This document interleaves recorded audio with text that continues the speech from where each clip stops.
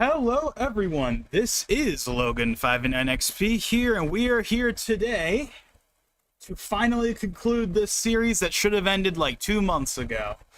And frankly, the timing is pretty good because you can probably imagine by the fact that I'm doing it specifically today. Today I did not pick just because. No, I picked today because this is the last day before the movie releases. So if I do this stream on like the 2nd or the 3rd or something, then it's going to be spoiler-tastic no matter what I do. So I figured, let's just go ahead and get this done now, especially because it was supposed to be finished in the last stream, right? I started that stream, which was like, what, 4 days ago? It wasn't even that long ago. It was only a few days ago, really. I had every intention of finishing this playthrough on that stream, but by the time we got to World S, it was like 1:32 a.m., so it's like, well, I'm not going to play for another 2 hours when no one's here, so now is the time. Now is, I think, the perfect time to do it. It's a lot shorter of a time span compared to the last couple of streams when you think about it, right? All the other ones have been like month-long gaps practically. This one's like only like 4 or 5 days at most, but hey, we got to get this sucker finished. And believe it or not, I have somehow amassed, I think, more than enough topics for us to discuss. Because, of course, that's the classic thing with these streams, right? Is it's like, okay, do I have enough material, essentially? Like, do I have enough material for us to get through the stream without us having any dead space? And by sheer luck, like, basically the day after, I finished the last stream, it was like every day there was something significant happening. So I have like 5 or 6 topics for us to discuss, minimum. So I did do a quick little search just before the stream to see if there was anything else I could add to the list. But frankly, this is going to be the shortest stream by far for this series because we literally just have one world. One world, and it's World S, which is like the shortest one because it has the least amount of stars, or at least I assume it has the least amount of stars. Like, I don't think there is a single 3-star galaxy in World S. It's all like 2 stars and then 2 green stars. So this is going to be, in theory, the shortest one, no matter how you look at it. So I think that the topics we have, and there's some significant topics in here. There's some big stuff in here. Again, it's crazy how much stuff has happened in just the last 4 days that I actually want to talk about. So, yeah, so we're going to go and get to that. But before we do that, I noticed something. So earlier today, and of course this is on purpose, I got a notification from like Nintendo Music that's like, hey, do you want to go flying in space with Mario or something like that? Like, let me see what exactly it said. Yeah, how about flying off into space with Mario, question mark. And it wasn't like, hey, listen to the Galaxy soundtracks. No, it was literally just that one sentence. I mean, obviously, we all know why we got that notification, because the movie's, like, tomorrow or whatever.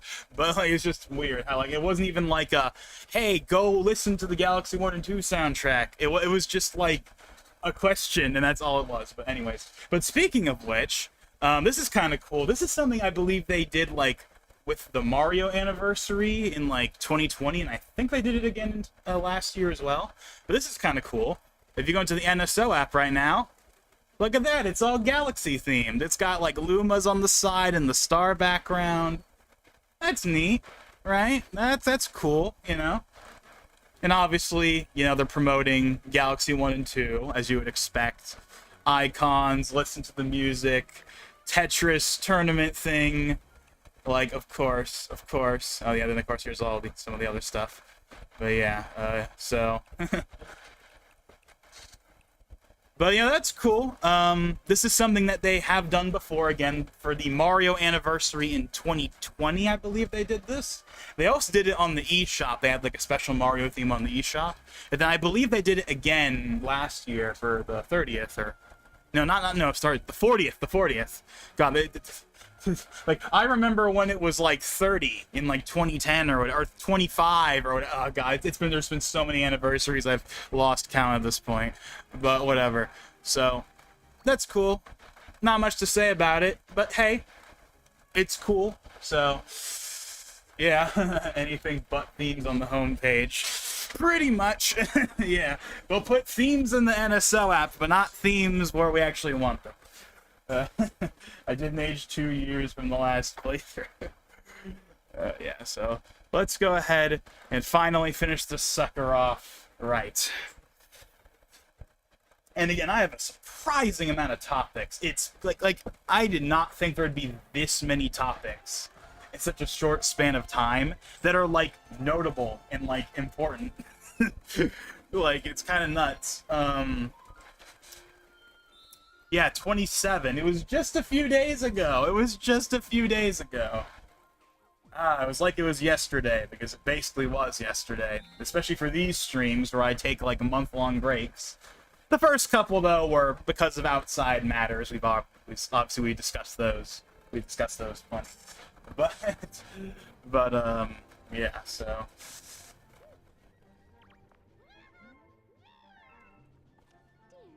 I already did. Like 2 times already. We might cap off the stream with redoing the boss fight again, just for the heck of it, but... Especially because this is going to be the shortest one, but we'll see. Playing Silent Hill 3, horror games been sticking me recently. Yeah, I've noticed you've been playing, obviously, yeah, a lot of... I know you played Requiem. I know you've played some other games as well. They're like horror games. Yeah. I am currently, so the game, of course, I mentioned this in the last stream, how I was finally working my way through Crisis Core. And I believe I mentioned how, I've been, like, grinding, like, the missions, because, like, because if I left Midgar, like, there's, like, there's, like, a cutoff, like, after, like, in Chapter 7, where, like, once you leave Midgar, you can't do any of the missions again. Now, I looked it up, and apparently that's not quite how it works. How it works is, if you don't, like, talk to the right people to, like, obtain some of the missions, and you don't do that, and you leave, then you can't do them again. You missed your chance. But as long as you've unlocked the mission, then you can leave, and you're fine, and you can still do them whenever you want. So I made sure that I got every single mission I could, and I did, and I finally left Midgar, so I can finally continue with the actual story.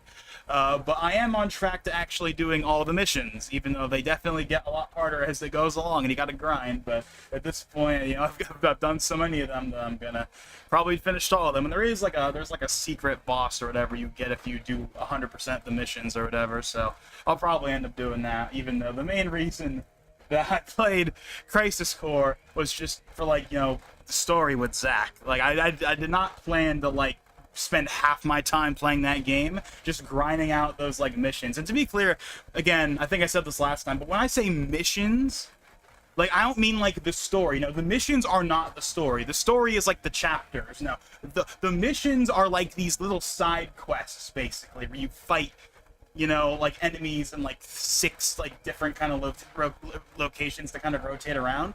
There are some mini stories in there, like, there's one where you, like, there's, like, one with, like, a young Yuffie, for example, but most of them are just kind of, like, defeat all the enemies and you get an item, right? And there's a lot of them. And so, yeah. Now, those are obviously totally optional. You don't have to do, like, any of those, really, but I've just been doing a lot of them. But anyways, point is, I'm still working on that. And then, obviously, once Crisis Core is done, I'll finally get around to, then I can finally play Rebirth, and that'll be nice, even though I've taken way too long to play that game. It's 2 years old now, and I still haven't played it, even though I've had it since day one. I've mentioned this before in the past. Like, my brother wanted to play it on day one, so he got it, and it's been sitting on my shelf for 2 years. But at least I have the whole FF7 family on my shelf. I got physical copies of Part 1, Crisis Core, and Part 2, all right next to each other, all with their white spines and their white PS5 cases that match perfectly. Did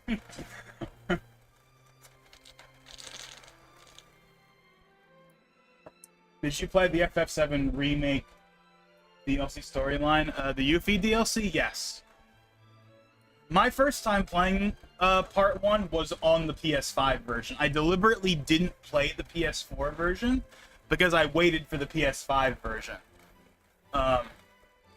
So, yes, I played the Yuffie DLC. So I've done part 1 plus the Yuffie DLC, and I'm working my way through Crisis Core, and then I can finally do Rebirth. Oh, and by the way, I still have not finished actual FF7. Like, I have started it and stopped it probably like 3 or 4 times over the last 10, like ever since like the remake was announced in like 2015, I have started and stopped it multiple times for various reasons. And what tends to happen is I get up until the part where you leave Midgar, and then I drop it. And I know why. It's because, to me, FF7... Now, obviously, I will go back and I will actually finish the original game properly at some point. Probably sometime before Part 3 comes out. I'll probably do that. Like, not obviously immediately after, but like... You know, once I do Rebirth, I'll probably take a break from all that for a bit, and then eventually, before Part 3 comes out, I will go back and I will actually finish OGFF7, because I want to know all of that, but so I know what's different in Part 3, right? That's one of the fun things about it being like it's a remake, but it's also like a reimagining where stuff is different, so like you can see what's different and what's changed. And obviously I know all the Midgar stuff because the Midgar stuff is the most iconic part of FF7. Everyone knows everything that happens in the Midgar portion of the game because it's the most iconic. If you've never played it, you know every single story beat because it's just this big cultural landmark, right? When people think FF7, they immediately think of Midgar, even though Midgar is only like, I don't even know the percent. It's like the first 6 hours of the original game. Like, there's way, way, way more to the game outside of Midgar. Midgar is just like the first part. It's not even like super long in like the original game, but it's just the iconic part. It's the part that shows up in other games. It's the part that gets referenced the most. But anyways, I'm getting off track here. Point is, I'm working on it. That's the main takeaway.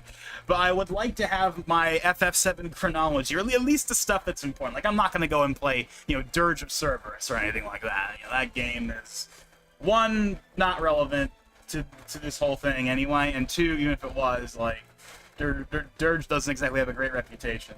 But I definitely want to complete everything that is important and is relevant before Part 3 comes out. I definitely want to do that. But anyways, let's go ahead and finally get into the sucker. So yeah, these are all 2 regular stars, 2 green stars. Yeah, this should go by relatively quickly. This really shouldn't take too long. Oh, FF7 storyline using a different characters and stuff. Alrighty then, so let's go ahead and go down the list, shall we? Let's go ahead and get some of the smaller stuff out of the way first before we get to the juicy stuff. So first things first, this is actually a personal update. This is something I meant to actually talk about in the last episode, but I forgot about it. It's nothing big, it's just a minor thing really, but I actually got some new controllers recently. I got a new DualSense, and I got a new Series X controller.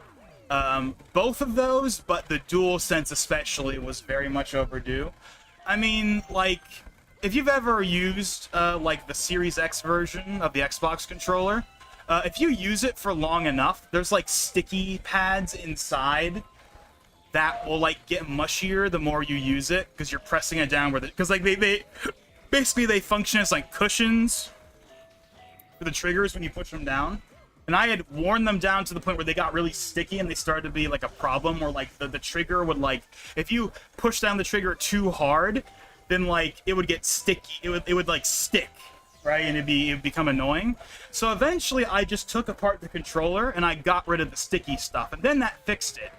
But the controller was kind of worn anyway, and even though it worked totally fine, there wasn't anything wrong with it once I got rid of the sticky stuff, I was kind of like, you know, I'm already going to be replacing one of the other controllers. I may as well replace both of them. So I went ahead and I replaced both of them. I even sold the controllers. I sold my old DualSense. I'm in the process of trying to sell some of my old Xbox controllers.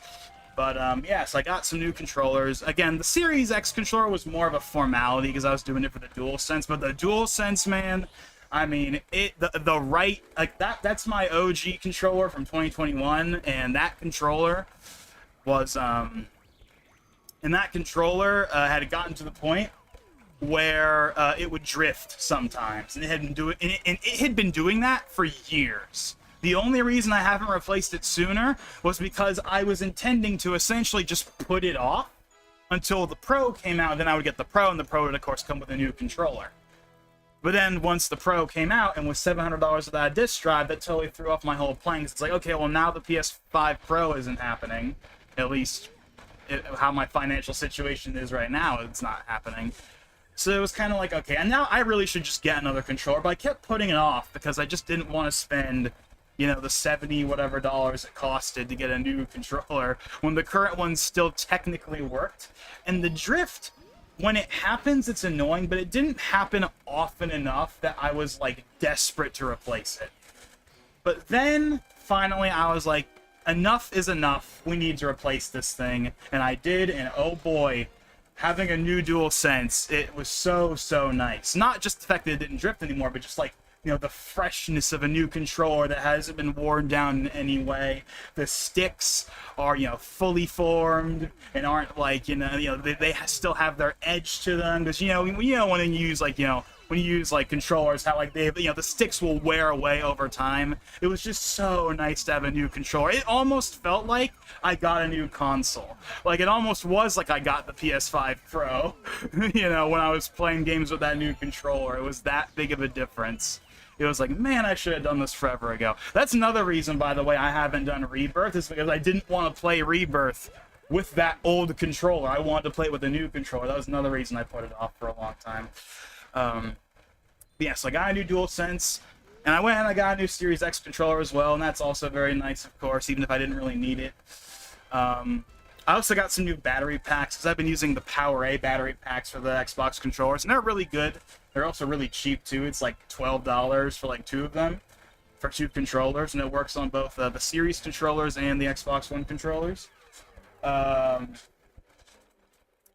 So I went ahead and I got new ones, because the ones I had only gotten a few years earlier, and they were still working great, no problems. But they were the old micro USB versions, and they didn't have Type-C, and I wanted the new Type-C versions so everything would be consistent, right? Because the PS5 uses Type-C, the Switch uses Type-C, the only controller left I was using that didn't use Type-C, at least for charging, was the Xbox controllers. Now, the Xbox One controllers are micro USB, but the Series controllers are USB-C, but the charging pack that I was using, the old version was micro B, so I had to charge through micro B, and that was annoying because it was the only micro B thing I basically was using, because pretty much everything I use regularly now is Type-C, thankfully. But yeah, so I got the new battery packs because I figured why not. So yeah, now I got new DualSense, new Series X controller, new battery packs for the Series S controller. Oh yeah, and by the way, you want to know another huge improvement with the DualSense? Is the old DualSense I've been running for the last 4 or 5 years, the battery on it was totally cooked. Like, if you unplugged it, you would get like 10 minutes before the battery died. Like, you basically had to use it wired. It was basically a wired controller. But oh boy, being able to actually use it wirelessly for like more than a day and not having to worry about charging it, like, oh, that, again, revelation, like a massive difference. Like, obviously, just having a better feeling controller that's not worn down, obviously having perfect, flawless sticks is awesome, but man, you really cannot undersell that battery life. If you have an old DualSense that has terrible battery life, when you get a new one and actually have good battery life, it's a revolutionary, world-changing experience, man. Again, it really just told me I waited way too long to replace it. I should have replaced this like 2 years ago. But I kept putting it off because I didn't want to spend the money on it. Now, for what it's worth, I got both of the controllers. Both of them were new, by the way. They were both new controllers, the Series X and the PS5 controller. But I got them off eBay, and they were about like, I want to say $50. I believe the Series X controller was like 40-something, and the DualSense was like 50-something. maybe 60. I'm not 100% certain, but I think the prices were pretty solid. I was happy with the price for both of them. Again, brand new. I just got like I just got like the default colors, right? So, white for the DualSense and black for the Series X. I was very tempted to get like the white controller for the Xbox because I really like the white controller. Like, I really did miss it. Like that might be one of my favorite things about the Series S is that the Series S came with the white controller.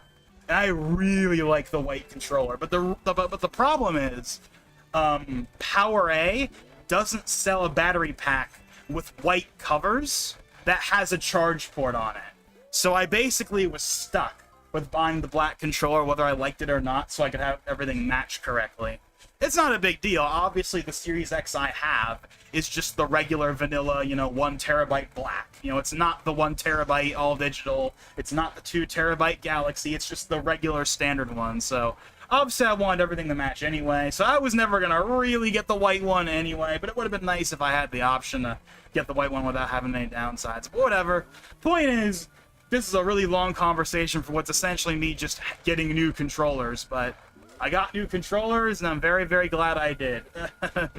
Especially for the PS5, man. It makes it feel like a brand new console again. It's so much better now. But it's also nice for the Series X as well. The Series X has also been really nice to play on. Because I have been playing the Series X. I've been playing it a bit lately. I've been playing some Forza. Working on Forza Horizon 3 in particular, because that game I still hadn't fully finished. And I want to get Forza Horizon 3 done before 6 comes out. And yeah, man, just playing Forza with that brand new controller felt amazing. Right? Like, man, like, you really, again, I know I've said it like 5 times, but you really cannot undersell, like, how big of a difference it will make to, like, use a new controller after using, like, the one that came with the system for, like, years. Having brand new sticks, brand new finish that isn't worn down by grease or finger oils, having a fully loaded battery on the PS5 controller, because, of course, the PS5 controller doesn't have a removable battery like the Xbox does. Like, it's just all so nice. It's all so nice. Again, it really does make both of them feel like new consoles again. It's awesome. Long overdue. Again, I really didn't need to replace the Series X controller. It was still totally fine, but again, I figured, hey, if I'm going to do it for one of the consoles, I may as well do it for both of them. All my Switch Pro controllers are totally fine, though, especially because 2 of them are still in, like, virtually new shape, because I got them replaced, like a year or 2 ago. Even my old 2017 Switch Pro controller is still totally fine, honestly, but...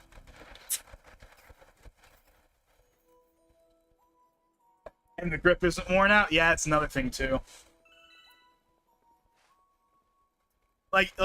Yeah, again, it's just very, very nice. So, yeah, so I got those, but there's one other thing I did as well, and it's kind of funny, because obviously in the last stream I talked about the whole, Xbox, everyone thinks it's going to be $1,000 for Helix, and people are like, this is going to be the end, whatever. And I was like, I'm not sure if I'm going to end up getting another Xbox. Like, even before all this pricing stuff, I was like, I'm not sure. Like, even like a year ago, I was like, I might not. I might just get the PS6 and not bother getting the next Xbox, just holding on to the Series X or getting rid of the Series X.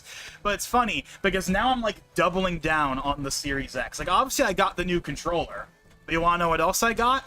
Something that's also long overdue. Something I should have done, like, at least a year or 2 ago. I finally got an expansion card. The little memory card things? Yeah, I got one. Now, I didn't get one for a long time because they were expensive, but thankfully right now, you can get, like, the Terabyte Seagate or Western Digital. It doesn't matter which one it is. They're both basically the same. You can get, like, the Terabyte Seagate or Western Digital one for, like, $100 on eBay. And, like, that's good. Like, the MSRP is, like, double that. Like, at least if you go on, like, the official Xbox site and you go to the page for the expansion card, the MSRP is, like, $199. So I got it for essentially half off. And, I mean, a terabyte? For $100, for like, like for like, the special SSD memory card, I think that's solid. Because beforehand it would have been like 500 gigs for like that price. It's like, oh, I'm not spending $100 on a 500 gig memory card. No, are you kidding me? It's got to be at least a terabyte. There are bigger ones. There's a 2 terabyte one. There's a 4 terabyte one, but of course those are more expensive. So I didn't need that much anyway. So, but that's something I've been needing to do for a long time. Is like, I can only have like so many games on a 1 terabyte console, right? Because I have the 2 terabyte SSD in the PS5, right? I have an NVMe drive in the PS5, and I've had it in there for like 2-3 years now. But the poor Series X has been straddled with just the built-in 1 terabyte, when like the PS5 has almost 3 terabytes grand total, and it's like really not fair. I think it's one of the reasons why I haven't played it as much as I would probably like to. And it's because like I can only put so much on there, and with how big games are now, every game that I want to put on there is like 100-something gigs, it feels like. Aside from like Minecraft or a couple other smaller things like Hi-Fi Rush, like Halo and Forza and Doom, they're all like 100-something gigs. So it adds up on a terabyte. That adds up quick, right? So having an extra terabyte has been great. Like I haven't installed too much to it, but I have like 850 gigs free on that sucker right now. Like I put like, again, I installed a couple of things that I definitely wanted on there, and I still have a ton of space left. So hopefully that's gonna I'm gonna actually use the Series X a bit more now. Because I'm very much considering the fact that this might be, especially if Helix doesn't even have a disk drive option, because that's important. Because I have disc games, not just on 360, but on Xbox One, that like I need that disk drive for. So if Helix, whether it's $500 or $1,000, like if Helix doesn't have a disk drive option at all, like not even an add-on, like if it doesn't have any of it, it's just straight up digital from the get-go, which I think is a real possibility, right? The PS6 will have a disk drive. The PS6 will have a disk drive. I have no worries about that. But the Xbox, like they've been going down the digital route for quite some time now, right? So I'm fully expecting them to not even have an option, but I hope I'm wrong.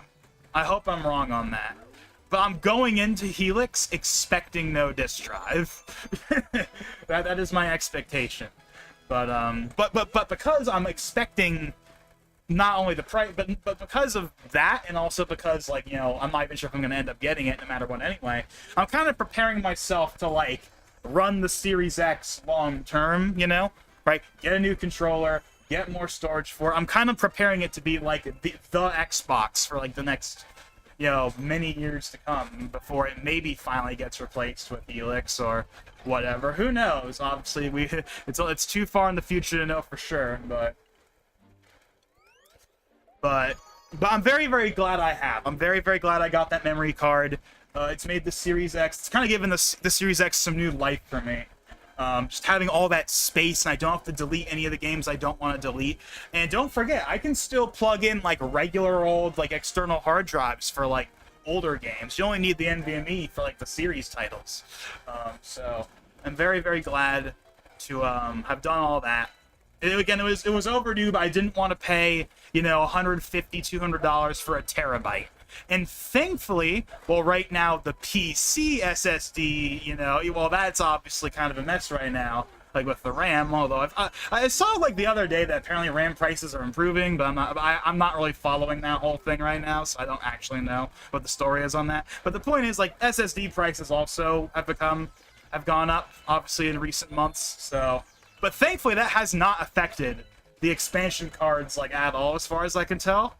Like $100, like $110, $120 for like the 1 terabyte thing, like that's a totally normal price. In fact, that's a good price. That's better than it used to be. Now that's probably because like the Series X is not exactly the most popular console right now. That's probably like one of the reasons why it's only like 100 something right now for the 1 terabyte. But hey, I'll take it. That's one of the advantages of like having like an unpopular console, is that like no one wants to buy any of the stuff for it, But if you do want to buy the stuff for it, it's cheaper than it would otherwise be. I've seen this over the last few years with, like, if you go on eBay and you look at, like, the PS5 version and you look at, like, the Series X version of the game on disc, a good amount of the time the Series version will be, like, $20 cheaper, depending on the game, just because it's a less popular console. I think that's something that someone actually brought up at one point. I forget who it was, but, like, this was, like, probably a year ago. This was a long time ago at this point. But there was that one guy who came in and was kind of, like, trash-talking PlayStation or something. He mentioned how, like, oh, you're just, on PlayStation, you're just paying more for the brand or something. Right? And he mentioned the whole... And I mentioned the whole... Well, I do know about the whole thing where, like, if you... And again, this is not a hard and fast rule, but for, like, certain games, some of the time, it is cheaper to get the Xbox version on disc than the PlayStation version. And it's clearly because the Series X is not nearly as popular as the PS5. But that's one of the benefits if you do have one. Especially because the Series X and the PS5 are basically the same console hardware-wise. So this isn't like back in the day where, oh no, Battlefield 4 is 720p on Xbox and it's 900p on PlayStation. Like, those days are over. Like, if we're talking at least the base consoles, obviously the Pro is better than both of them, but the base consoles, PS5 versus Series X, they're the same. They're like in 99% of the time they are identical from a resolution and frame rate standpoint. So there's no downside to playing either version. There's no reason to go out of your way to get one version over another just because because it's better than the other one. Like, no, like, they are going to be the same. And again, at least if we're talking about the base consoles, but yeah. Next generation comes with 500 gigs. Man. Next generation's got, especially if they're gonna charge like the prices that people think they're gonna charge for them, then, like, they really need to be like 2 terabytes is the minimum. Oh, like, okay. Say what you will about the PS5 Pro and the $699 US, which, oh, by the way, we'll get to that. That's one of the topics. We're going to talk about what's going on with all that. But say what you will about the $700 launch price, but at least it somewhat just, okay. If it was $700 and it came with the disc drive, people would have been annoyed, but I think it would not have gone over as poorly as it did. But they at least had 2 terabytes, right? The PS5 didn't have 2 terabytes. The Series X, at that time at least, didn't have 2 terabytes. I think. Could be wrong about that. But at least the Pro came with 2 terabytes. You were getting something more for your $700 than just the better hardware. It was also, you got double the storage of a regular PS5, so... In addition to, obviously, like, the NVMe expansion storage as well. Okay, where the heck is this last one? Oh, it's over there. But anyways, so that's that topic. I didn't expect it to go on as long as it did, and we still got a bunch more to go through, and we're already, like, halfway through. We gotta really speed these up here. I'm going through this a lot quicker than I probably thought I would. The Series X Galaxy doesn't include any performance. Yeah, no. It's just a regular Series X. It's not a Series X or anything like that. Yeah, it's just a normal. But, like, Microsoft didn't do a Pro this time around. There is no, 1X equivalent for the series. They just skipped that. Remember in the FTC leaks how they were gonna have that refresh version that wasn't more powerful, but they were gonna have basically their version of like a slim sort of for the Series X and the S. And it was gonna have like improved Wi-Fi, and I believe the Series S was gonna come up to like a terabyte at base, so it wouldn't be 500 gigs base anymore. I mean, there are 1 terabyte Series S's, to be clear, but like the base model of the Series S is 500 gigs. Which means you can only put like 3 games on it at a time, basically. But yeah, there was that, and then they were gonna have the Series X revision that was gonna be like a cylinder instead of a obviously the current Series X is it's a rectangle, but like the revision they were gonna put out was gonna be like a cylinder, you know, reminiscent of maybe like the old trash can Mac Pros from 2013. But it wasn't gonna have a disk drive, right? And that's where the meme of the adorably all digital thing came from, because that's how they described it in their FTC like slide that was leaked. They literally said, you know, now adorably all digital. People memed that, obviously, because people did not like the fact that it was adorably all digital, because like the complaint was that there was no disk option, right? Because they did now eventually now to be clear, those models never came out. Like the FTC leak revisions, those never came out. Those were canceled. And to be fair, even at the time, Phil Spencer said, hey, these are old plans. These are not representative of what we're going to be doing going forward. And a lot of people just saw that as like PR speak, but for what it's worth, we never got them. It's 2026. They still haven't happened. Their mid-generation refresh this time around was the 2 terabyte Galaxy. It was the 1 terabyte Series S. Then they put out in like 2024, around the same time the PS5 Pro came out. But those are not new revisions in any way. Those are literally just the current consoles as is. No upgrades, no better Wi-Fi, no nothing. Just with more storage. Although they did put out that 1 terabyte all-white Series X that is adorably all digital. But they still sell the disc version. That's the key thing, because the worry was that they were going to discontinue the original 2020 disc version, and they were only going to have this newer cylinder version that didn't have it at all. Like, that was the concern. But instead, when they scrapped those old revisions or whatever, they just decided, okay, we're going to keep the current Series X with the disk drive, but we're also going to have a white 1 terabyte one that doesn't. And then we'll have the 2 terabyte Galaxy, and that will be the Series X lineup going forward. The 1 terabyte black and the 2 terabyte Galaxy both have disk drives, but the 1 terabyte white doesn't. And then the Series S got a 1 terabyte refresh in white that replaces the 500 gig. I don't think the 500 gig one is sold anymore.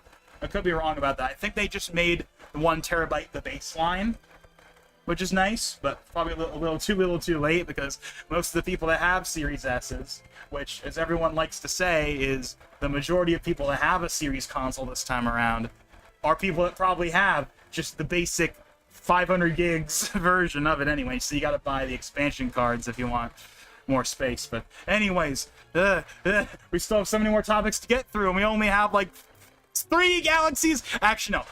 Not 3, we have 4, because we have the Grandmaster Galaxy. But we still got a lot of topics to get through. It's funny how now I'm like trying to rush through topics, because we're going through this so fast.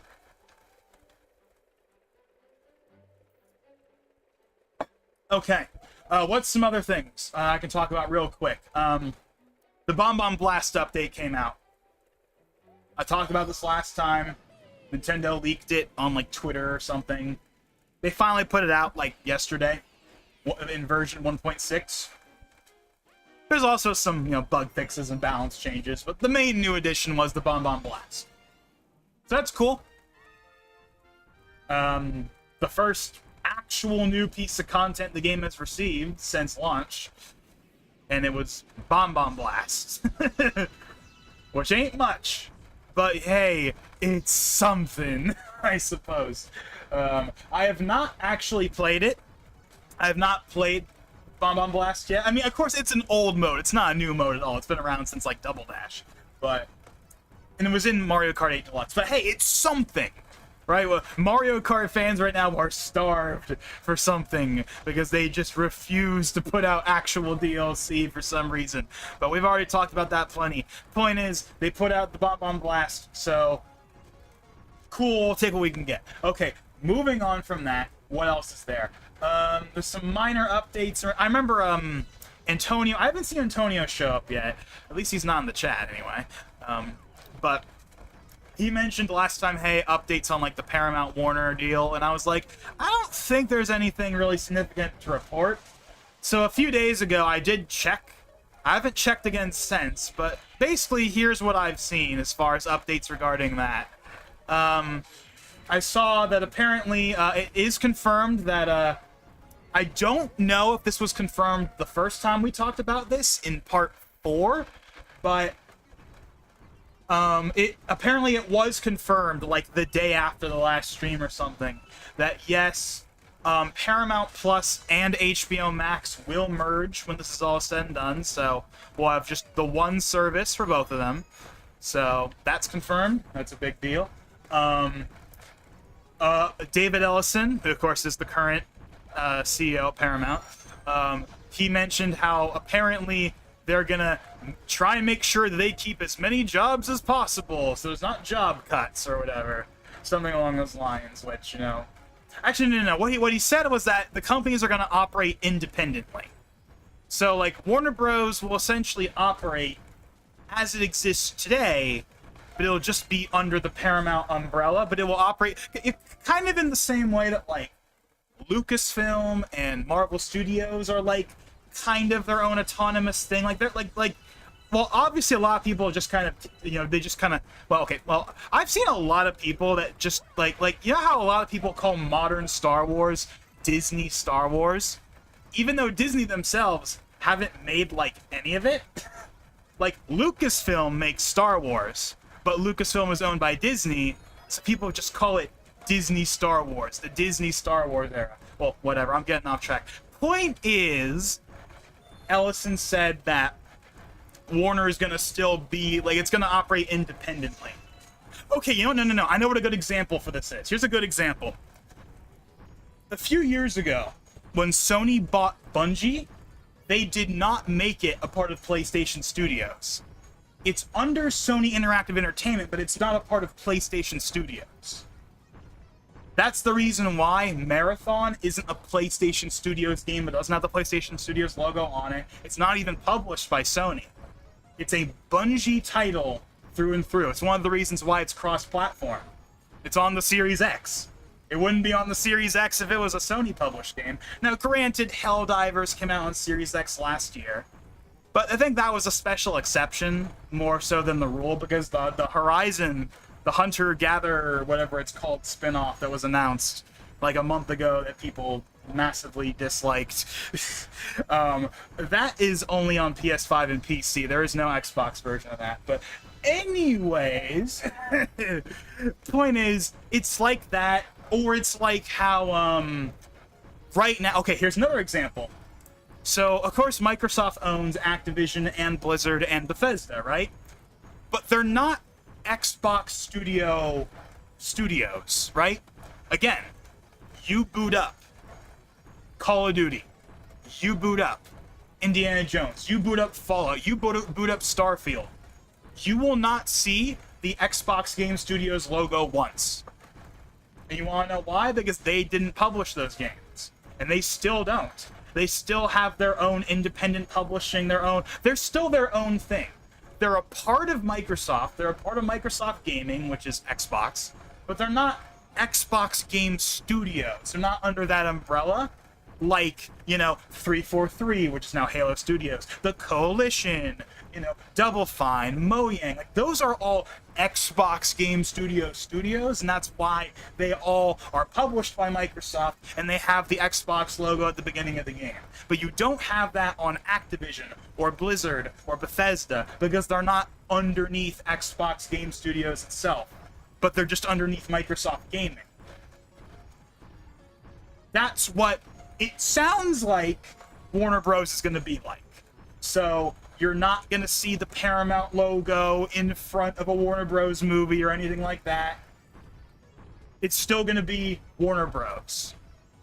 Again, they'll probably have a byline. They'll probably have, you know, a Skydance Corporation as a new byline or whatever, but that will be it.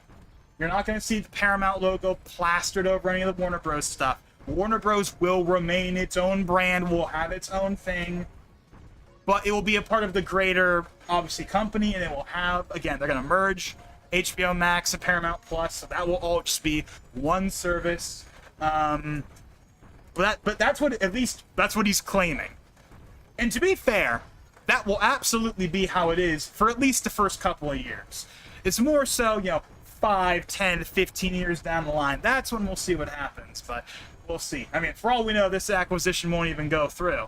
But as I mentioned the last time we talked about this, all the other big acquisitions went through, so I don't see why this one would be any different, right? Again, like, people like to talk about the political angle of it and all that stuff, but like I said last time, I really don't think any of that matters. It doesn't matter which president, it doesn't matter who's in office. All the other acquisitions went through. Why would this be any different? It's a completely bipartisan thing. It does not matter who's in office. It doesn't matter who's in the courts. These always go through, for better or for worse. But anyways. Oh yeah, and apparently Warner Bros. Is going to hold some shareholder meeting. Actually, no, they've already held it. I wrote this down before it happened. It's already happened. I don't even know what happened as part of it. But the point is, those are the updates I at least had at the time. Really nothing too big, but whatever. We got that in. 2 years from now, with 4,000 jobs after the acquisition. Well, we'll see what happens. I know when Disney bought Fox, there were a lot of job cuts. Again, this happens with like a lot of these, but I know that Disney got a lot of flack for how many jobs they cut when they bought Fox. So we'll see if Paramount's any better. I mean, obviously there's going to be redundancies. Like, obviously some people are going to get let go. It's just the nature of the beast, right? You don't need a redundant spots filled, but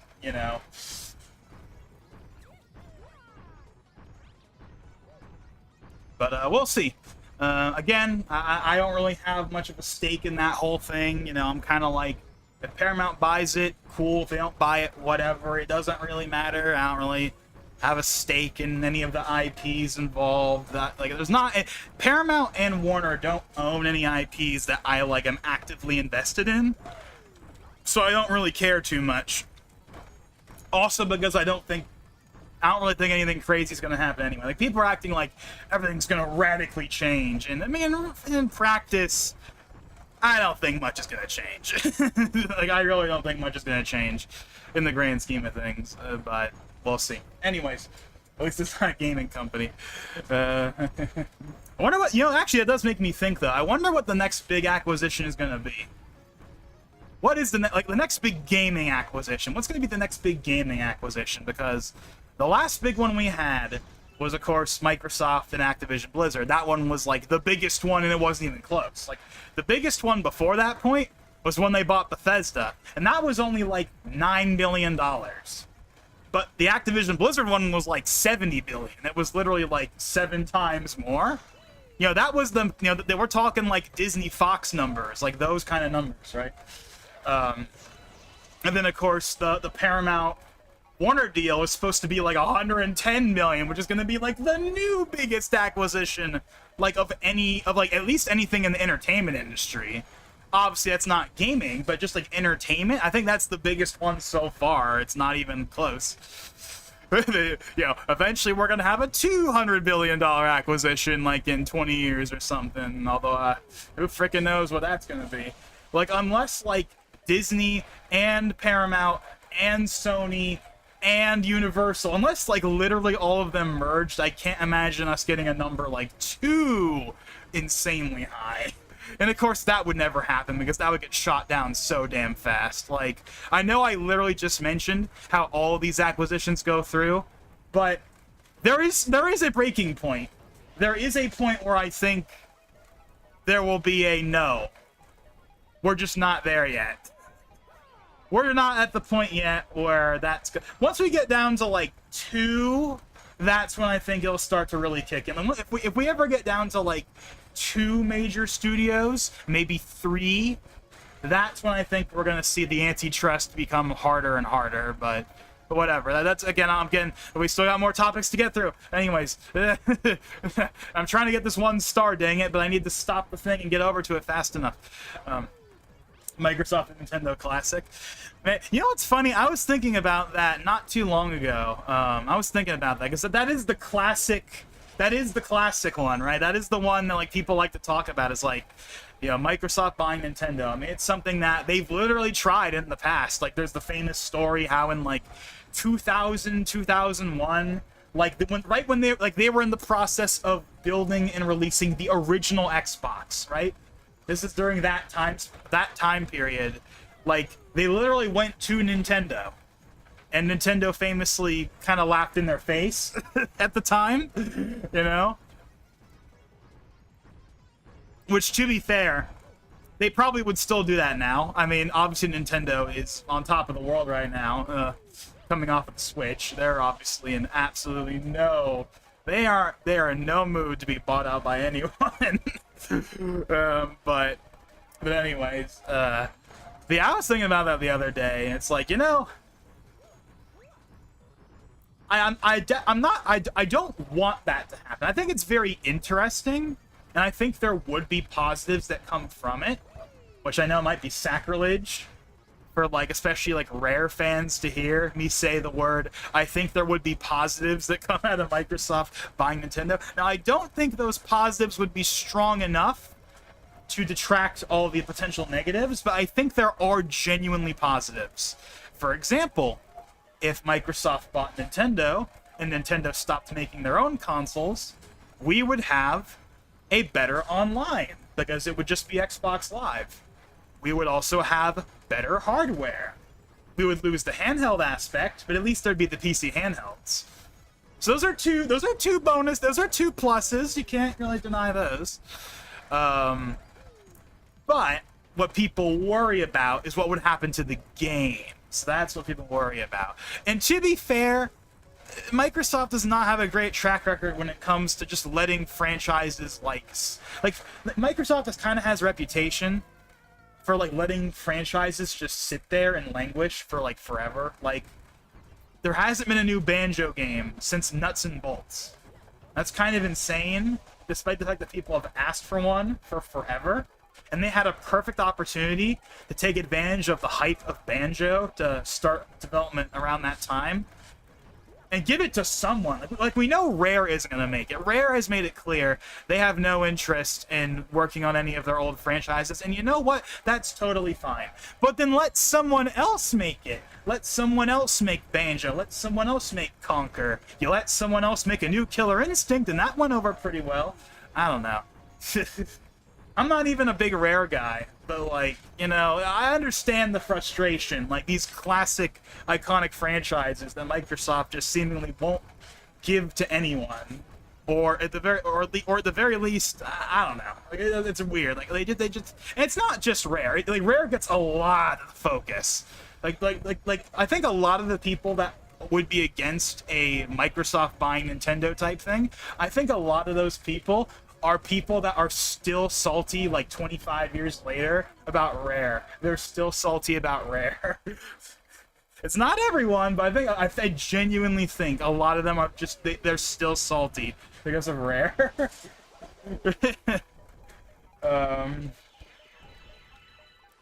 But anyways, again, this is a whole video that may happen at some point, but yeah, the whole idea of a Microsoft Nintendo thing, I think there'd be some positives. I just don't think those positives would be big enough to offset the negatives, right? And again, I don't hate Microsoft. I don't hate Xbox. I've made that very clear at this point that I definitely don't. I literally just bought a dang expansion card for the Series X, so I wouldn't be doing that if I was going to be abandoning ship anytime soon. But, like, but I understand why people would be concerned, especially because, again, those smaller IPs, people are worried that those would just go away. Like, we would never get a new Pikmin game, we'd never get a new Kid Icarus, we'd never get a new Metroid even, that they would just crank out Mario, Zelda, and Smash 24/7. That'd be like the only thing they put out. Now, I don't think it would literally be that bad, to be clear, but like that's what like I think people just feel like is gonna happen. That like all of like the non-essential franchises basically will just fall to the wayside, and the ones that do exist will like degrade over time for one reason or another. But really, by the end of the day, none of this really matters because it's never gonna happen, right? Unless Nintendo really, really, really is struggling, they will never sell to anyone. I cannot see a future where Microsoft or Sony or anyone else that's at least a current gaming company. I can't see that happening, because I don't know why they would do it. There's just no reason for them to, when for the most part things have worked just fine on their own. Again, they've had their low points. Obviously the Wii U did not sell, but they at least had the 3DS at the time, and obviously they have turned the ship around like crazy. And while obviously the Switch has its Switch 2 rather has its controversies, it's still selling a-okay. Yeah, the Switch 2 is still selling fine. So they're doing a-okay. They're in no rush to join anyone. Nor would I want them to. I definitely want Nintendo to stay their own thing. I do think, no matter who it would be, like they just wouldn't be the same, you know, if they were under someone else, I feel.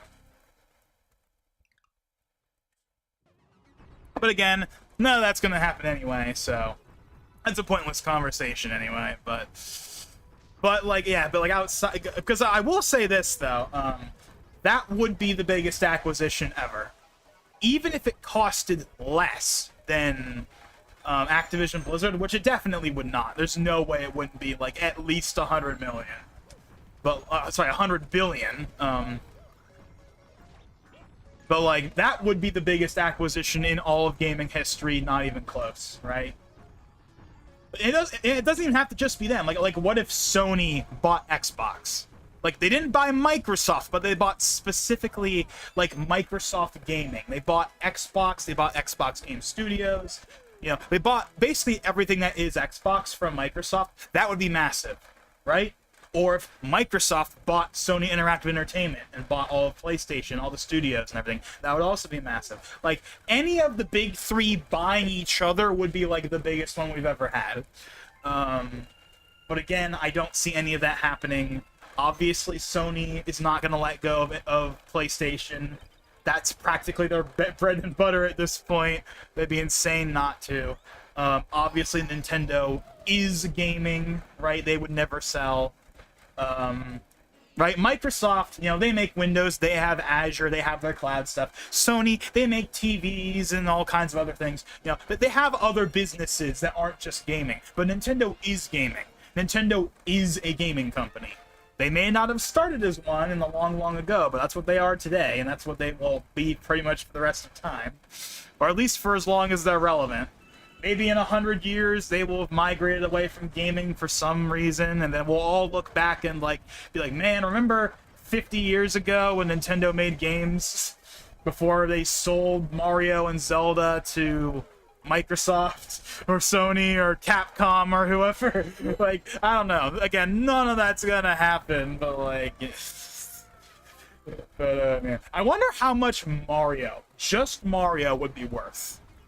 I wonder how many billions Mario just on its own would be. Same with Zelda. Like, how much would it cost to like buy just those two franchises? Like, those two franchises on their own are billions just on their own. And then, of course, there's Pokemon. Now, of course, Nintendo does not fully own Pokemon. They're only a part of the Pokemon puzzle. They only own a third of it. But obviously, Pokemon is a insanely massive series. It's famously, you know, like, the biggest, like, media franchise on Earth. That would obviously be a crap ton of money as well. Okay, how the heck am I supposed to get this? How am I supposed to get this? Oh, man. Killer Instinct is silly because you can make a fatality last a whole minute with a combo if you wanted to. I've never played Killer Instinct myself, but I know people really liked the 2013 one that came out alongside the Xbox One. I know that Max is a big fan of it. That's a franchise I know he likes quite a bit. It's not his favorite. That, of course, is Marvel vs. Capcom, but I know he's a big fan of Killer Instinct. He really liked the last entry, the most recent one. I know he'd be hyped for a new one if we ever got one at some point. But anyways, I was playing NBC for a few days. Yeah, I've never played any of the MVC games. Again, I've said this before. I'm not a fighting game person. To me, a fighting game is Smash, which is not a real fighting game. But you know, Street Fighter, Mortal Kombat, Tekken, Soul Calibur, you name it, I don't play it. It's not my thing. But I do like watching other people talk about it. Like, I can watch, you know, endless videos of like Max talking about like basically anything. Like, I mainly watch him for his FF7 stuff, but I'll watch his fighting game stuff. I'll watch him talk about fighting game news and some of his other fighting game videos. I find that interesting. But, anyways, oh my god. Do I have to stop time for this? 1, 2, 3. Okay, hold on. No. I gotta do it right when it gets down. 1, 2, 3. Oh no, I gotta stop time. I have to stop time. Maximilian is underrated. I really like Max. He might actually be one of my favorite. I think he's one of the YouTubers I've kept up with like the longest. Like, I'm not gonna act like I watch every single thing he puts out, because I definitely don't, but I've been following him since FF7 was announced. Again, that's the main reason I watch him, because he is like the FF7 guy. I can listen to him talk about FF7 for like 8 hours straight and not get bored. Like, you can feel his love for FF7. Like, I've watched his FF7 videos over and over and over again, the spoiler modes. Like, that's the main reason why I watch him. But obviously, he's mainly a fighting game channel. But that's not why I follow him. I am there for FF7, and the fighting game stuff is like a side thing.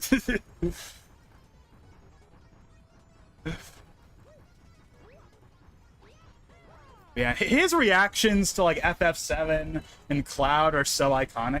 Like, I think like Max's reaction to like Cloud is up there with like Etika's Mewtwo reaction. It's like on the same level almost, in my opinion. And of course, remake itself being announced as well. And it's funny how every single time it's the same word every time too. But which I didn't even notice until people pointed it out. But anyways, I'm getting off track here. There's other things to talk about. Okay. I think we've gone through all of like the smaller stuff. I guess since we were talking about Microsoft a little, there's one other Microsoft thing I can talk about. So as I'm sure everyone remembers the infamous this is an Xbox marketing campaign that's been going on for like the last year or so, right? Like, ever since they've gone multi-platform, they've had this marketing campaign, right? Everyone's seen it, right? Hey, this Steam Deck is an Xbox, this ROG Ally is an Xbox, this TV is an Xbox, this PC is an Xbox, and of course, this Xbox is an Xbox. And I don't know if they have unironically used a PS5 in one of those ads. I know people memed that the PS5 was, this is an Xbox, but I don't know if I've ever actually seen an official ad that has the PS5. Like I'm pretty sure I've seen ads with the PS5 in it, but I've never seen like, you know, one of those like still image ads that's like PS5, this is an Xbox. But whatever. That whole marketing campaign that has been pretty much universally reviled, like everyone hates it because, again, like I mentioned last time, you know, people really want the box to matter, and that entire marketing campaign is like the antithesis of the console mattering, so everyone hates it. It's like pretty universal. If you look at like any of the ads, which have like millions of views, by the way, all the comments are just like, this is not Xbox, this is a betrayal, da da da da da. Everyone just hates it. And I will say, some of the ads, I've actually seen a couple of them. There's a couple of ads that I think really do. I think there's a couple of ads that like, there's a couple of ads that like, there were a couple of ads that kind of like really were tone deaf. like super tone deaf. Like, I saw a couple of ads that were basically like, hey, remember disc games? Remember when you had to go to the store and buy a disc? Now you can just download everything on Game Pass. And it's like, okay, to be fair, that's not really a this is an Xbox thing. That's more of a Game Pass ad than a this is an Xbox ad. But like I saw like one or two that were like basically kind of like being like they're kind of like portraying like discs and like physical media as being like obsolete and old, and I'm like, ooh, people are really not gonna like that.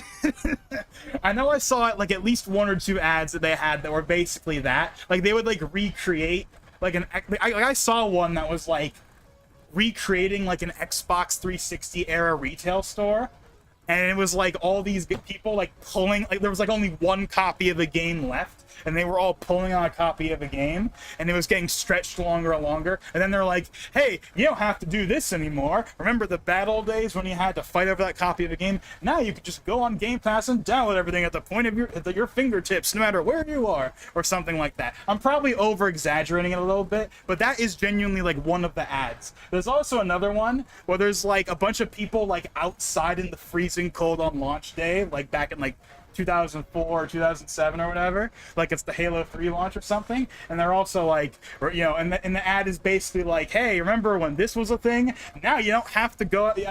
But that one I don't think is as big of a deal. But like, you get the point. Like in the era of people being like very protective of like physical media, you can't make ads that are basically dissing physical media like that. And then again, that's less of a this is an Xbox problem. That's more of a Game Pass problem, as far as the ads are concerned. But I'm just saying, like they've put out some tone deaf ads that, as you can imagine, really did not go over well.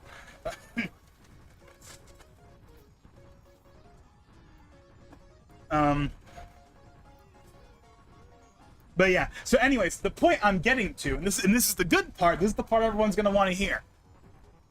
The this is an Xbox, that whole marketing campaign is officially dead. And you want to know who decided that it was dead? Asha, the new head of Xbox, was confirmed from a Microsoft representative that she ended that marketing campaign. They're not doing it anymore going forward. So you'll probably still see it around for a little while longer, but they're phasing that marketing out. The reasoning given for why they're getting rid of it, the quote that I saw from the Microsoft representative was, she is personally leading a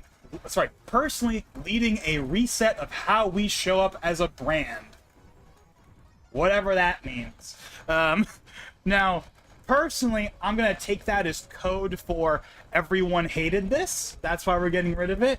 But either way, however you want to see it, I mean, that's a plus. That combined with like some of the recent Xbox updates that have come out, you know, I'll say this. Well, obviously she got off to a bit of a rough start with people because she came from the AI division. She's actually doing all right so far. Obviously, it's still early. Whoa! Look at this! Did you see what just happened right there? that was kind of nuts. But anyways, I mean, those are some. I mean, that's you know, she's been making some good choices. You know, they're nothing crazy. It's not gonna make Xbox, you know, recover overnight or anything. But hey, you know, at the very least, she knows that people did not like that marketing campaign. Now, of course, that's not going to reverse the multi-plat strategy overnight or anything. But, I don't know. Point is, that's a win, right? I mean, I wasn't offended or anything by the marketing campaign, but it was obvious from day one that, oh yeah, everyone's going to hate this. Everyone's gonna hate this, and shocker, people hated it. So that's something. By the way, you want to know something that I think really like took to home like the multi-plat strategy? If you go on Amazon right now, or at least as of like a week ago, if you went on the you went on Amazon. In fact, you know, I'm gonna check right now. I'm gonna look right now. I want to be absolutely certain it's still there. If you go to the official Xbox page on Amazon, right now. Let me see if it's still there or if it's changed. Okay, it's changed now. But it's changed to something that's almost just as obvious, so I'll go with it. Hold on, let me make sure it's not in, like, the games section. Okay, no, I just wanted to be sure. Okay, yeah, okay, so, like, a week ago, and I took a screenshot of this, just to be sure, because it really is crazy to see, even though we're all used to it by now. Like, a week ago, if you went on the official Xbox page on Amazon, like, the first banner you would see is Bethesda games come to Nintendo Switch 2 with a picture of the Switch 2, and then, like, Fallout and Oblivion and Indiana Jones. And it's just like, could you imagine showing that screenshot to someone even, like, 5 years ago, but especially, like, 10 to 15 years ago? Could you imagine them actively promoting the Switch 2 on their own Amazon page? It's crazy.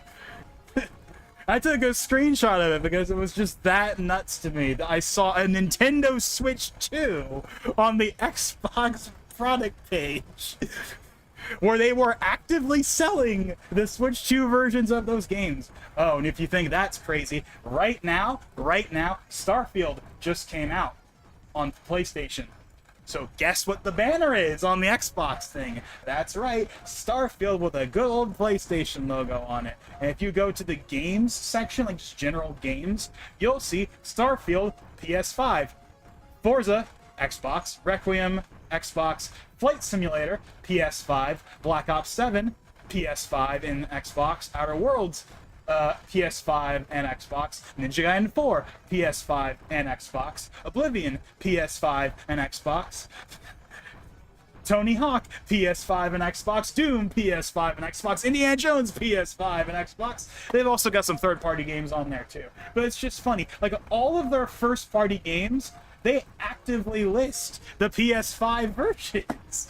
It's just weird. Like, it's just weird. Again, if you had shown people that, like, even 5-6 years ago, they would have flipped their lid.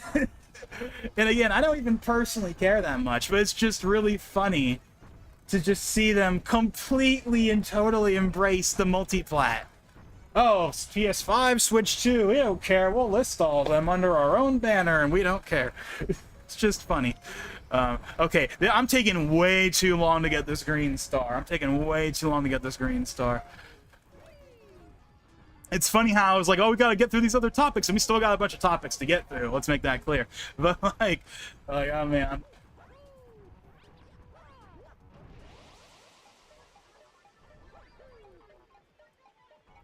Oh, my...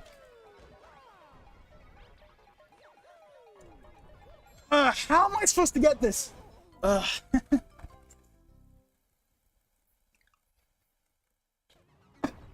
man. Why is this last one? It's because of the placement of the button, right? If this button was, like, placed in a better spot, I think I'd get more time to line up my shot, but... But anyways, so the point, so yeah, Asha has killed off the This Is an Xbox campaign, so that's cool. Again, I wasn't, like, offended or anything by it, but it was obvious to anyone that was paying attention that it was really unpopular, so good on her. That was the right move. Obviously, we'll see what the new marketing campaign is, because the multi-plat strategy isn't just going away. Like, it's not going away, but they're just not gonna, like, promote it in such a blatant, flippant fashion as they have been. And to be fair, it's not just the multi-plat strategy itself. It's also just the fact that, like, none of those devices that they called Xboxes were Xboxes. Like, that was the main complaint, to be fair. It wasn't really... Like, the multi-plat is its own other can of worms. That's its own other can of worms. The main issue with the This Is an Xbox campaign was not really the fact that they were multi-plat. It was the fact that it just didn't make any sense. Because pretending that, like, a TV with cloud streaming as an Xbox is just, like, dumb. It isn't. A PC isn't an Xbox. An ROG Ally isn't an Xbox. There is only one device that is an Xbox. It's called an Xbox. Right? A PS5 isn't an Xbox either. Yeah, like none of those devices are actually Xbox. So it just didn't make sense on a fundamental level. That's the main that's the main complaint, at least that I would have with it, is just the fact that it just didn't make sense. Right? They're pretending that all these devices were Xboxes, even though they weren't, just because they either had Xbox games on them, or they had like a cloud streaming function, or they had like the Xbox like ROG dashboard thing. Like, no, that doesn't make something an Xbox.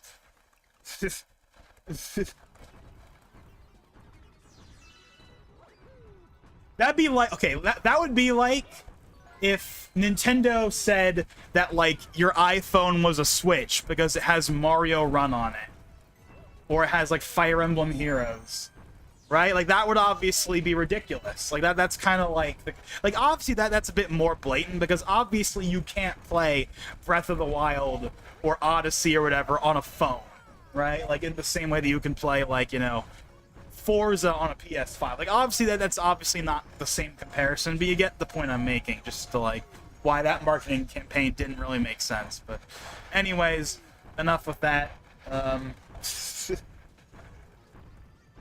That was some Google Stadia ass advertising. I don't remember what the Stadia advertising was like, because it's been so long. Like Stadia has not been around for like Stadia was never really relevant. Like, yeah, when it was first announced, it was kind of interesting, but it was also kind of controversial because of its cloud-only nature.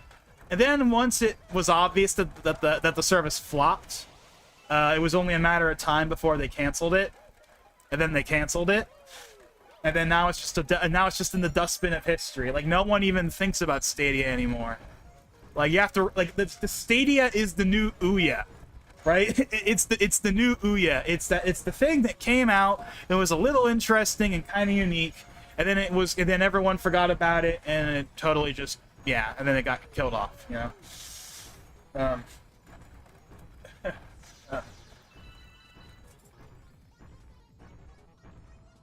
Oh yeah, I completely missed this one. This is a little further back. I was thinking of getting a Series S, sort of a 360 machine, before I built a PC, and before the prices were inflated. Well, for what it's worth, I mean, again, eBay. Like, all of the new prices for everything, we haven't even talked about the PS5 prices yet, but, like, all of that stuff, you can just ignore that if you just go on eBay, where the prices are not inflated, at least not yet. I mean, I've seen Series S's for, like, $200. $220. That's like not inflated. Now those are the 500 gig version, but still. But anyway. Where's Sparsa? The one franchise I want to see on PC right now is actually the Rare Collection. I've seen, okay, ever since like Microsoft put games on Switch, like remember in like 2019 when they put out a couple others, like before their big multi-platform push that they have now, they put out like Ori and the Will of the Wisps and a couple other smaller games on the Switch, right? And people were like, can we please have Rare Replay? Like people really wanted a Rare Replay on Switch, especially after Banjo was announced. And I never thought that was going to happen, because the reason why, because here's the thing about Rare Replay. You need to remember the context of why Rare Replay exists. Rare Replay was announced in the same event that Xbox 360 Back Compat was announced. I don't know if you guys were there, if you remember, but I remember this was E3 2015. I watched that conference when it came out. That was actually the very first Xbox conference I watched when it was new. And I remember Phil Spencer on stage, and this was before I had an Xbox One, by the way, so I was still on the 360 at the time, and I was still kind of going back and forth between whether or not I was going to end up going for PS4 or Xbox One. I was leaning towards Xbox because of Legacy and all that stuff, but then once he announced we're gonna have 360 back compat, it was like, okay, well now it's definitely gonna be the 360.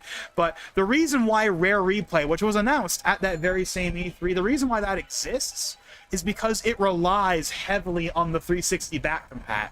Like, all of the 360 era like games that are in Rare Replay are literally just the 360 versions of those games, with like no they literally, like, when you install Rare Replay, it also installs like the standalone like 360 apps for those games. Those are not ports of the 360 versions. No. Rare Replay literally runs on the 360 versions of those games untouched. Now, obviously, all of the older games, like the N64 games, the NES games, SNES games, the arcade games, those are obviously all, like, emulated.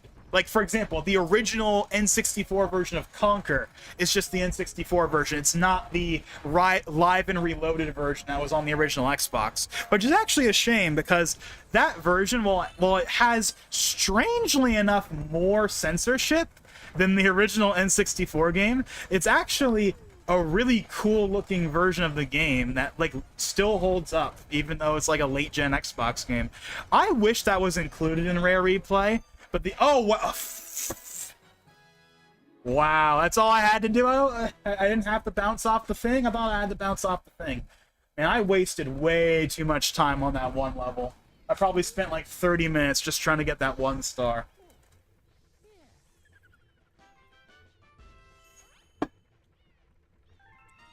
But anyways, point is, Rare Replay, you can't just port that to another system because it relies on 360 back compat for like half the games.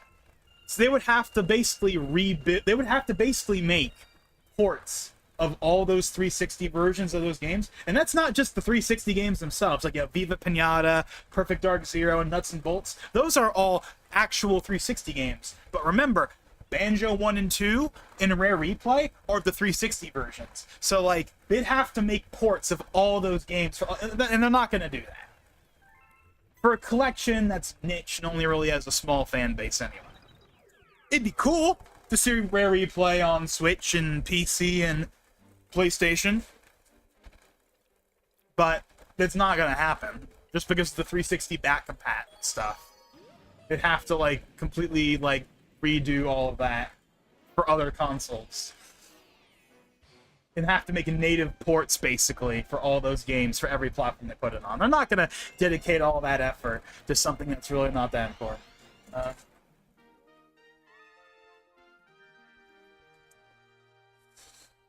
Anyway, yeah, so I guess we've said our bit on the Microsoft thing at this point. Okay, let's get into some of the bigger stuff. I think this is gonna... Okay, let's get into some of the big stuff. Alrighty. So, let's talk about the prices, since we kind of already been trickling towards that topic. This was announced, like, the day or two after I did the last stream. But yeah, Sony announced new prices for the entire PS5 lineup, including the Portal, by the way. So the new price for the slim disc model is like $650. The digital version, I think, is $600. And then the PS5 Pro, which started at a very infamous $699 US, is now $750 US. Actually, no. Sorry. No. $750 US.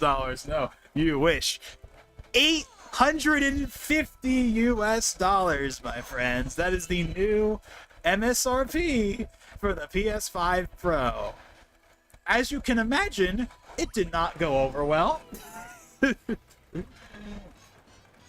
Now again, eBay exists, so you don't really have to pay any of those new prices anyway. But obviously went down like the biggest, strongest, densest lead balloon in the world, right? We've already had price increases this generation anyway. You know, Microsoft increased the price of the Series X a while ago. Like right now, like the base 1 terabyte Series X is $650. and the 2 terabyte Galaxy one is like 750 or 800 or whatever. Like Xbox already did a price increase, and then Sony had like their little $50 price increase already. And this just made it like even worse. Like it's like everything is going up in price. And then you have Nintendo talking about how they might have to increase the price of the Switch 2 at some point because of the RAM shortage. And it's just like, oh man. Like these price increases are brutal. Like it doesn't affect me. Obviously, I already have a PS5. I already have a Series X. I already have a Switch 2. I don't need any more hardware right now. I'm skipping the PS5 Pro. I'm gonna wait for the PS6. But, like, man, it's still brutal. Especially considering that we're, like, 5.5 years into the generation. Right? Like, the next Xbox might be launching next year. 2027. And we're getting price increases on the current consoles when they're in, like, the last 2 or 3 years of their life as the flagship system. It's like, yeah... I'm not gonna pretend like I'm like super mad about it or anything, because I'm really not. But again, obviously went down like a lead balloon. Super, extremely unpopular. Literally nobody liked it. Shocker. No one likes price increases for anything, but especially when it's that drastic. Because yeah, when we had that $50 price increase before in like other regions like a year or two ago, yeah, that was controversial, but it was only $50 and it didn't affect the US, at least at first. Then it came to the US later. Then now we have this current one, which is everywhere, by the way. It's not just the US, it's worldwide.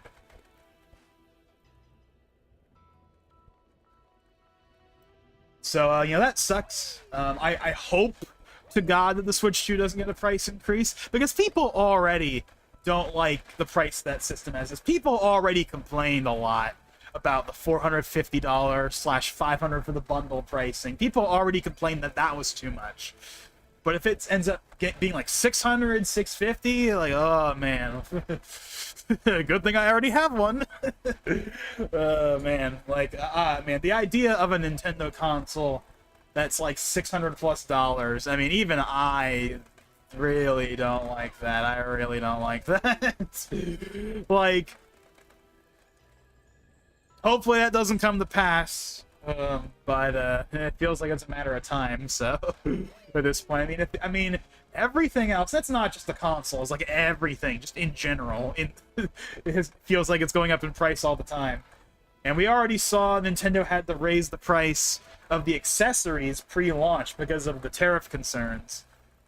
So it's already been something they've had to do before. But then again, we did just recently have the whole thing where now the digital games are going to be $10 cheaper going forward, so it's kind of mixed messaging in that respect. But granted, that's software pricing, not hardware pricing. So it's a bit different, but still. But yeah, I really don't have anything to add to that. But yeah, the price increase sucks. It's and hopefully it doesn't happen with the Switch 2, but it feels like it's a matter of time. I mean, Microsoft had to do it, Sony had to do it.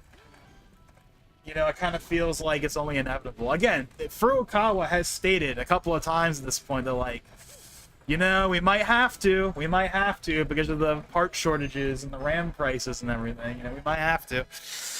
And just everything going on right now, you know, we might have to, and it's like, ugh. The one benefit, this is going to be a really stupid thing to say, but this is the one silver lining.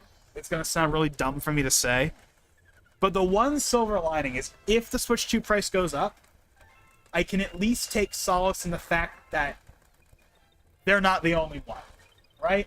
Like, if I'm being really honest, my main complaint with the Mario Kart $80 pricing was not really that it was $80. It's the fact that Nintendo had to be the one to pull the trigger. I really did not like that. I really did not like that they had to be the ones to do it first. They couldn't let someone else take the fall. They couldn't let someone else take the fall for starting for like $80. They had to be the ones that did it. Like, that was my main complaint. Like you know the Gus meme that's like, you know, you you hate or like blank because of this. I hate or like blank because of this. We are not the same. That is me with the Mario Kart $80. Like, you don't like the $80 pricing because you think it's like greedy and because it's too much or whatever. I don't like it because Nintendo had to be the ones to do it first and get all the blame. We are not the same. Again, dumb reasoning, fully acknowledge that. That's a dumb, stupid reason.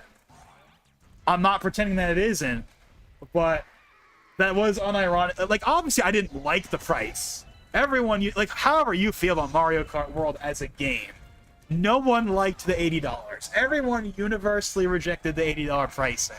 No one liked that. But it was that combined with the fact that they were the first ones to do it. They couldn't let Rockstar do $80. They couldn't let Sony or Microsoft do $80. No, it had to be them. They had to be the ones that did it first. And man, I can't help myself. I really did not like that. It's dumb reason, admittedly, but I can't change how I feel on something like that. But hopefully Mario Kart gets a price decrease later on. Like, hopefully they'll lower it down to 70 at some point, at least digitally. But I don't know, whatever. We're getting off track. So, whatever. I've said pretty much what I have to say about the pricing. There's really not much else to say about it, other than it sucks. But it seems like it's just how everything's going now, with everything. So, that's at least the one thing, is that it's not really a Sony or a Microsoft or a Nintendo problem. It just seems to be an industry problem of just everything going on right now problem, it seems like. So that's at least the one silver lining that you can look at all this, is that it's not really anyone in particular's fault, at least this time around.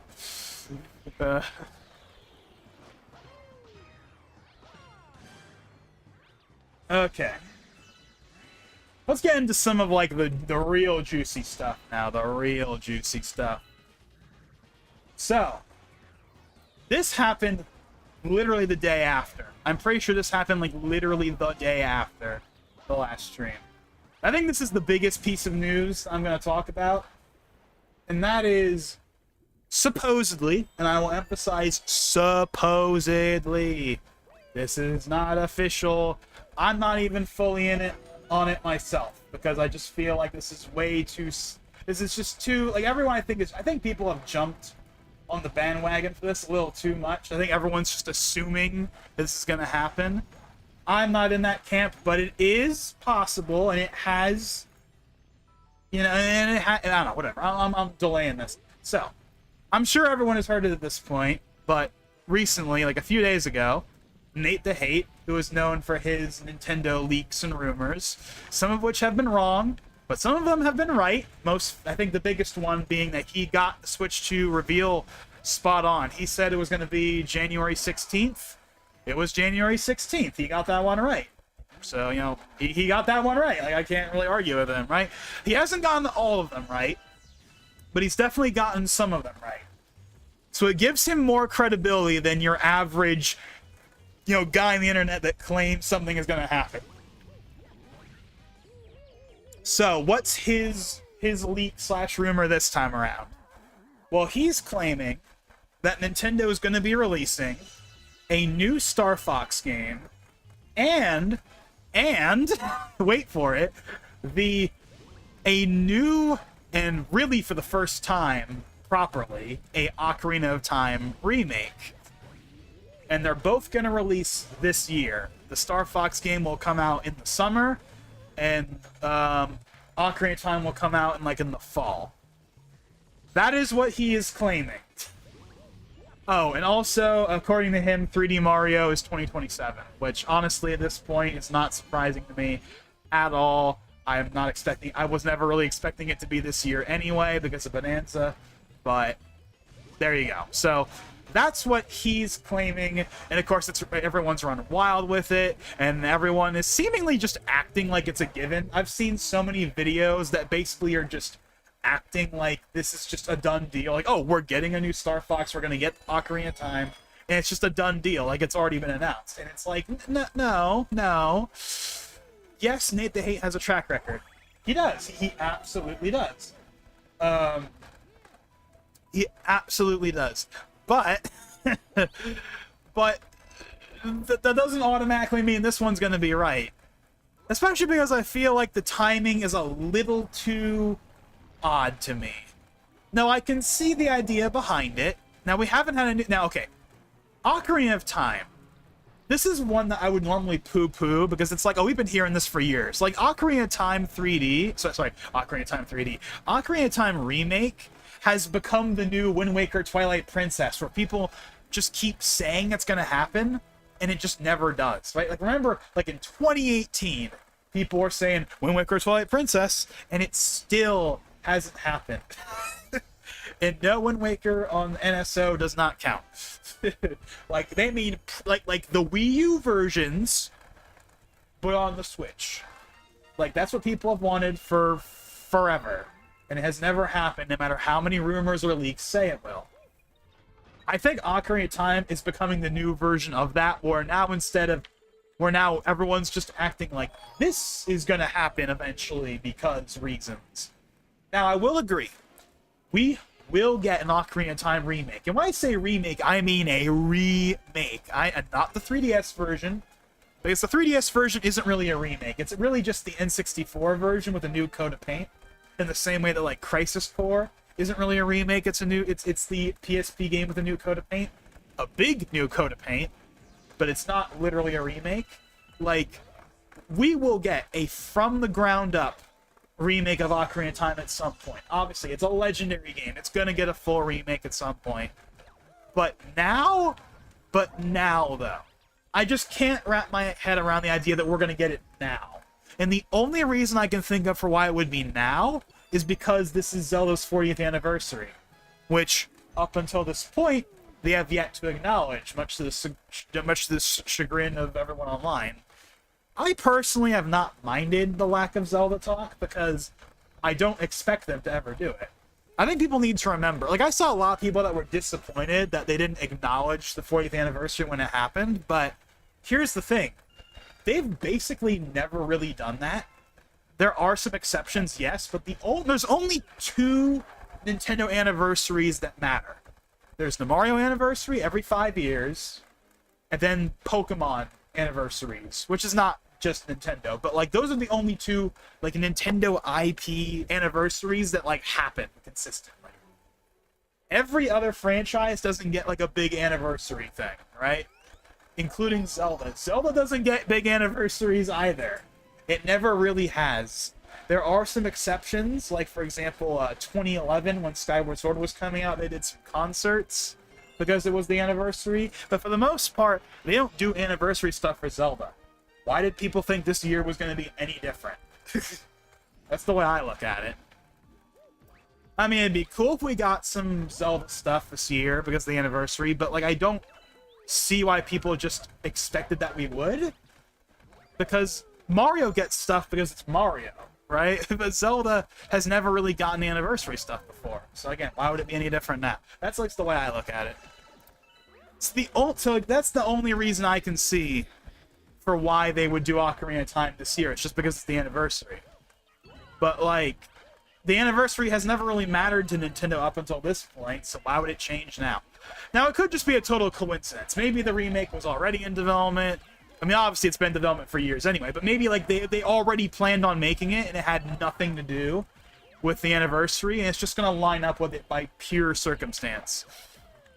But here, I think, is probably the actual reason. Here's the real reason, in my opinion, why the remake exists, if it really does exist. Remember when Naughty Dog put out The Last of Us 1 remake right before the show came out? That right there is probably the reason why they would do an Ocarina of Time remake. Because Ocarina of Time is one of the most famous games in the franchise. It's many people's favorite, including my own.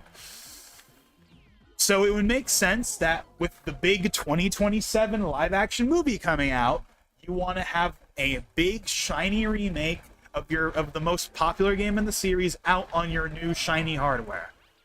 Right? That is the reason why I imagine the remake exists. Not because of the anniversary, but because of the movie and them wanting to do, like, a Last of Us style, like, movie tie-in thing. Now, obviously, the movie is not going to be an Ocarina of Time movie, but you get what I'm trying to say. Like, it's going to be essentially a tie-in. Like, the reason why it exists is so they can tie it into the movie. Now, that's just speculation, obviously. And now it could be the movie and the 40th anniversary, and just because it's Ocarina of Time, so why not? But I don't know. I just don't understand why they would do it now otherwise, right? Like, again, I fully expect we'll get an Ocarina of Time remake at some point, but I just don't really see the reasoning for why it would be now. I feel like in 10 years, maybe they would do it then, but not now. I kind of feel like now is the time for it. You know? At least in my opinion, but, I mean, obviously, I'll take it. Obviously, I'll be there for it. That's a day one buy, obviously. But, like, I don't think it needs to exist right now, if I'm being honest. You know, I think getting Wind Waker and Twilight Princess finally out the door is more important than that. Because people have been wanting that for, like, forever. And those are games that already exist, right? Like, Wind Waker and Twilight Princess are already on the Wii U. They just need to take that, make it 60 FPS, put it on Switch, and then you're done. Whereas with Ocarina of Time, they have to remake it from scratch, right? And they probably would have to get Grezzo or some other studio to do it, you know? Because they're going to be busy working on, you know, the actual new 3D Zelda game whenever that comes out. I don't know. So, yeah. People are acting like this rumor is just a given. I'm not in that camp. I mean, if we get Ocarina of Time, great, but I really am not expecting it. Do not go in to the June Direct expecting it, is what I'm trying to say. Don't just assume, because Nate the Hate has gotten stuff right before, that magically means that this leak is automatically real. That's what I have to say about that. However, that's just Ocarina of Time. We also have the whole other can of worms that is, you know, Star Fox. Now, Star Fox. That one, I think, is more interesting, because Star Fox has not had a game in 10 years. The last game in the series that released was 10 years ago in Star Fox Zero. A game that, you know, kind of received middling reviews. It has its fans. I have it myself. I didn't get it when it came out, but I got it when GameStop, like, gave it away for $5 in 2018. So I have a basically mint copy of it, along with Star Fox Guard, just sitting on my shelf. I've barely played it. Maybe one of these days I'll stream it. That might be a game I stream, because I'm never going to play it on my own. So that might be a game I stream, so I can finally play it at some point. But, yeah, we haven't had a new game since Star Fox Zero. So, it has been a long time since we've had a new Star Fox. And Star Fox is one of their classic series, so it definitely deserves a new entry, but, so, that's cool, but like, I can't imagine them shadow dropping a Star Fox game. Like, I cannot imagine them announcing Star Fox in June, and then being like, it comes out in, like, July. Like, I just can't picture them doing that. Like, that's way too soon for a game even like Star Fox, in my opinion, but obviously, I mean, it's Star Fox, and it's not a franchise I personally am invested in, but I know that'll make a lot of people happy. And obviously, we have Fox in the Mario movie, so that might be another part of it, too. You know, hey, you know, you saw Fox, you know him from Smash, you know him from the Mario movie, here, play the new game. You know, please buy the Switch, too. You know, so, I mean, obviously, if that's true, that's awesome, but I don't know. Yeah, I think it's just because Star Fox has never been a consistent franchise. You know, it doesn't get spin-offs in the way that, like, the other series do. So, Star Fox gets a new game, and then you don't get one for, like, a very long time. Even before Zero, like, there was a big gap. Like, we hadn't gotten a new one since, like, Assault. Sorry, not Assault. Command, I think, was the last new one before Zero. And Command was like a DS game in like 2006 or whatever. Like, it was like 10 years before Star Fox Zero was the last game, like the last new game. Now, obviously, there was Star Fox 64 3D, but again, like Ocarina of Time, that was a buffed up version of the original. That's not a new game. The last original game before Star Fox Zero was like Command. And that was a DS game in 2006. So there's like these massive gaps in between games where nothing happens because there's no spin-offs or anything in the meantime, right? Sure, we haven't had a new 3D Mario since Odyssey, but we've had a whack ton of spin-offs, right? You don't get that with Star Fox. There's no spin-offs. There's no any of that. A Star Fox game releases, and then you don't get one for like a decade. So, I don't know. But, I mean, again, Fox is in the movie, so that kind of makes sense, and it has been a long time since the last one, so, you know, cool if it happens. I think it's more so just the release timing of it that seems weird to me. Like, the idea that we're gonna have one be announced in June, and then it'll come out, like, the month after. That just seems kind of crazy to me, but...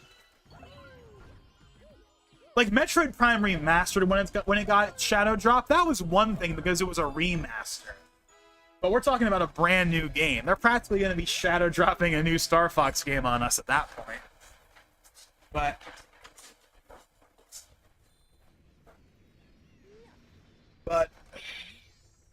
So, we'll see. I will say, I think I'm more confident in that Star Fox one than the Ocarina of Time one, funny enough. But, again, don't go into the June Direct expecting either of those to happen. If they happen, that's great. Star Fox getting a new game is great. Ocarina of Time, full remake. I assume it'll be a proper remake. I don't think it's going to be the 3DS version, but, like, up-resed or whatever. No.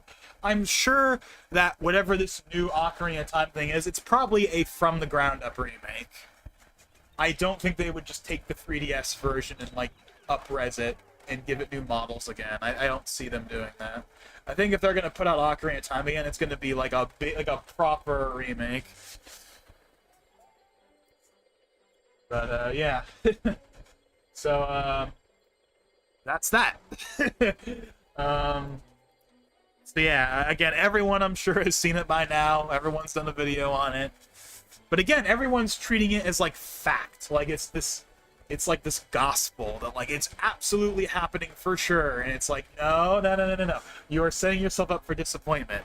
Do not go into the June Direct just expecting that both of those things are just a given. So, like, no, don't. That is a bad idea. Go in hoping, but do not go in expecting. Again, he's gotten stuff right in the past, but don't just assume it's for certain. That's really all I gotta say about that. Oh yeah, let me catch up on some messages real quick. Oh yeah, that was for the Rare Replay thing. My iPod's an Xbox. Oh yeah, I remember that. I believe you were talking about the Xbox 360 back in that. But speaking of wasting time, just spent like 30 minutes on Silent Hill 3 puzzle. No, I haven't just been the very end of the hallway. So that's my GF always hated on the PS5 but wants one for specifically Requiem now. Why would she hate the PS5? What's there really to hate about it? Is it just like there's not enough games? Is it that? Or is it something else?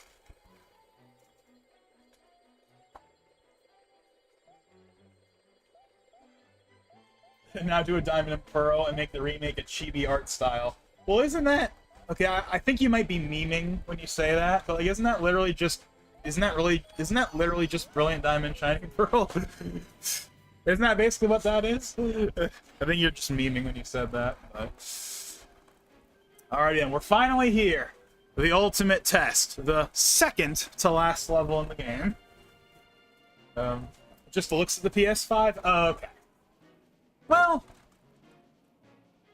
to be fair, when the PS5 was revealed, people memed on it. They called it a router.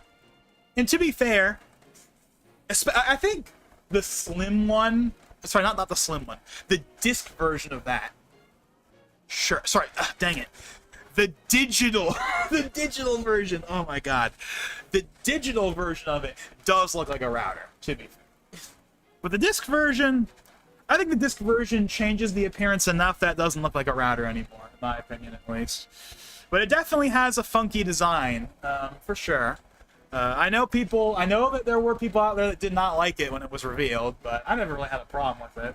But it is a very drastic change from the PS4 design language, I will say that. It's not as console-like. Whereas the Series X, by comparison, the Series X is not super console-like either. I mean, it's basically a big brick, right? Like, the Series X is literally like a big rectangular black brick. And it has a very unique design. And people memed on it being like it's like the oh my god. It's the mini fridge. Everyone memed that there was like a mini fridge, was a mini tower. And then Microsoft literally made a Series X like mini fridge, which is kind of cool. Both of the consoles actually have a very unique designs when you think about it. The PS5 has a very unique design that no consoles had before. But so does the Series X. Not in the same way, but they both have very unique form factors to them. And then you have the Series S, which is the most normal console design of the three, right? The Series S is a normal-looking console, right? I think that's one of the reasons I like it. I really like how compact and small the Series S is. I even like I even like the speaker grill. Like, people memed on it for looking like a speaker with that big circular grill, but I actually kind of like it. And I think that the black version looks way worse, in my opinion. Like because there's a black version of the Series S that was a thing at one time, and I think it looks significantly worse than the white one. I think the white one is like the way to go. If anyone out there ever, for whatever reason, wants to get a Series S on eBay or whatever, do not bother with the black one. You go white OG white color for the win. I also think it complements the PS5 really well. I think that, like, the Series S... I said this, like, 5-something years ago when it was revealed, but I still kind of stand by that, like, it feels like Microsoft designed the Series S to, like, complement the PS5. That's what it really feels like, because when I had a Series S for a brief period of time before I got the Series X, like... I put it right next to the PS5, and it just felt like they were made for each other. It just felt like they just clicked in a way that I feel like the Series X doesn't as well. Like, obviously, I have them right next to each other right now, the PS5 and the Series X, and they look totally fine, but I feel like the Series S meshes with it better, in my opinion. I think it meshes better with the PS5, and I almost wonder if that was intentional, because they were like, hey, we know that we're not going to be able to get PS5 players to buy Series X's, but what if we can get them to buy a Series S for Game Pass? I think that was the idea at the time, and that never really panned out, of course. The Series S, which I made a whole video about this, I won't retread it, of course, but, you know, the Series S, I think the Series S is a cool idea. I like the console overall, even though I think the specs were cut back too much. But it just was not, it did not work out for Microsoft. It did not push the needle. I think they expected the Series S to sell way more than it did, and it really did not. Again, the Series generation combined, never mind just the Series S on its own, has sold less than the Xbox One in the same time span. So... didn't end up working out, but hey, it made sense at the time. I totally understand it. It was the right console at the right time, pandemic era. It was a cheaper price. I understood the idea behind it, but and also just to have a cheap entry port for Game Pass, but didn't really end up panning out. And obviously now it's like just get a Series X. So unless you can get a Series S for like real cheap, you may as well just have a Series X. But the Series X is admittedly, even on eBay, still like $200 more. So take that for what it's well. But I've said this before, though. I've actually been very tempted to get a Series S again, because I really did like the form factor of it. I liked the white controller. But there's just not a point when you already have a Series X. Like, the Series X obviously stomps the Series S. Also, the Series S doesn't have a disk drive. That's another big problem with it. But again, if you want to hear me ramble about the Series S, I got that video from a year ago. But... anyways, it got reposted literally everywhere too. Yeah, you're talking about like, yeah, the leak. Yeah, it definitely, yeah, again, it seems like everyone has heard about it at this point. Actually, hold on. My water is almost empty here, and we're in the final stretch, so I'll be right back.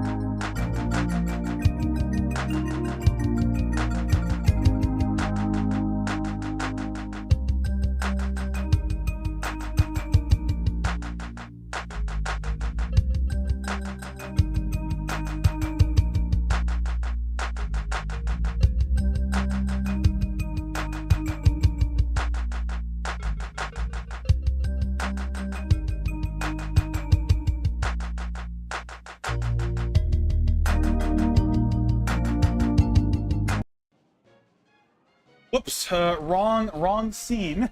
Apologies for the black screen there. Accidentally clicked on the desktop feed, and for whatever reason, the desktop feed doesn't have anything on it right now. Alrighty.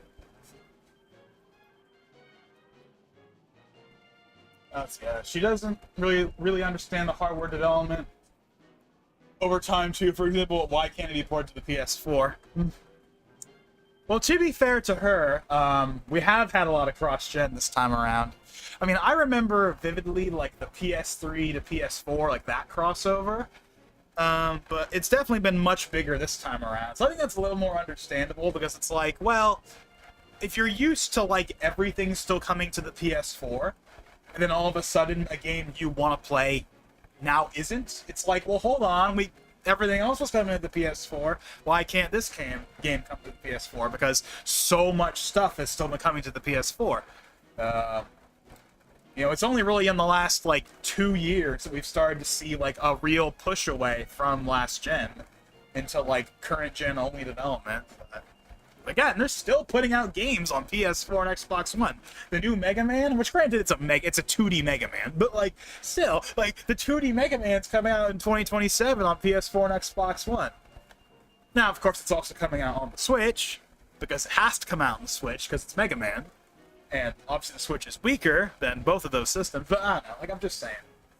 Black Ops 7, that's a big AAA game, Black Ops 7. 2025, last year. PS4 and Xbox One versions. Still. So, that is one thing I will say. Cross-gen was definitely a much bigger thing this time around than it was the last generation. Right?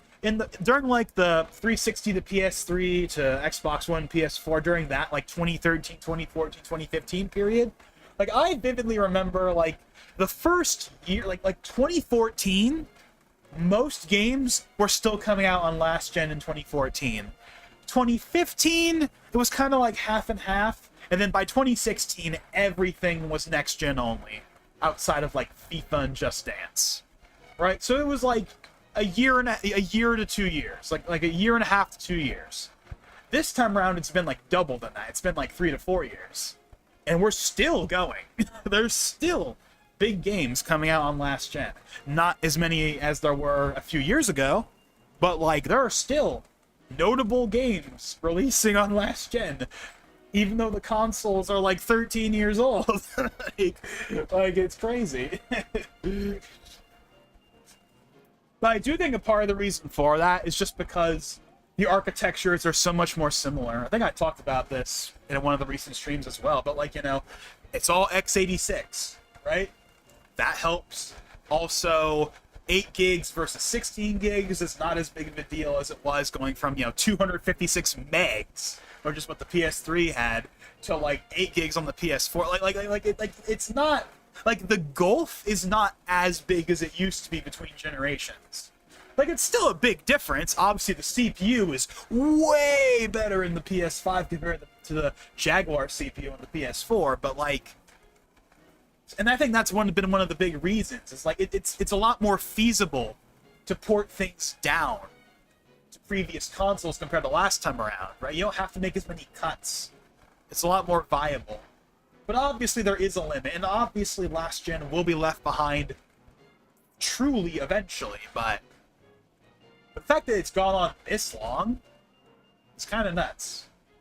Again, it's not like it was in 2022, 2023 when everything was still coming out on last gen for the most part, but while I think most games are current gen only, there are still some significant ones, even in 2026, that are still slated for PS4. It's kind of nuts. Or just optimization issues when porting to PS4, I mean. Yeah, that too. I remember it was surprising to people when EA announced they were gonna backport Jedi Survivor, because it was a next gen only game. They never intended to put it on last gen, but then EA wanted to put it on last gen, so they put it on last gen, and it has its compromises. The frame rate's not great, but compared to like the really crappy like late gen PS3 360 ports of like Black Ops 3, it's a significant step above that. Like, if you play the last gen version of Jedi Survivor, you're getting the same experience as someone playing on the PS5. Like, the game looks like artistically the same.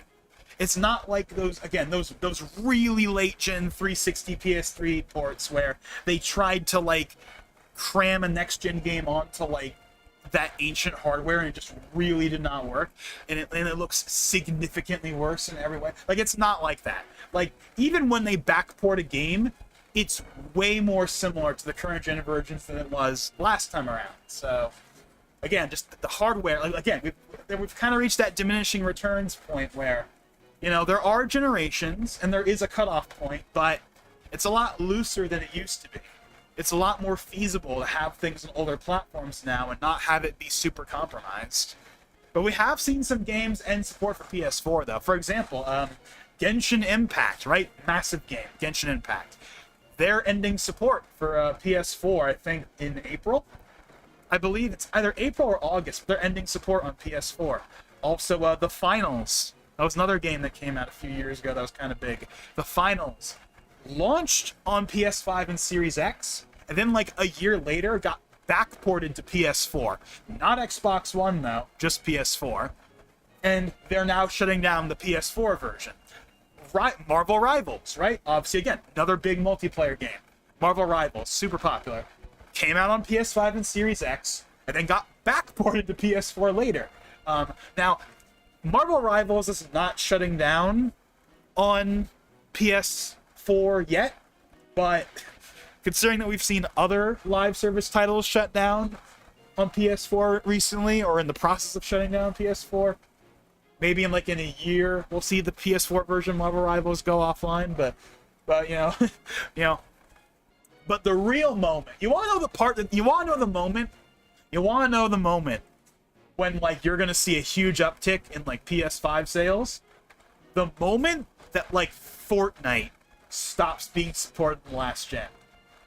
The second Epic drops support for Fortnite on PS4 and Xbox One, I mean, they're gonna have to play the game somewhere. That will definitely boost some sales, at least for Sony, probably not Microsoft at this point. Although who knows, man? I'm sure there are people out there that would buy like a cheap Series S just to keep playing Fortnite. But you know, like, yeah, I think, but yeah, like, I mean, like, again, the live service games, you know, some of them are coming to an end on last gen, but Fortnite's still trucking along. Apex is still trucking along. You know, Minecraft, that's not a live service game, but you know, Minecraft is still being updated on last gen. So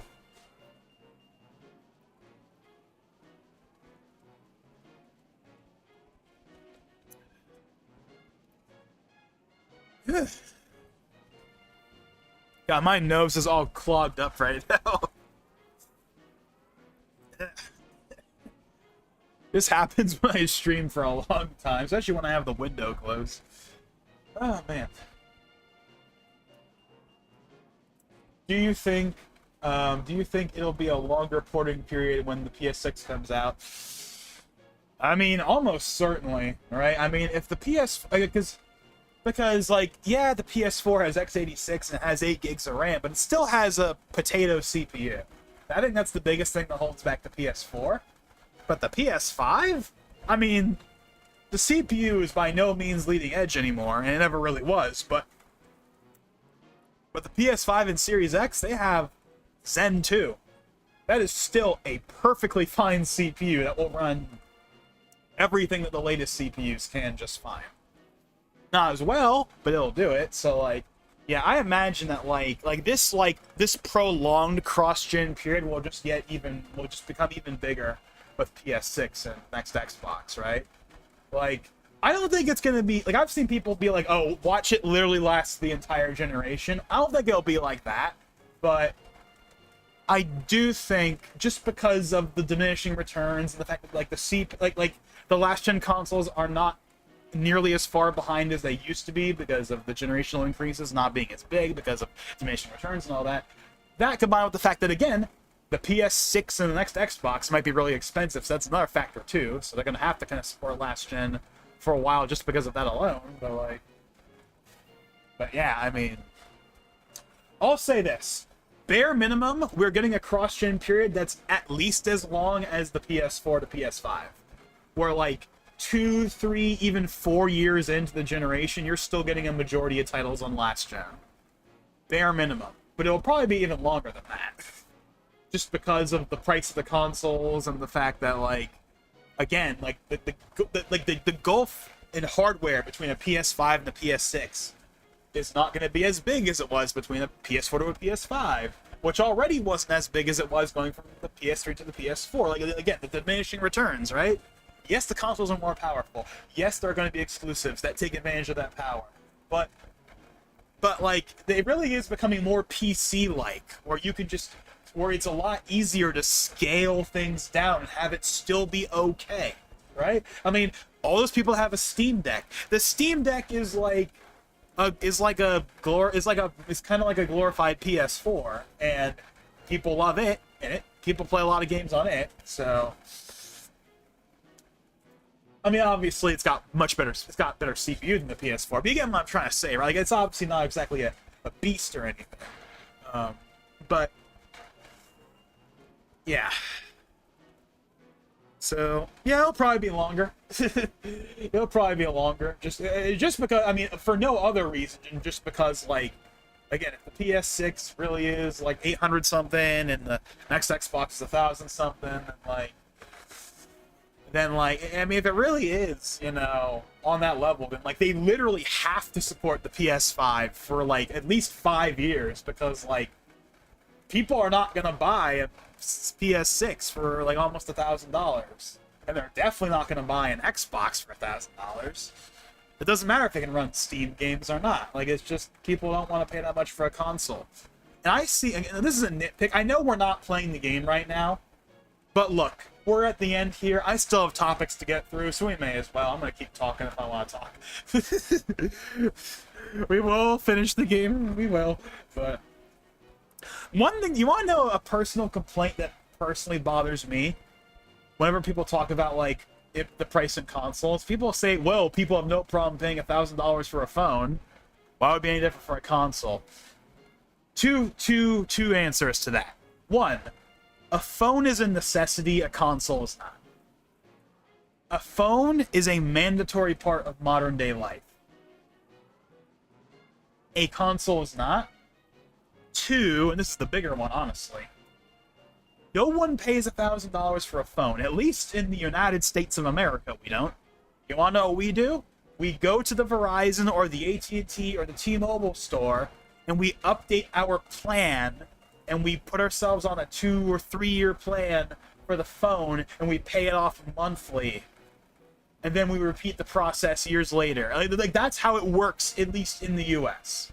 No one goes to the Apple store, aside from, like, the diehards or whatever, and is like, I would like to give you a $1,200 for the new iPhone 20 Max Ultra Super Edition. Sure, the diehards will do that. The people that have to have the newest phone immediately will do that. And that's totally fine. I mean, again, I got the Switch 2 at launch because I have to have it. It's not an optional purchase for me. But for most people, it is. For most people, they don't think it's worth the price, they're going to wait, or they're going to do it via other means. And for phones, okay, if the only way you could get the newest phone was by paying $1,000, way less people would have $1,000 smartphones. The reason why everyone has $1,000 smartphones is because everyone's paying it off monthly. That's how it works, at least in the US. Maybe in other countries it's different, but in the US, everyone does it. They go through the carrier, they go through Verizon, AT&T, whatever, and they pay off the phone like monthly for like 2 or 3 years till the phone's paid off. And then when they're ready to upgrade, they repeat the process again. That's how it's worked for pretty much everyone I know, and that's how it seems to work for most people. Right? Because most people do not upgrade yearly. Again, diehards upgrade every year, most people don't. Heck, most people don't even upgrade every other year. People hold onto their phones a lot more than they used to, because again, the law of diminishing returns. You know, older phones are still good enough for a lot of people, right? I mean, I'm running a 15 Pro Max, and I'm pretty happy with it. I don't intend to upgrade it until like for like a few years. I've had it now for like 2 years already. I'm probably not going to upgrade it until we're on like the iPhone 20. I'm probably going to wait till the 20, like unironically. It's before I even think about really upgrading. For a variety of reasons, but anyways, my point is people are not going to pay monthly installments for a console. Yes, I know those services exist. I know Microsoft at one point had I think it was called Xbox All Access. It was a short-lived program where it was basically a phone-style thing where you paid it off monthly, and then at the end of the payment, you got to keep it. It was yours. It wasn't like a rental or anything. You paid it off monthly, and then it was yours, or whatever. And then I think Sony might have also sponsored a third party at some point that did that, but that's not like how people purchase consoles, right? Everyone buys a console like the normal way, and that's not going to change with a $1,000 console because it's not a requirement like phones are. So no, this idea that people pay $1,000 for a smartphone, so why wouldn't they do it? No, that's ridiculous. In my opinion, at least, because one, phones are essential, consoles aren't. Two, no one pays $1,000 for a phone. They pay it off monthly, at least in the US. So that's my rebuttal to the people that say that. Right? What people are actually going to do is the diehards will buy the console because they got to have the newest one, and then everyone else will just wait. They'll just run their PS5s or Series X's, and they'll just run them until like the games aren't supported anymore, which will probably be many years down the line. Because again, the cross-gen period is going to last even longer than it was this time around. And they'll just keep waiting. And then hopefully the price goes down at some point, and then they'll jump on it. Like, that's what's going to happen. At least that's the way I look at it. Modern handheld PS4, yeah. That's kind of what the Switch 2 is as well. The Switch 2 really is kind of like a modernized PS4, when you think about it, right? It has a better CPU, and it has a better GPU, and it has more modern features like DLSS and ray tracing. But in terms of sheer grunt, it's kind of like it's basically a modern PS4, like PS4 Pro type thing. It's kind of in the middle, right? That's kind of how I thought of it. It's better than the PS4. Games look and run better than they would on PS4. But it's not quite a PS4 Pro, but it also has DLSS and ray tracing, which the PS4 Pro never had. So it's kind of in this like PS4 Pro, you know, I don't know, it's kind of this whole thing. But the point is, you know, it's not a PS5, but it's a better PS4. That's kind of the simplest way I would think of like what the Switch 2 and a lot of the current handhelds are. Is they're basically more modern versions of what's essentially a PS4 in terms of sheer grunt, right? Obviously, there's the ROG Ally, and there are other ones that are stronger, but like the Steam Deck, which is the most popular one, that one's kind of like a Switch 2, where it's a more modern PS4 overall, I would say. But people are perfectly happy with it, right? People are perfectly happy. People love the Steam Deck, right? I know there are plenty of people out there that are very much waiting on what the Steam Deck 2 is going to be like when that happens. Getting some new hardware, but... And of course, we have the Steam machine and all that stuff coming out. But anyways. FIFA is a mandatory game for people who say there aren't any games anymore. I know it's kind of a meme, but yeah, FIFA is another one of those games, right? I think one of the memes is like I think especially on Xbox. It's not just Xbox though. It's PlayStation very much as well. Like it's a bit of a meme. It goes back like a decade. It's not new at all, but that is one of the memes, right? It's like the casual gamer that like just plays Call of Duty and FIFA, and those are the only games they play, and they will only upgrade when those games are no longer supported, right? And to be fair, Call of Duty on the PS3 and 360, Call of Duty was a thing up until 2015. Really 2014, because Black Ops 3 on the 360 and PS3 should have never come out. But Advanced Warfare was a perfectly fine version on 360 and PS3. But FIFA was supported on the 360 and PS3 up until like 2017. Like FIFA 17, I think, was the last version that came. It was either FIFA 17 or FIFA 18 was the last version that came out on like PS3 and 360. Now it was the Legacy Edition or whatever, but whatever. It's still technically FIFA. Now, for what it's worth, that has not changed. So all of the other EA Sports games, like Madden and all that stuff, those are all next gen only, and they have been for a few years. Like Madden, and on the 2K side, NBA, like all of those games. Actually, I'm not sure about NBA, but I know Madden and all the other like all the EA Sports games, they've been PS5 and Series X only for like the last 2 years. And MLB The Show, which is a Sony game, but it's multi-platform, that is, as of I think the last entry, was current gen only. It's not on PS4, Xbox One anymore. But it is on the Switch, which is weird. Like the MLB game, like MLB The Show 26, which just came out like a week or two ago. Like MLB The Show 26, or it's like it is PS5, Series X, Switch 1, and no, there is no Switch 2 version yet. Hopefully that'll come out next year, but there is only but it's weird that it's on Switch 1, but it's not on the PS4. That's like really weird, especially because it's a Sony game. It's weird how that works, but it's crazy that there's no Switch 2 version now, when like EA has Switch 2 versions of Madden in their other games. But whatever. Surely, like for MLB 2027, they'll have a Switch 2 version finally. But especially because one of my friends, Dylan, he's really into MLB. Like if you looked at his Switch play history, like a surprisingly big amount of it is like MLB The Show. Ever since MLB came to Switch, he's played a lot of it. Like 200 plus hours in like every game when they come out. So for his sake, I want there to be a Switch 2 version, so he's not saddled with playing the Switch 1 version on a Switch 2.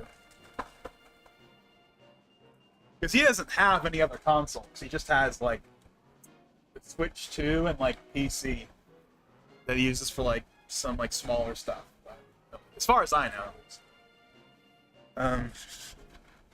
Anyways, sitting here rambling, I'm not playing the game. But we still have topics! I don't want to stop. I want to, like, keep going. We still... But yeah, but anyways, my point is, like, Madden and like, whatever, like, all that stuff is current gen only, but EAFC, which is the successor to FIFA after they lost the license, that game, PS4, Xbox One, in 2025, 2026. You know what I hope, honestly, I really hope that we get a repeat of 2013. Because for those of you that don't know, FIFA lasted the entire generation during the PS3 era.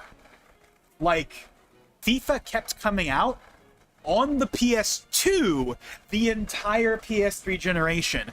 In fact, there exists a PS2, PS3, and PS4 version of FIFA 14.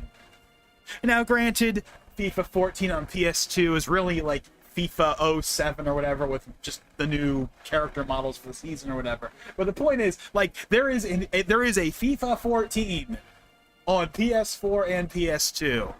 I want that to happen again. I want in like 2028, 2029 for us to have FIFA 29 on PS4, PS5, and PS6. I want that to exist just for the memes. I think it'd be funny. I want to repeat 3 different consoles. Sports games in general aren't for me. Yeah, I mean, sports in general is not my thing, let alone sports games. So they're definitely not my thing either. But obviously they're very popular. Oh, they're popular. People play the crap out of Madden and what's now EAFC and NBA 2K.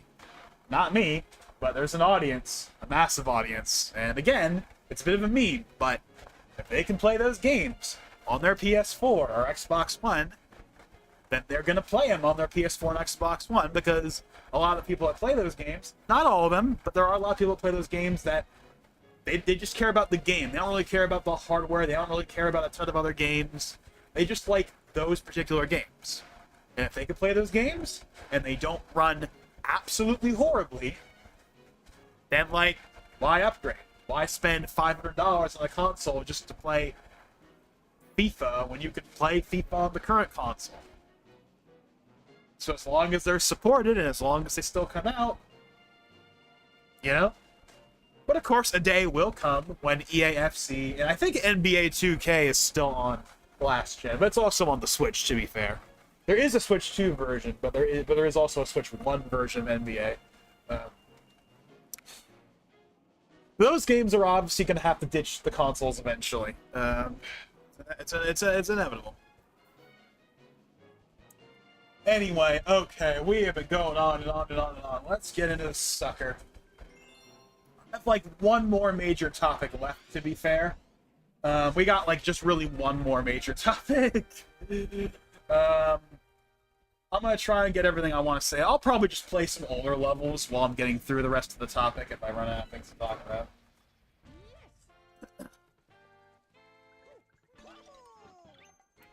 Alright, so...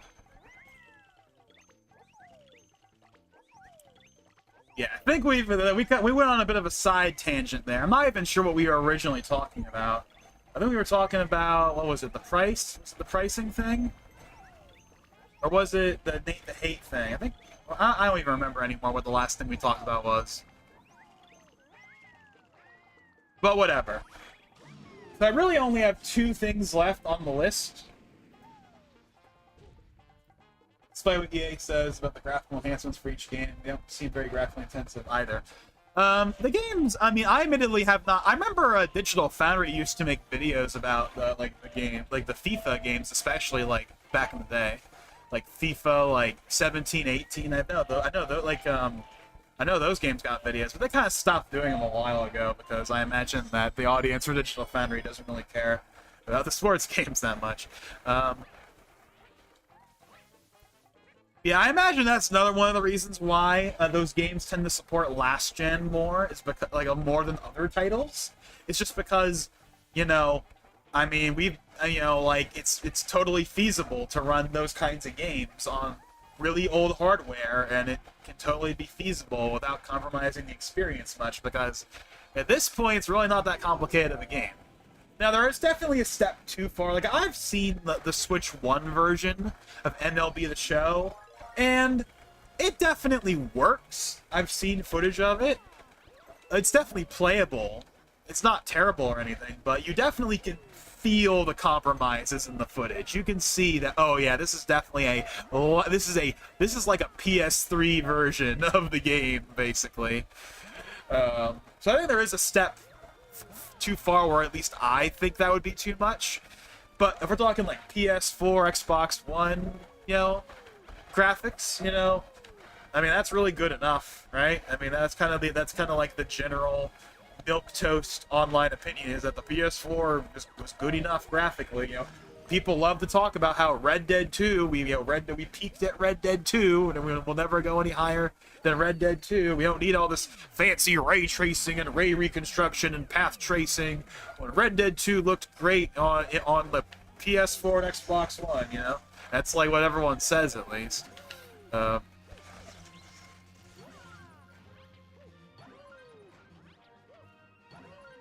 Personally, I wouldn't use Red Dead as an example. I mean, Red Dead does look good, but I think a more accurate example would be something like God of War 2018 or like The Last of Us Part 2. You know, big first-party games that really push the hardware, right?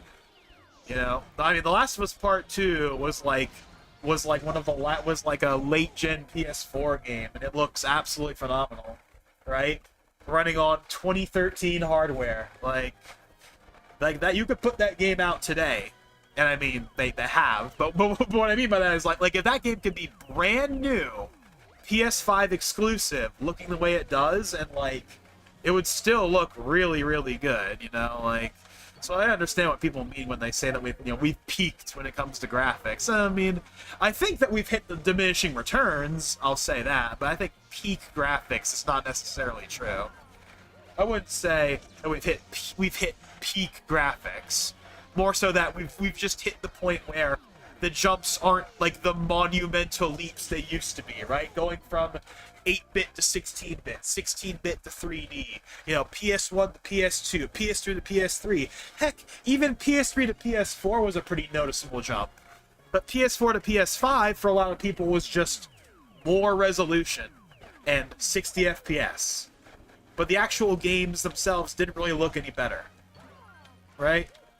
Now, obviously, there are games that look better, but they don't have that drastic, like, anyone with eyeballs can immediately tell this looks better look that we used to have. Because, again, we haven't reached peak graphics, but we've reached the diminishing returns where we've managed to get games that look really, really good on really old hardware now. So, it kind of is like, well, what can the new hardware, like, really offer at that point? Is it just incremental improvements that are nice, but they're not gonna like be these are game-changing improvements, right? Yeah. At least that's what the internet says. You know, whether you agree with the internet or not, that's certainly how it feels like.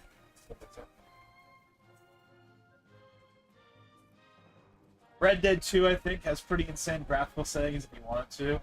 On max driving, I got an average of 57 FPS for 440p.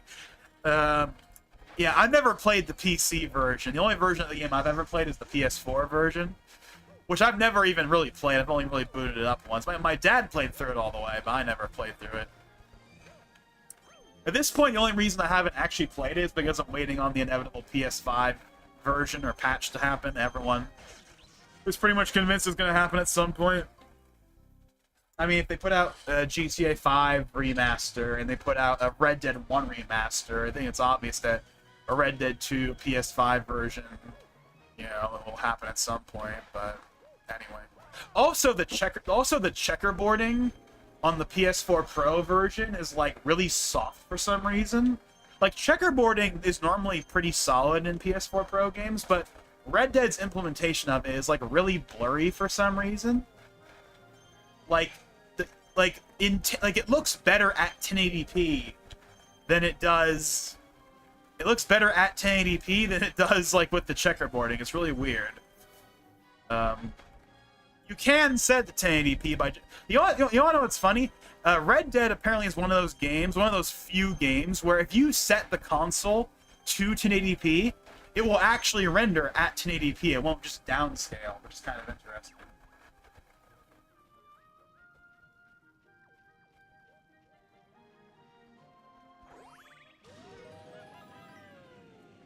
And that's why I refuse to play more of the PS4 version, just wait for the PS5 version. Yeah, I mean, Red Dead's not a very important game to me anyway, so I'm perfectly content. I mean, I have the PS4 version, disc copy and everything.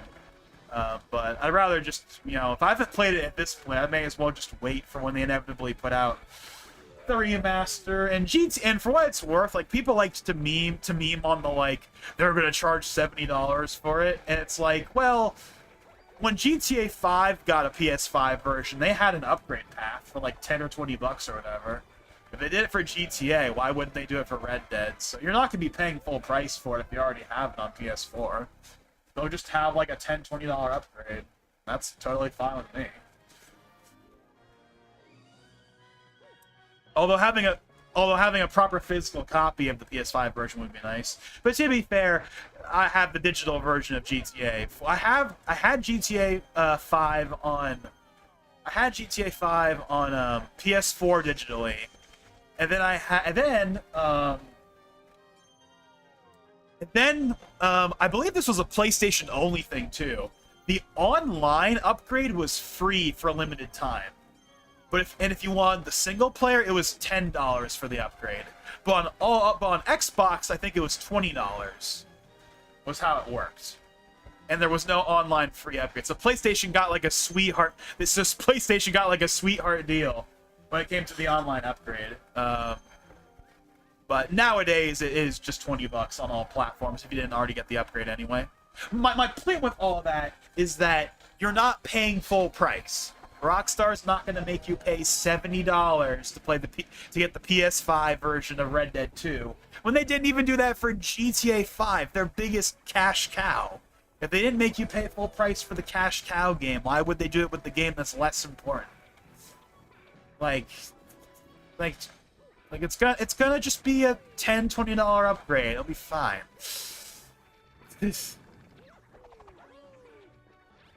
Whenever it happens. It's kind of nuts that there's a PS5 version of Red Dead 1, but not Red Dead 2. Like, that's kind of crazy. Like, it came out, I think, like, last year.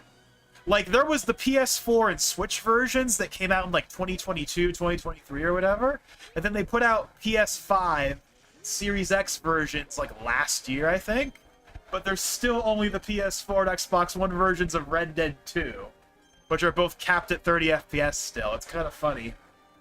That you can play a 4K 60 version of Red Dead 1 on PS5, but not Red Dead 2.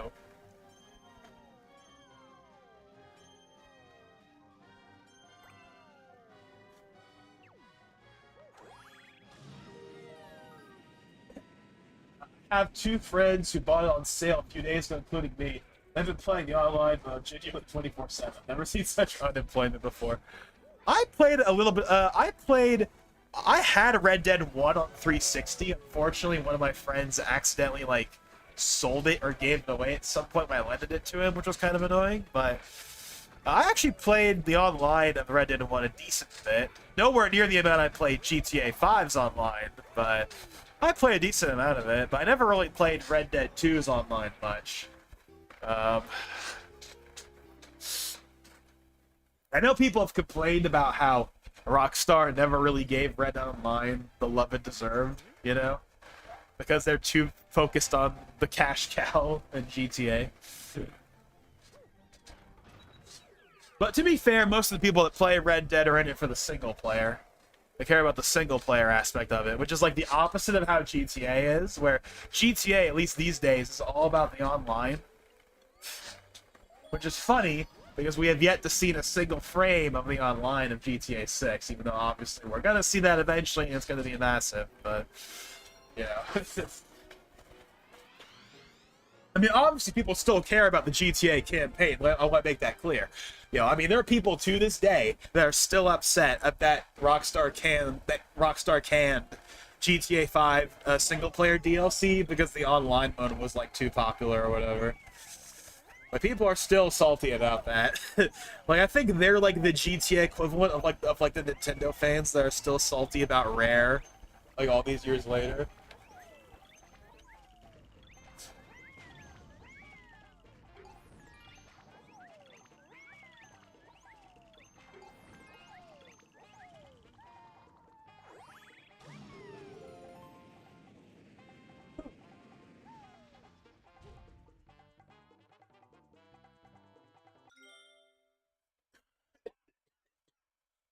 Hold on a second. I need to clear out my nose. This is really bothering me. I really need to deal with this. I'll be right back.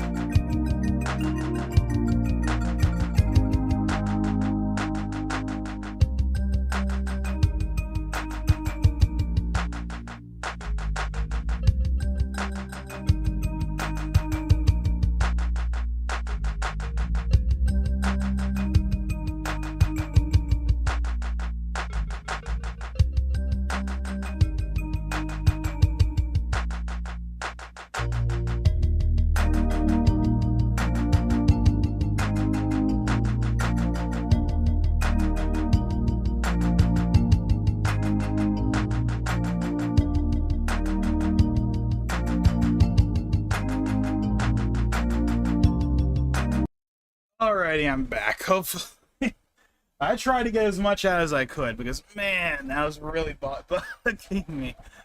Oh, man. But, anyway, where are we? Oh, yeah, Red Dead. We're talking about Red Dead. So, yeah, I haven't really played much of Red Dead 2 because I'd rather just wait. If I haven't played it at this point, I'm just going to wait until the PS5 upgrade inevitably comes out, and then I'll get that, and then I'll finally get around to playing it, probably. Or maybe I'll even play a bit more of the online. But I'll probably focus on the single player first. Okay, you know what's funny? I have never actually finished the GTA 5 campaign. Genuinely. Which is kind of baffling. Because I have played a crap ton of the online. Like, the online back in the day was, like, one of the most played things I ever played in my life. Like, I played it all the time. All the time, man. Like almost every day for, like, 2 years, it felt like. And I had a lot of good times in GTA Online, on the 360 in particular. But,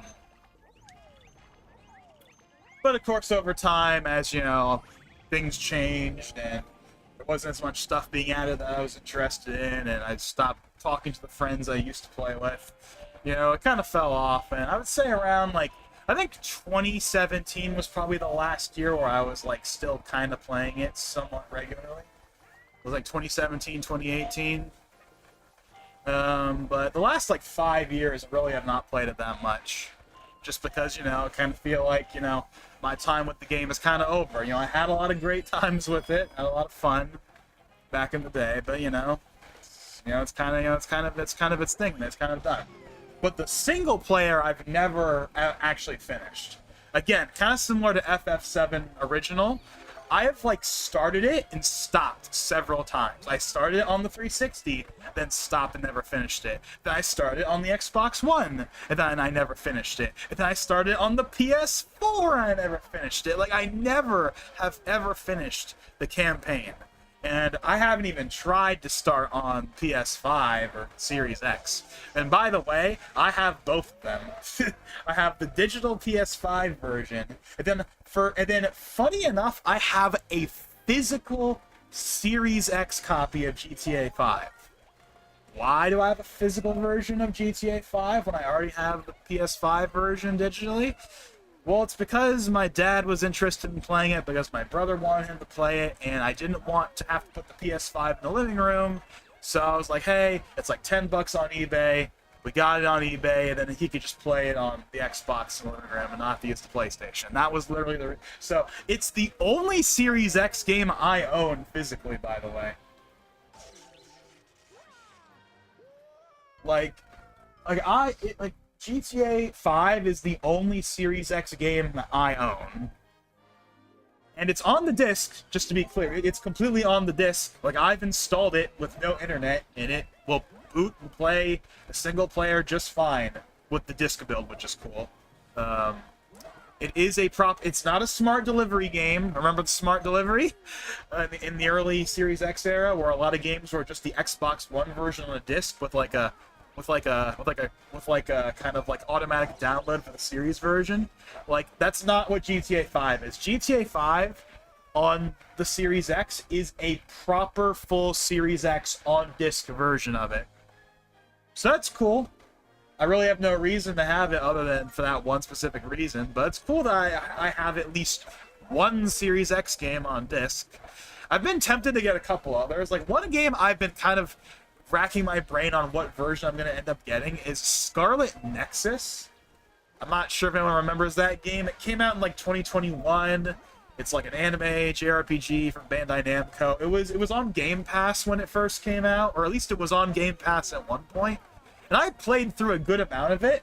Then I got stuck at like one of the boss fights, and then it left Game Pass, and I haven't played it since then. And I liked that game. I liked playing that game. I liked the combat of it especially, but I just got stuck on that one fight, and I never finished it. And I want to go back and finish it, actually, but here's the problem. I don't want to get the Series X version, but I want to get it on PS5. I want a PS5 copy of it, but the problem is, if I get a PS5 copy, then I'm starting from the ground up. Because I don't have any save data on PS5. My save data is on Xbox. So it's like, I don't know. Like, I want the PS5 version, but the Series X version is where all my data is, you know? Also, Scarlet Nexus, because it's one of those early cross-gen games, the disc version is the Xbox One version on the disc itself. So, off the disc, you'd be playing essentially the One X version of the game. Which is a totally fine version of the game. I know this because most of my time playing Scarlet Nexus was on the One X before I got a Series X. So I played that game. It was like 4K 30, I think, on Series X. It was very solid, very stable 30. But my point is, like, I don't know. It's kind of I don't know. It's kind of funny that I'm saying that, because I think earlier on in the stream I was like, oh, well, it doesn't really matter if you play a PS5 or Series X version of the game, because they're exactly the same. And that's true, but the reason why I want the PS5 version is because that's like the main console for me. It's also the console that, you know, I have FF7 and the Persona games on. Like, you know, obviously PlayStation is the JRPG system, you know, alongside like Nintendo, right? Like Xbox is not exactly known for their JRPGs. They have a lot more than they used to, right? You know, all the Yakuza and Persona games and stuff are on it now. There's a lot of other JRPGs that have come to the system. But the point is, like, you know, it just feels like the kind of game I should get on PlayStation. And also because if I get the PS5 version, then I actually have the game on the disc. That's like the newest that's like the PS5 version. Whereas again, if I get the Xbox version on a disc, it's going to be the Xbox One version on the disc by default. Now, does that really matter? Like, does it really matter that much? No, but I don't know. Also, another reason I want to get it on PS5 is because the PS5 DLC goes on sale more often than it does on the Xbox version. In fact, literally like a week or so ago, I saw that like you could get the season pass for like $10, but it was still like full price on Xbox at that same time. It was only on PlayStation where it had a discount, so there's also that. I'm really not paying attention that much. I'm just kind of, oh man. We're not even on the hard part yet, by the way. We're not even on the perfect run. We're just on the ultimate test still. I've been dying over and over again. To be fair, I'm not, like, really trying too hard. I'm just kind of playing casually here while we're talking, but still.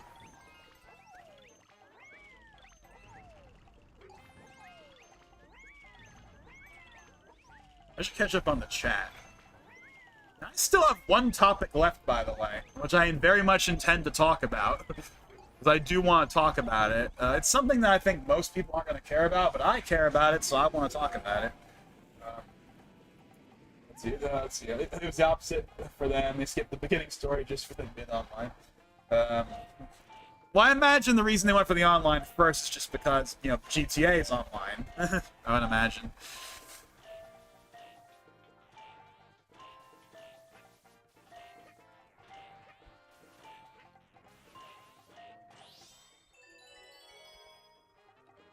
I feel like a lot of people haven't. I have about 40 hours and restarted twice, never finished. I assume you're talking about GTA 5. Yeah, I think if you combined my playtime between every version of the game I started a playthrough on, it's probably like 40 hours. But not on an individual playthrough on its own.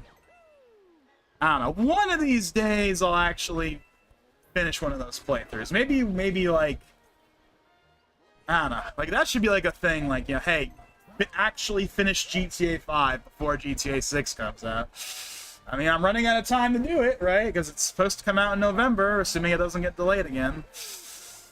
But I don't know. One of these days, I will finish it. I'm sure I will. It's not that I didn't enjoy the single player. I did. It's just GTA for me is like an online. It's like it's either an online game or it's I just drive around and don't really play like the plot kind of game, you know? It's kind of like Breath of the Wild in that sense, where like obviously Breath of the Wild and Tears of the Kingdom have a plot, they have a story, but like so much of that game is just like walking around and doing stuff. And it's still immensely entertaining. That's one of the awesome things about those games, is that you can be doing essentially, like, you can be accomplishing essentially nothing, and it doesn't matter. It's still a lot of fun to just walk around and fight enemies and whatever. Like it's just exploring and walking around the world and doing whatever. Like, just that is fun on its own, right? I'll do a full playthrough of Enhanced Edition years from now. Alrighty, let me go ahead. Now I've caught up with the chat. Let me finally get back to the dang list. What else? So let's see. We talked about that, talked about that, talked about that, talked about that, talked about that. Oh yeah, so this is a minor thing. I don't have much to say about it, but I think this was literally yesterday. Microsoft announced the next Xbox event, the Xbox Game Showcase 2026. Their like E3 event, basically. It's happening on June 7th, 10 a.m. 10 a.m. And there will be a Gears of War E-Day Direct immediately after, which I think is pretty deserved because we have not heard about that game since 2024, and that's Gears of War, for crying out loud. So I think that's definitely worthy of them. They've been doing this for the last couple of years. Like, they did a Starfield Direct, and then they did like a Call of Duty Direct one year. They've been doing these the last couple of like June events where they'll have their main event, and then they'll have like a 30-minute presentation on like one specific like first-party title after.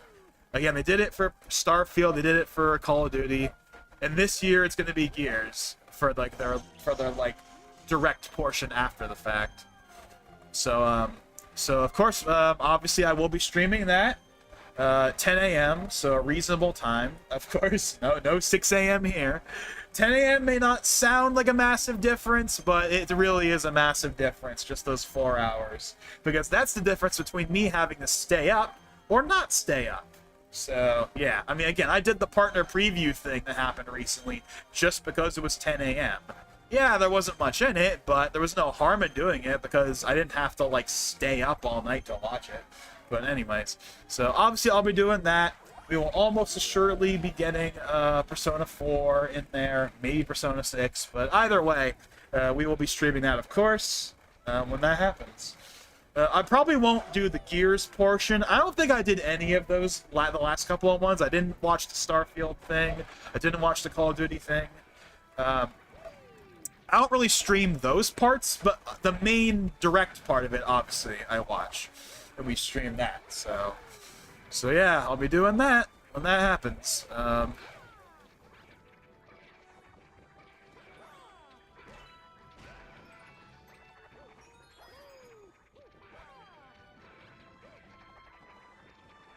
I've really nothing else to say in regards to that. That's probably like the quickest thing I can get through. So that brings us to one last conversation that at least I can think of. I have one last topic on the docket I want to talk about. It's something that's a very big deal to me, but is probably not a big deal to most of you.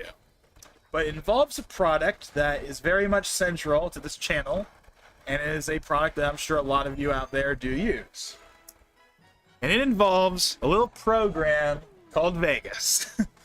Vegas, or as a lot of people still call it, even though it hasn't been this in like a decade, Sony Vegas. Obviously, it's one of the, at least historically, one of the big editors up there with, obviously there's a first Premiere, and then there's, like, Resolve. And then Vegas is kind of like the third place, the kind of like the third place one that most people online use, at least, right? Like, a lot of channels use either, Resolve, or they use Premiere. And then there's, like, the small but dedicated community that uses Vegas, and that's the group I'm in. It used to be bigger, once upon a time, during, like, the Sony era. But over the course of, like, the Magix era, which is, like, 2016 onward, it kind of slowly fell out of popularity, it felt like. Obviously, it has its fans, but it kind of felt like it wasn't as big as it used to be, Like, I remember a time when it felt like everyone used Vegas, or at least a lot more channels used to.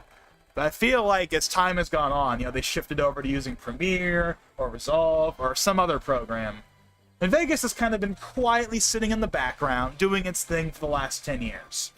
But that's about to change because This literally was announced like yesterday or the day before, but Vegas, along with its sister siblings in SoundForge and Acid, which are a part of like the same code base and date all the way back to like the OG days at Sonic Foundry. Yes, by the way, fun fact, Sony did not create Vegas.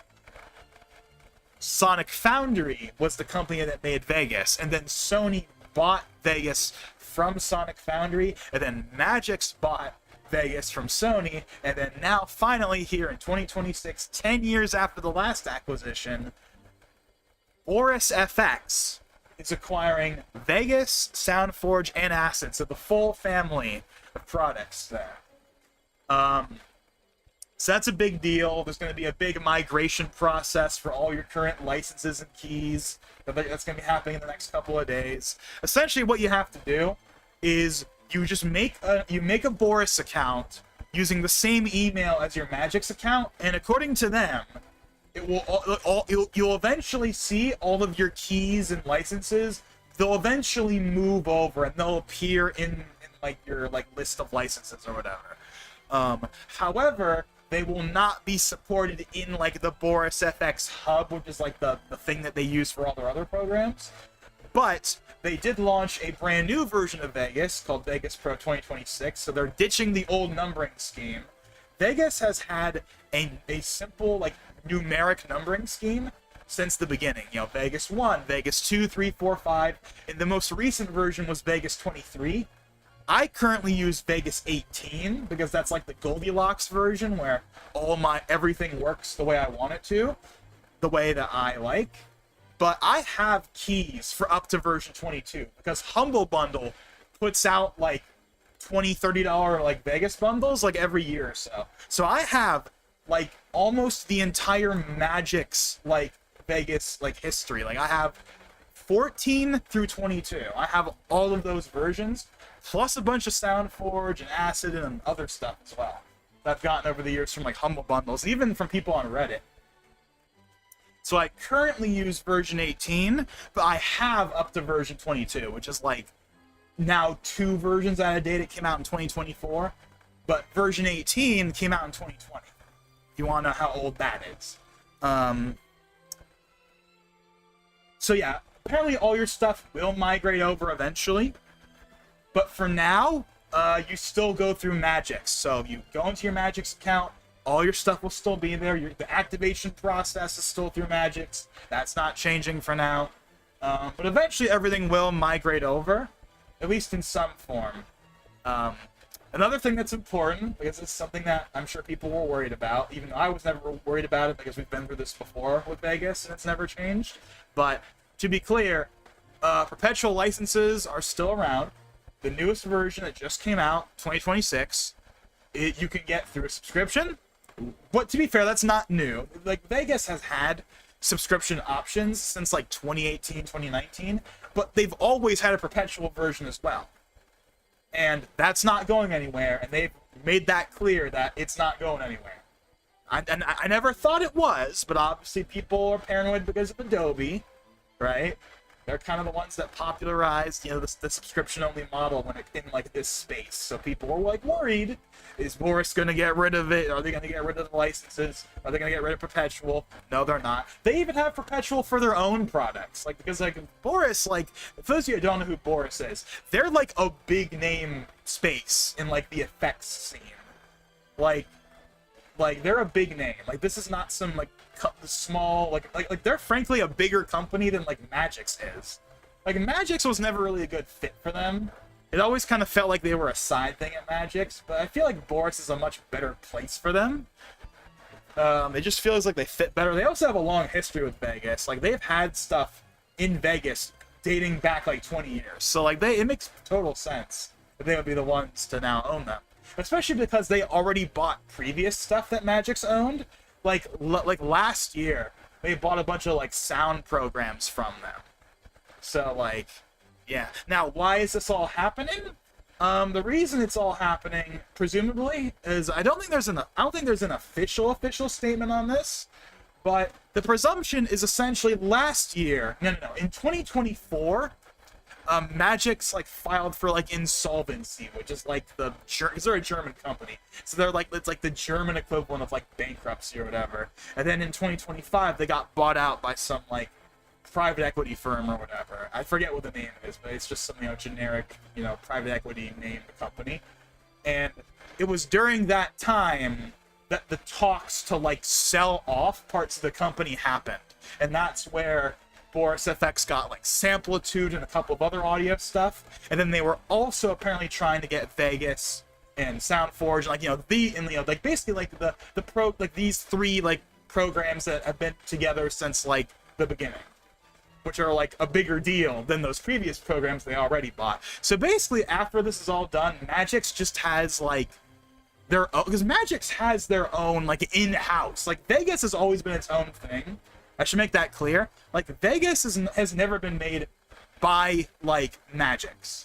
It's made by Vegas Creative Software, which is owned by Magix. And that team is not changing, by the way. Vegas Creative Software are the ones being bought, and the team is, as it is staying. So that's not changing. Although, from what I've heard, there are some old people from the Sony era that are apparently rejoining the team, which is kind of neat, but I don't know. Apparently, the team is pretty thrilled about the whole deal, and I can see why, honestly. Especially when there have been some things about the Magix era that people have not liked. I think the biggest controversy during the Magix era was in 2020 when they discontinued like Movie Studio. Which, if you don't know what Movie Studio is, it's essentially what used to be like the cut down consumer version of Vegas Pro, and they got rid of it in favor of like their own in-house application that was completely different that people really did not like. But I think aside from that, it's mostly been fine. I mean, for what it's worth, I joined Vegas during the Magix era in like 2017. So like the early, like the year after the acquisition, a year after it stopped being Sony. And I've honestly never really had an issue with them. I like the way that their licensing and setup process works for the computer activations is pretty nice. I really have no issue. I really had no issue with them owning Vegas personally. But even I can tell that this new era is probably going to end up a lot better for Vegas in the long run.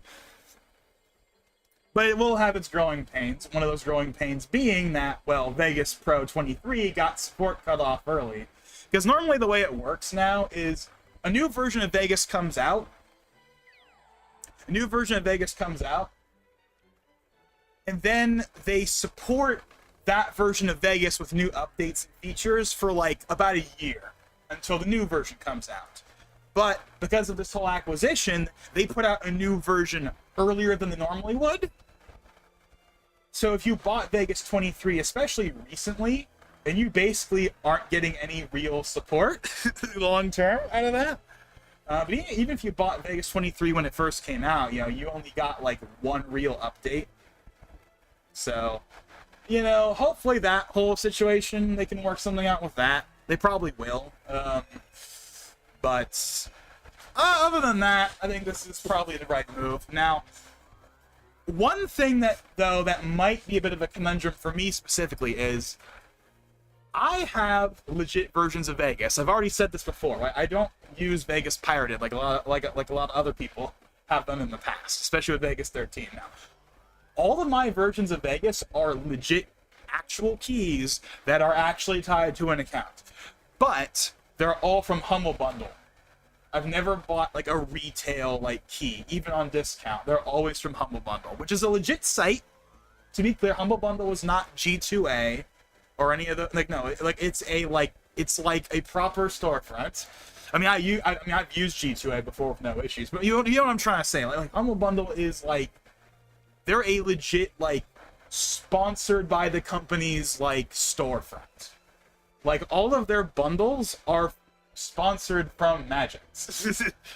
like those don't just happen. Like those happen because of Magix. Like they have their like deal with Magix to do them, right? Those are all officially authorized bundles, and they're really cheap. Like, yeah, the version you get is like maybe a version or two out of date, but it's like $25 when it's normally like $100 plus. Like, it's a steal. especially if you're someone like me that likes collecting all of that. Like collecting Vegas versions is unironically Pokemon for me. It's got to catch them all. I got to have every version, at least from my point onward. Right? Like there have been times where the Humble Bundles will skip versions. Like for example, they went from version 16 to 18 but didn't do 17. So you wanna know what I did? I went on the Vegas Pro subreddit, saw that someone was selling one of their Vegas 17 keys for like $10. I bought it from them. So now I have Vegas 17. I'm never gonna use it, but I have it just because I want to have them all. Same with Vegas 20. Last year, went on Reddit, someone was selling their Vegas 20 key for like $10, so I bought it. Again, never gonna use it, but I have it because I gotta have them all. Right? So, you know, but they've done bundles for 14, 15, 16, 18, 19, 21, and then the most recent one was in December of last year, so like 3 or 4 months ago, and it was for version 22, which at the time was only like 6 months out of date. Like it was a really recent version, the most recent it had been in a while actually. But now it's 2 versions out of date. But whatever, that's the price you pay, right? It's like a version or 2 out of date, but it's so cheap. So like who cares? So that's been my way of upgrading over the years. I just wait for the Humble Bundles and I upgrade through the Humble Bundles, even if it means I'm a little behind. But, and now here's the big thing. That might be the biggest change up. Everything else might be fine, and all the old versions will still work, and like you can still activate them, and that's not changing. But will we get Humble Bundles going forward? Will you be able to get Vegas 23 or the new 2026 version through a Humble Bundle in like December of this year? I don't know, because from what I've read, and admittedly it's not much, because I really didn't pay attention to Boris too much until this acquisition happened, because I wasn't using any of their plugins before this. But apparently they've never done Humble Bundles before for any of their products, so that's not a great sign. But who knows? Maybe Vegas could be an exception, because it's like a legacy thing they've been doing for ever since like 2017. I don't know. Or maybe the Vegas team are for it, and then Boris is like, sure, fine, whatever. I don't know. Obviously, I hope that they do the bundles still, but there is a very real possibility that Vegas 22 will be the last version of Vegas I will be able to get without having to pay, like, real change to get a newer version. Or I have to pay, like, you know, like $100-something plus or whatever. So, I don't know. I mean, there is supposed to be a discount.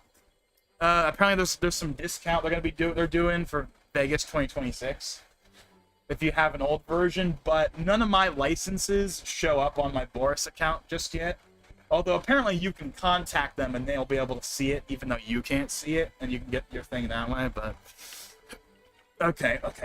I'm gonna keep talking here, but we gotta just play levels, because we gotta get the last one to show up, the comet to show up.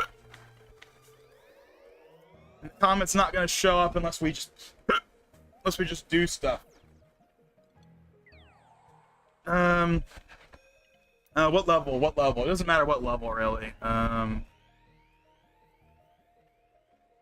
don't know. We'll go with this one. Doesn't matter. We just have to play levels until the comet shows up, and then we can do the last level. But yeah. So again, like if you want to know everything that's going on, obviously you can go to the Boris forums, and they got a whole thing, a whole FAQ, all that. But just know, to anyone out there that's watching this, if you use Vegas or SoundForge or any of the stuff that's in this acquisition, go make a Boris account with the same email as your current Magix account, and everything will carry over eventually. But you need to make sure you do that, especially if you want the discount for upgrading to the new Boris version of Vegas. Which obviously I'm not in any rush to do myself, but yeah, so that's a big deal, for me at least. Again, that's not something that I think most of the people that would be watching my channel would really care about much, but it's something I care about, so that's why I'm talking about it. That's a big deal. That's a big deal for Vegas. Again, I'm currently running version 18, and again, that's just because it's like the Goldilocks version where where like I like the UI and it runs the plugins I want the way I want them to run. So even though I could move to version 22 and it mostly wouldn't change that much, I just rather, you know, if it ain't broke, don't fix it, right? If Vegas 18 works and it does what I want, then I'm gonna stick with 18 until I feel like moving. And I will move eventually, because there are features in newer versions that I like that would be nice to have. But I've already decided that I'm not going to move until I get it at least version 23, because I really like the version 23 UI refresh. Because the version I'm using, Vegas 18, the reason I'm on 18 primarily, or at least originally, was just because it was the last version with like the old UI style. Like, not like the old version, but like the one that was the current one at the time. Like, I think when people think of old Vegas, they think of like the gray UI, like the Sony era, like light gray UI.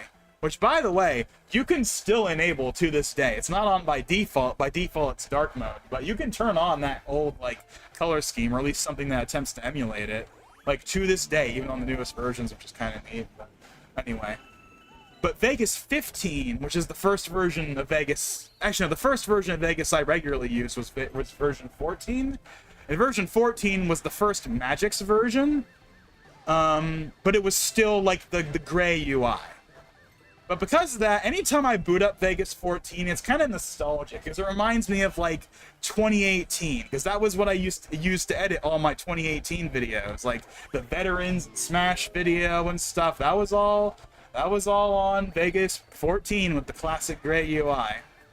You know, sometimes I still install it just for the nostalgia, even if I have no intention of ever using it seriously again.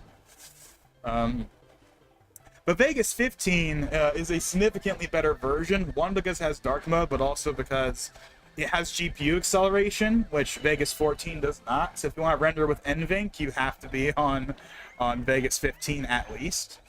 And I was on that version for years until we finally got version 16 on Humble Bundle. And I used that for like a year or so. And then Vegas 18 came to Humble Bundle, and I started using that. And then that's what I've been using ever since. Version 19 introduced a new UI style that I like parts of, but I didn't like the pastel colors for the timeline. It just didn't look as visually like cohesive to me as the older color scheme. And while you can manually change the colors easily, it just didn't look the same even when you changed it to me, because of the icons also being like a little different. So I was kind of like, I'm just gonna wait until the UI changes again to something that I like more. And then that was basically the UI, like Vegas 19 through 22 was basically that color scheme. Now version 21 brought some big improvements to the legibility of some of the icons, made them a lot bolder. So like if I really wanted to, I could have moved to 21 or 22 if I really wanted to, and it wouldn't have been that big of a deal. But I was still kind of like, again, I'll stick to 18 because I just like 18. But then 23 brought a new UI revamp that looks really, really nice. It really modernizes the look while making things even more legible. And I like the new color scheme for the timeline. So that alone is like, okay, I'm gonna just get whenever I move, I'm waiting until at least 23. It's kind of the way I've been looking at it. But again, version 23 and presumably 2026, although I haven't tried a trial of it yet, my assumption is that it probably has, because like here's the main issue. Like, you want to know the number one issue that stops me from moving to a newer version? At this point, the main issue is that the billowed backgrounds plugin I use in Vegas only works 100% perfectly in Vegas 18. Every other version, both before and after, has like extra color banding that's really annoying to me. But it has the least amount of color banding on Vegas 18 and only Vegas 18 for some bizarre reason that I don't understand. Now, everything else works just fine. All the other plugins that come with it that are also important, like that come with the plugin I'm talking about. Like, it's a big plugin, like, pack or whatever. Like, all of those ones work just fine on the newer versions, but it's just that, it's that billowed background, specifically, that just has, like, extra color banding that just personally bugs me. So here's kind of my workaround for whenever I do, like, assuming it doesn't magically just fix for whatever reason in a newer version.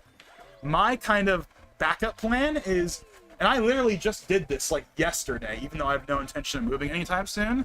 Here's kind of what my plan is. I basically made ProRes renders of every billowed background I intended on using going forward, and I have those backed up, because those ones don't have the color banding problem. So, you know, that's basically my workaround, is I made ProRes files for all of the billowed backgrounds I use, both the default color ones and like some of the custom color ones I made recently. Like, I have all those backed up as ProRes files that will infinitely loop no matter how much you stretch them in 4K 60, that in theory should work just fine while still having good timeline performance in a newer version of Vegas, even if the billowed backgrounds plugin stock still has that weird color banding thing. I know that sounds like a massive nitpick, all things considered, and it kind of is. But, like, I care about it, so that's what I did.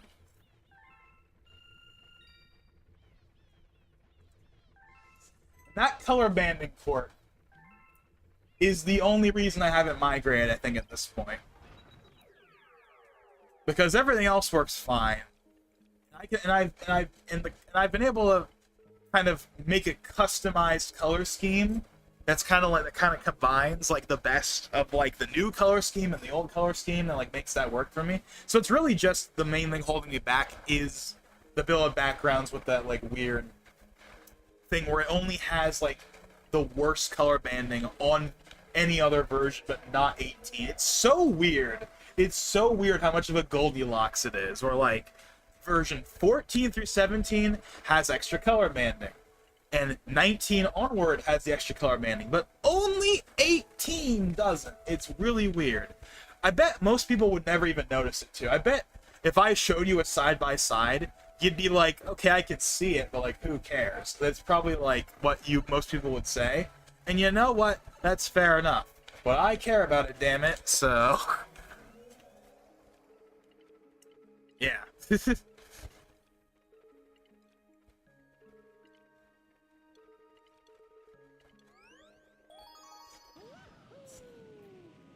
But anyways, again, I could probably go on this for a long time. But point is, the acquisition's happening. It's going to be a process.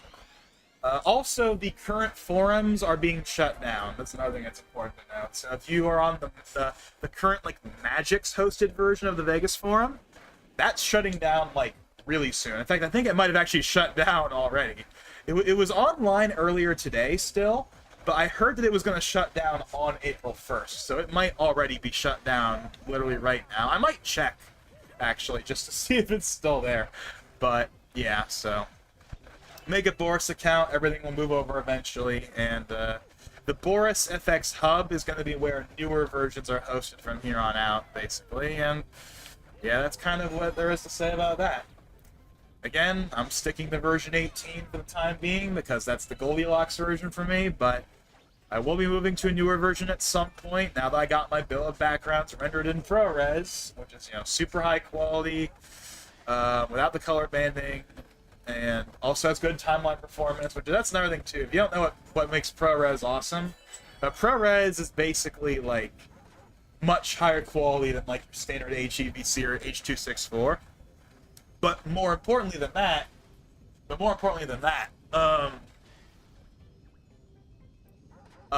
it has really good editing performance, because like codecs like HEVC and H.264, they're like, I'm not going to get into all of it, but essentially they're not designed for editing, but ProRes is. So ProRes is much easier to edit with. It's significantly easier, more pleasant to edit than like HEVC is. That's the main takeaway. If you're an editor, you'll know how much of a godsend codecs like ProRes are, not just for quality, but just for the timeline performance. I can speak to it as someone that's been editing videos for like 8-9 years. Now, I haven't used ProRes for the most part because most of the stuff I use is HEVC. But when I can use ProRes, it is very, very nice. That's another benefit, by the way, to me having a newer version of Vegas. The last couple of versions of Vegas have really improved, like the engine, like the core video engine, and really have improved performance. So that's one thing I'm missing out on by sticking with Vegas 18 is I don't get the better performance of some of those newer versions. Like they've been doing like a big rewrite of the Vegas engine, like the core video engine. And that started with Vegas like 22 and 21 in like beta, and then it got its first like real release in 23. And they've been doing, and apparently there's another big improvement with it in the new 2026 version. So you know, that's gonna be another thing that's gonna be nice too. Is like, you know, whenever I do move to a newer version, I'm gonna get all those engine improvements. That'll help with HEVC as well. It'll help even with like the codecs that aren't really designed for editing. It'll still help with that. So yeah. So yeah, that's pretty much that. I think I've pretty much said what I need to say about it. Obviously, if the Humble Bundles do happen again, I will post about it. I've been doing that for years now.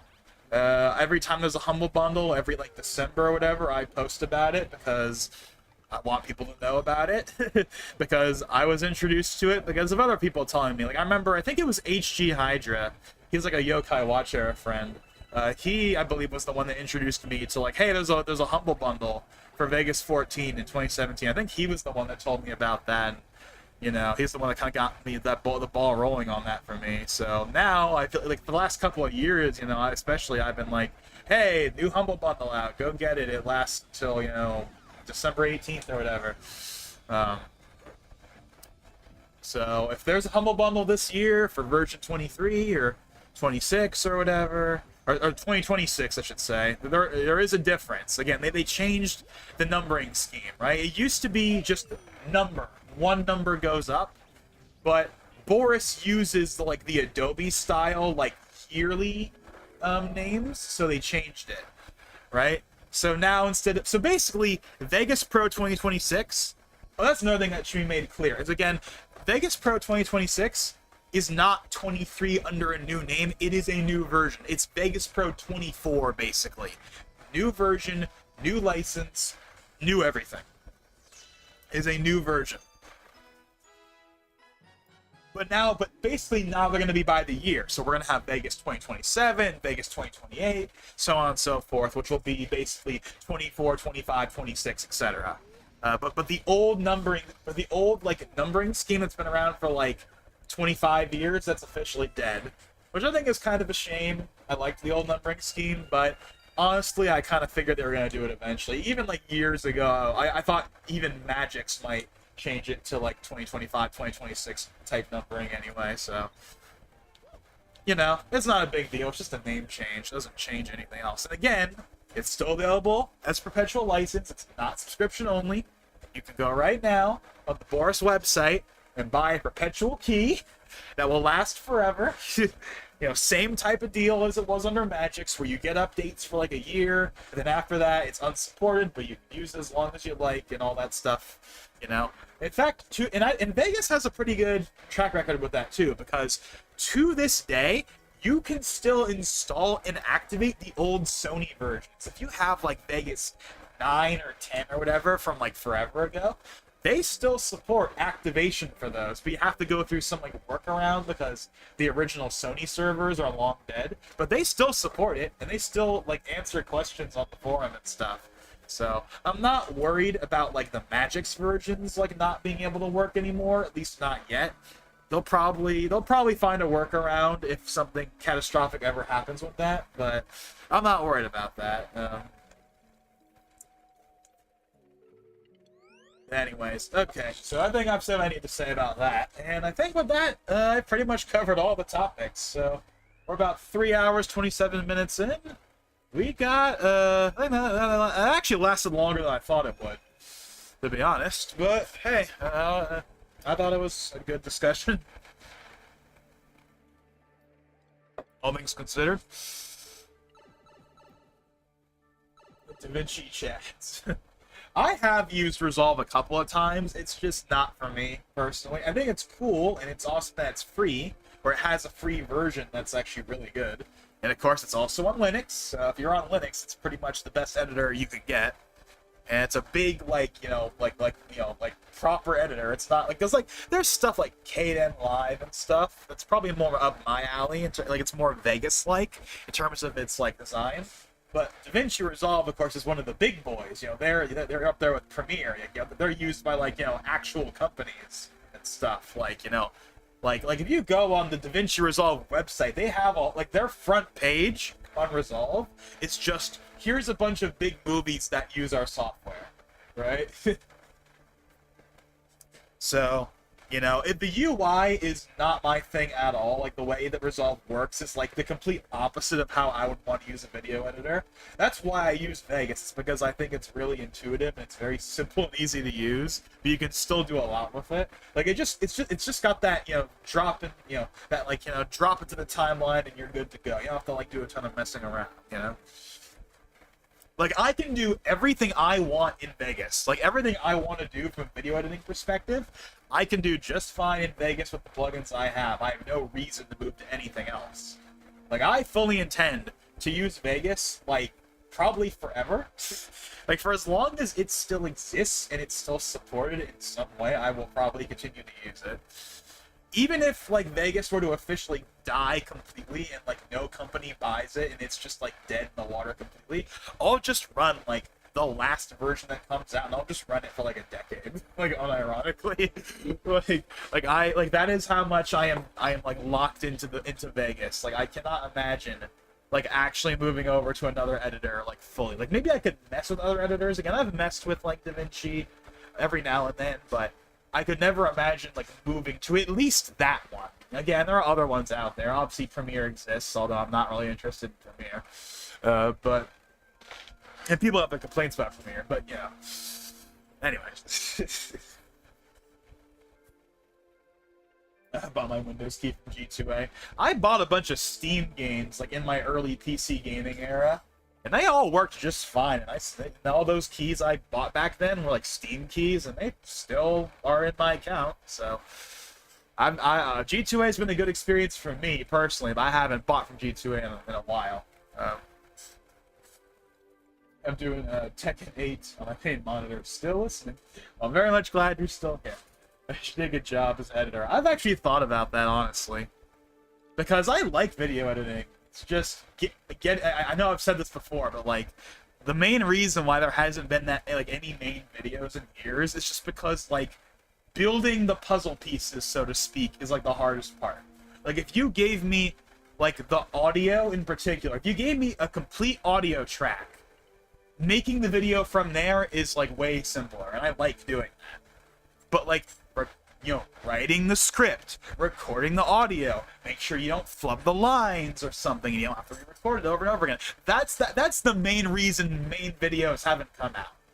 Like, it is partly laziness, for sure, but it's also just, I really, like that whole process of writing a script and recording the audio, that whole ordeal is an ordeal. At least it's felt that way for a while now, for, like, those kinds of videos. So that's like the number one reason. Like the actual video editing part is fine. It's just, and I still mess with it. Like that's the funny thing, right? Like I may not upload main videos or anything right now, but I mess with Vegas all the time. I use it all the time. And I like make little things that like never get uploaded, and are just like little things I'm messing with. Or I'm just messing with plugins and render settings and all kinds of stuff. I mess with it all the time. So even if I never even if I don't upload much. But I'm always adding, new things to the toolbox, so to speak, that I can use whenever I get around to doing real videos again. But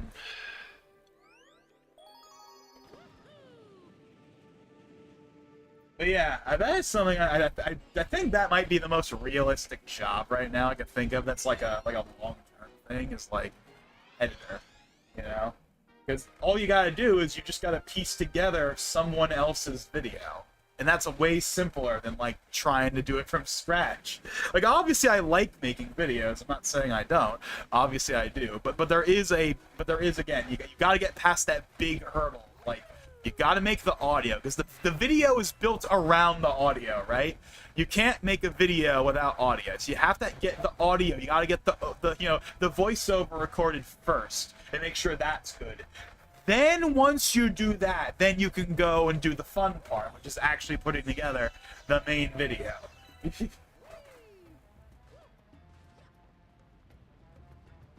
know?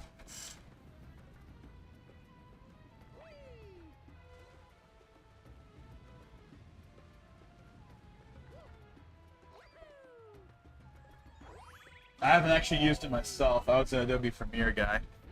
Yeah, I've never used Premiere, not even in a cracked form. I've never used it before, and I really have no reason to use it. It's not even because of like the various controversies, because people don't like the subscription or they don't like the bugs. It's not even that. It's just that like, again, like Vegas is my editor. I'm completely happy with it. I like the way it works. It does everything I want it to do. I really have no reason to switch to any video editor, really, outside of just tinkering with it. The only other video editor I've really messed with since I've moved to Vegas, because I used to use Movie Maker, like like Windows Live Movie Maker, like the Windows 7 version of it, not the old Windows XP version, but like the Windows like 7 version of it, the Windows like Live version of it, that one from like 2011, 2012. That was the one that I started the channel with. Like from 2015 up until like the end of 2017, like almost all the videos I made were edited using like Windows Live Movie Maker, like the 2012 version of it. So as you can imagine, going from that to like Vegas 14 was massive because I was going from a solid for what it was, but still basic video editor to like an actual professional like editor that like, actual studios use, and of course big YouTubers use, like that was obviously a massive step up. There was a learning curve at first, I will say. Like at first, I had to get the hang of like certain things at first, but it didn't take long before I like basically knew how to make what I wanted to make with it, and it's only gotten more and more polished as time has gone on, essentially. You have tons of background over the span of years too as a profile. Yeah, it's like, oh yeah, I got a YouTube channel I've been editing for like, well, technically in the grand scheme of things, like 10 years, but at least in Vegas I've been doing it for like 8 years, Again, I got Vegas 14 in like late 2017. I've been on Vegas in some form since then. So, as far as the program is concerned, a long, long time. But obviously, at least we're talking about like a professional environment. Obviously, your Premieres, your Resolves, your Avids. That's another one too. That's not like a thing that YouTubers use, but like Avid is another like Avid Media Composer. That's another like big like studio and production one. Like obviously, I haven't used any of those, but but just in general, like just but obviously, I'm not saying I gotta work for like a movie studio or a TV studio or anything like that, but just like I don't know, a place that like it's where video editing is a thing, or someone. It could just be someone. I don't know. I mean, there's plenty of YouTubers out there that hire editors, right? There are some YouTubers out there that are basically exclusively run by their editors. Like the person themselves basically never edits a video. Everyone else edits the video instead. Sometimes they have a team. Sometimes they have fans that edit videos for them. I don't know. That could also be a possibility, right?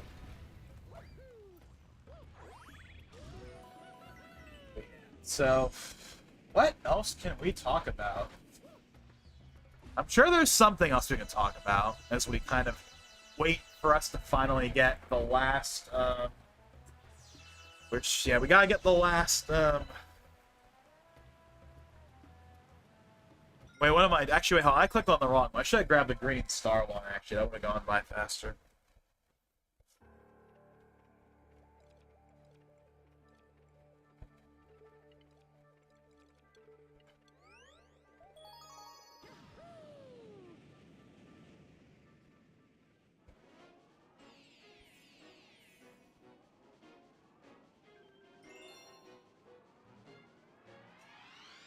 What else can we talk about? What else can we talk about?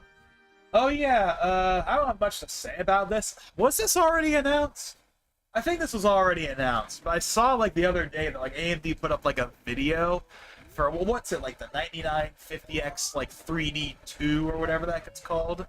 Basically, it's the double V cache version. That's what the twos are. If it has a two in it, that means it's like it's full V cache for all the cores. Um, I don't know if that actually came out or if they just put a video for it, but I saw that the other day. Again, I'm not really paying attention to the PC space right now, so I'm kind of out of the loop on all that, but I saw they put up a video for it like 3 days ago, so I don't know. Um, Actually, one thing I did see in the PC market is I saw that there was apparently some new Intel chips that came out that people are kind of interested in. I think they're Core 5s. I know. I saw that like I want to say it was Hardware Unboxed. They put out a video or something. I didn't like watch it, but I saw like the thumbnail or whatever. I think a couple other channels talked about it as well. There was some like Intel chips that people were like, "Hey, these ones actually are kind of neat." I don't know.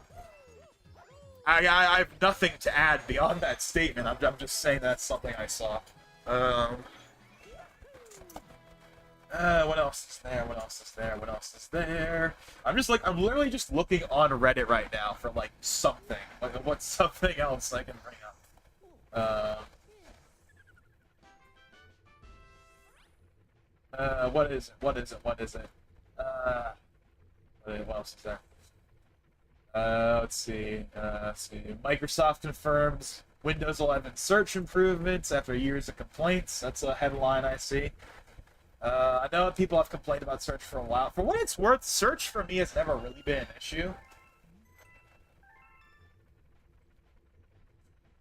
Like, I've never really had an issue with Windows search. Like the modern version, it's like Windows 10 and above. I've never really had an issue with that for the most part. I don't use it that much, but when I use it, like, it's mostly fine. At least for what I use it for. But I know that has gotten a lot of complaints over the years. Same with, like, how people want to be able to reposition the taskbar on all the different sides of the screen.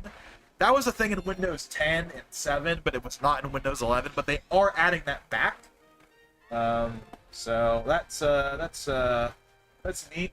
There's apparently some other improvements that are coming as well that are like things people have wanted for years. So, people are kind of memeing that like it's like the because of the MacBook Neo now they have to like get their stuff together or whatever. It's really probably not actually like that, but that's kind of what it feels like, because the MacBook Neo came out and because of how low the price was. And because it was the good enough laptop for your average consumer, it was like, oh, well, Microsoft's going to have an uphill battle with this, with all the stuff with Windows 11 and whatever, so. How true any of that is in practice, I don't really know, but I'm just telling you what I've seen people say.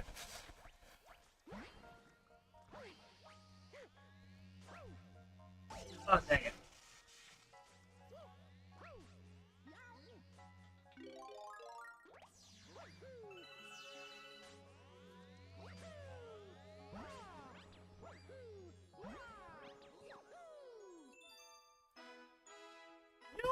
Let me check and see how you unlock the last one again, because I feel like there's something I'm missing.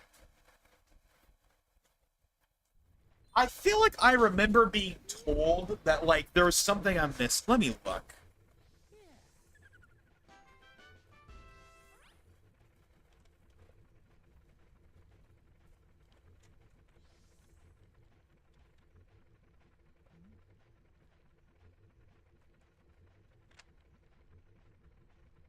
Doesn't say in the guy. I swear there's something I'm supposed to do that I'm forgetting.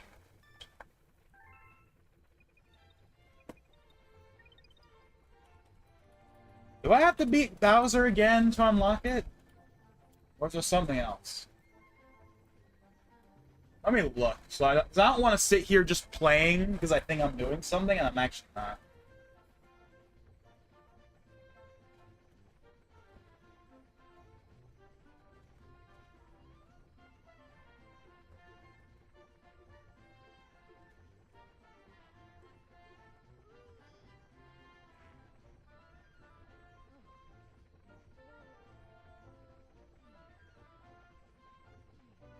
Okay. So here's what we need to do. We need 900. We need to max out our star bits. That's what we're missing. Okay. So we gotta get star bits. Okay. What place has? Okay. How are we gonna get star bits? I guess. We got. So what are we gonna do to get? We gotta grind star bits. Um.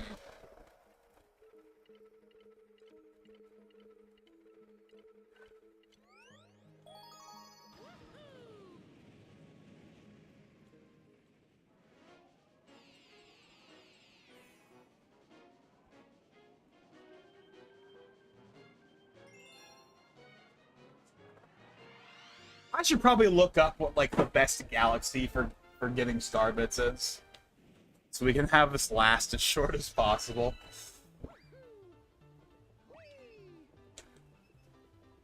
I didn't actually see the AMD thing. Gamers Nexus put out a video of that though. I'm not sure what AMD thing you're talking about.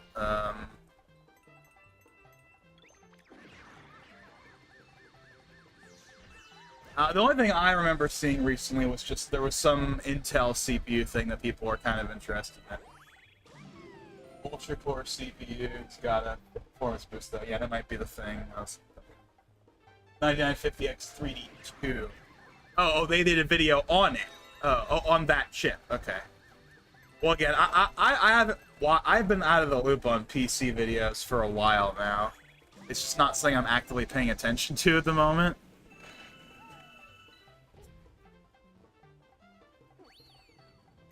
But of course, I'm still subscribed to the channel, so I see like the thumbnails, and I see like stuff on like Reddit sometimes. So I'm still somewhat in the loop, just not nearly as much as I was, or at least just not nearly as much as I could be. So it's just not something I'm particularly interested in at the moment.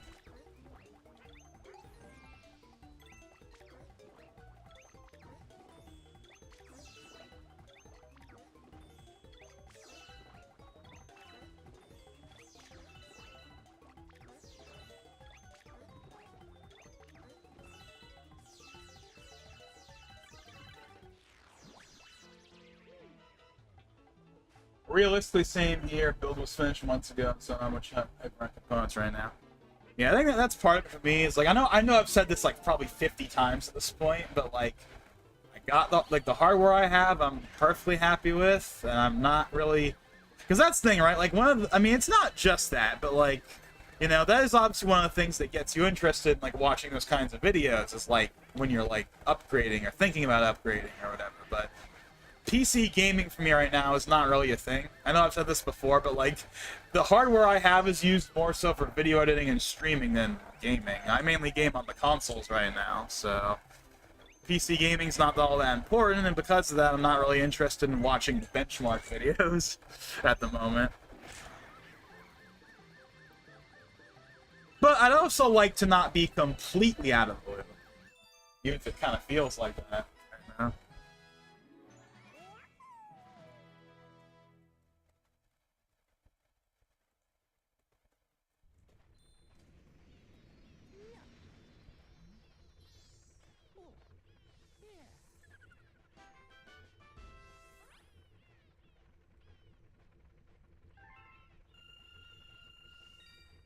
Okay, there's gotta be a better way to do it. Let me look.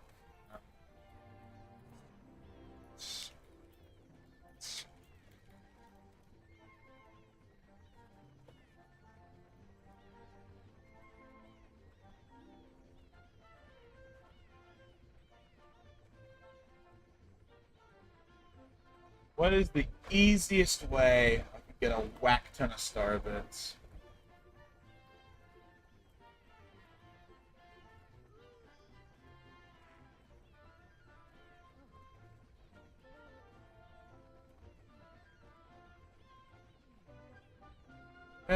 Hold on. I see something. I'm looking at a video.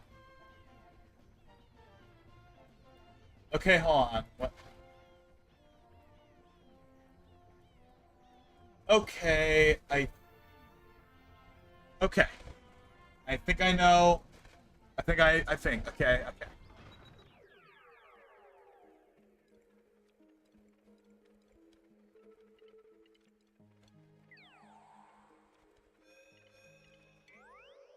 I think this is what I did the last time I had to get star bits as well.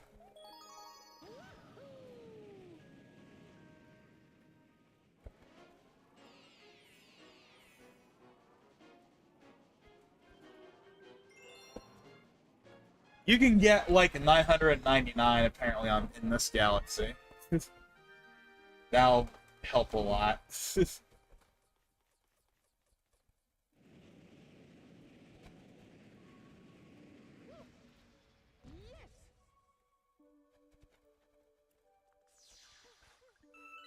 I mean, there's already like 19 right there at the beginning. That's a good sign.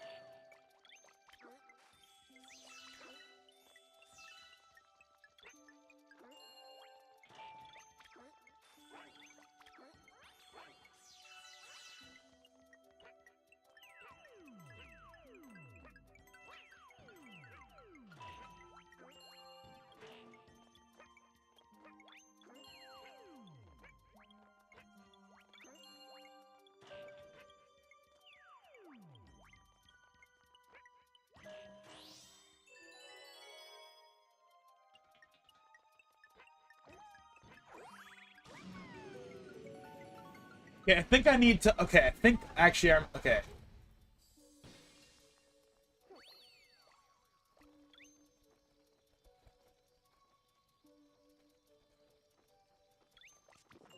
Okay, so apparently what you're supposed to do is you're supposed to basically die, like, in this galaxy. Like, if you do it, like, 6 times, and you get, like, 999 or something grand total.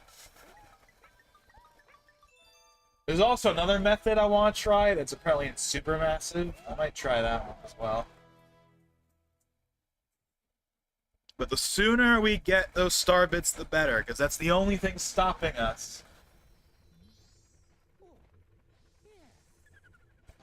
How many do you need? Well, grand total you need basically to max out your star bit counter, which is like 9,999. And I have that many, so we still need like what, like 3,700? That's still a lot, but these methods that you can use can get you like 999 one galaxy. So if we just do this right, this shouldn't be too long.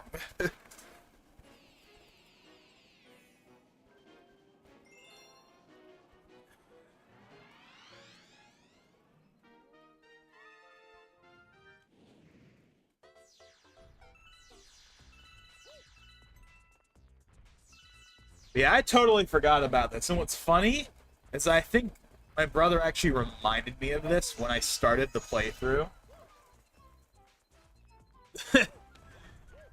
He was like, "Oh yeah, by the way, remember that like you have to like do all the star bits cuz yeah. I forgot about it. It's like, "Oh yeah." It's funny how in retrospect I was like, "Oh yeah, we're going to finish the game in part 5." And it's like we never would have, right? Because even if we had done like all of World S for whatever reason, we would have also had to get star bits. So it's like, yeah, that was never gonna happen. It was definitely the right thing for me to put that off and just do it in this stream. Even though it's like 1:38. So it's like, it should be over by now, but it is what it is. But we're not putting it off again. Like, we're finishing this thing. We're finishing this thing tonight. I don't care if it's 3 a.m. when we do it. It won't take that long, but I'm just saying. Okay, how does this work? There's apparently something you can do with the Koopas on this planet. You hear it?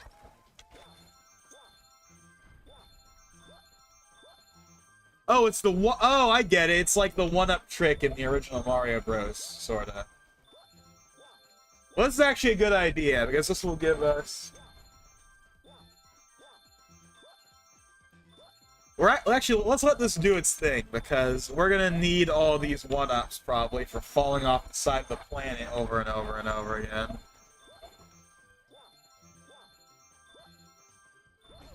Oh, dang it.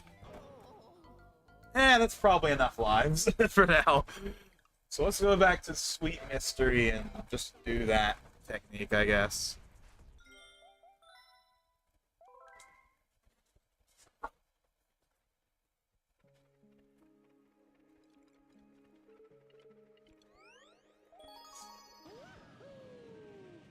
So let me see.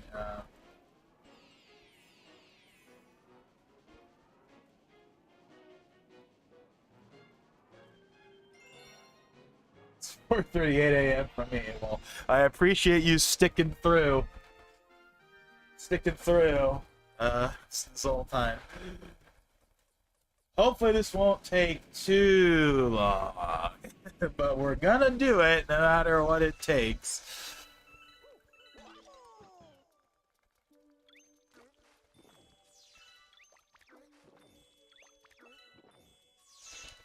Whatever it takes. I forgot that's like a line. That's from... Is that Endgame or is that Infinity War? The whatever it takes. I think that's Endgame. Before, like, they go through the time machine. I think that's what Cap says in Endgame. I don't know. It's not as iconic as some of the other ones, right? Like obviously it's not as iconic as like I can do this all day. It's not as iconic as that, but that's one. That's probably like his second most iconic line, probably. I would say.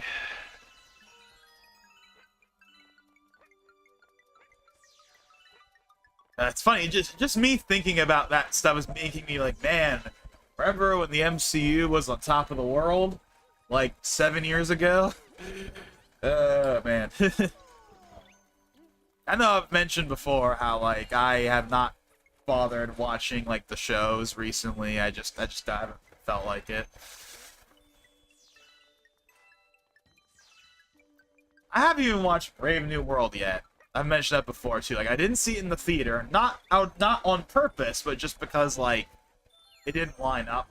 Like, the person I normally see the movies with, just whatever reason, that one just didn't happen. But I never even bothered watching on Disney Plus, and I just don't really feel like it right now. Same with a bunch of the shows, and I've talked about all this before. This is not new, obviously, information to anyone. But but I have also said before that I intend on catching up on stuff I've missed eventually, and I will do that. My plan has always been like. Well, I guess at this point, probably before, sometime this year, I guess is kind of, because, you know, before Doomsday, but definitely before Secret Wars, like, that's when I'm gonna, like, go in, I'm gonna, like, okay, what's everything I haven't seen yet? Or at least everything that, like, is relevant and matters, to some extent. Like, I'm not gonna watch, like, Echo, probably, because there's no point in watching that. But, like, Daredevil, I'll watch that because it's Daredevil, you know, stuff like that.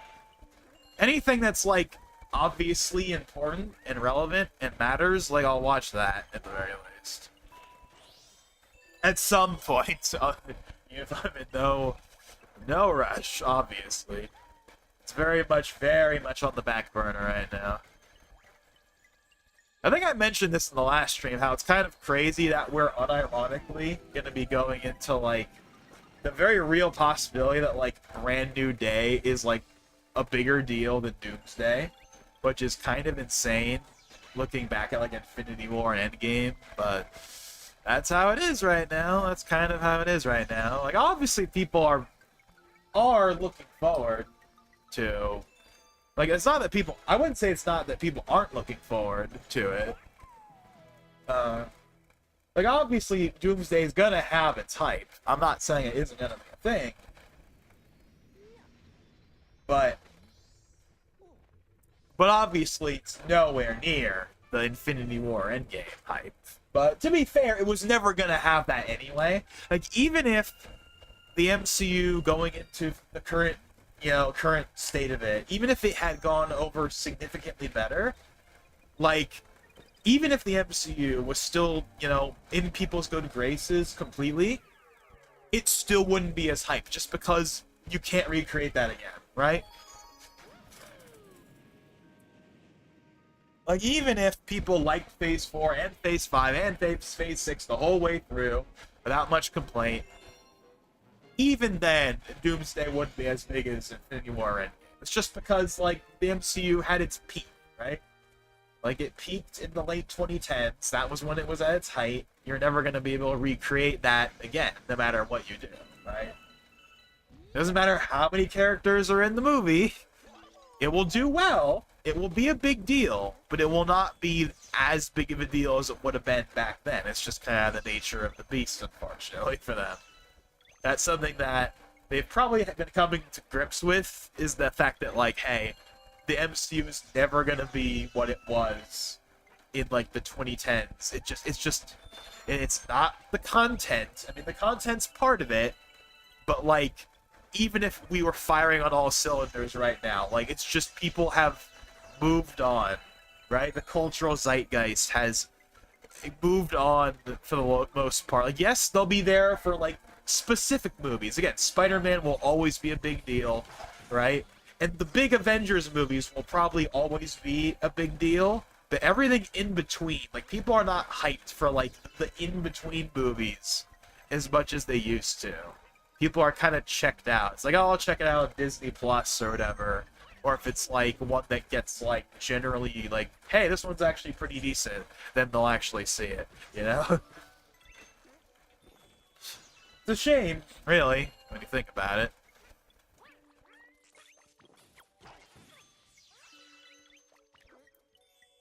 It really does kind of bug me that I got into the MCU late. Like, I got into it in, like, 2018 after Infinity War. Like, during, like, that in-between period between Infinity War and Endgame, that's when I got really into the MCU, and it became, like, a big thing for me. And looking back on it, it is such a shame that I got into it, like, basically right when it was at its peak. Like, right when it was just about to, like, right when it was about to kind of start the slow decline in popularity and relevance, right? Like, I was there for the big finale, which was nice, but, little did I know that was not the beginning of it. Like, that was kind of like the beginning of the end. It really is a shame that I couldn't have been there for, like, maybe not the entire journey, but at least from, like, the first Avengers onward. Because a lot of people got into it, like, obviously there are the people that were there in 2008 with Iron Man 1, but, like, a lot of people got into the MCU through, like, the first Avengers. And the first Avengers is a good movie. Like, I've watched it many times over the years. I haven't watched it in years, but I have seen it multiple times. That movie still holds up. That's an absolute classic. It's a classic film with a lot of classic lines. It's just solid, Okay, so now, instead of grabbing the star, oh,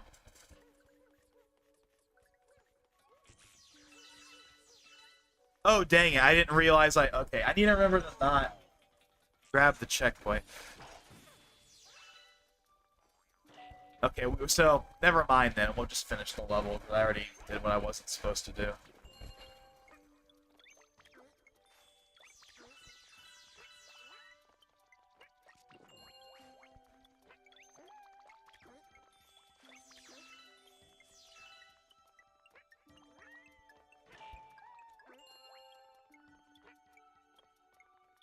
I'll do a watch through for the next Avengers of the older stuff, but probably none of the 4 out of 10 slop, unfortunately.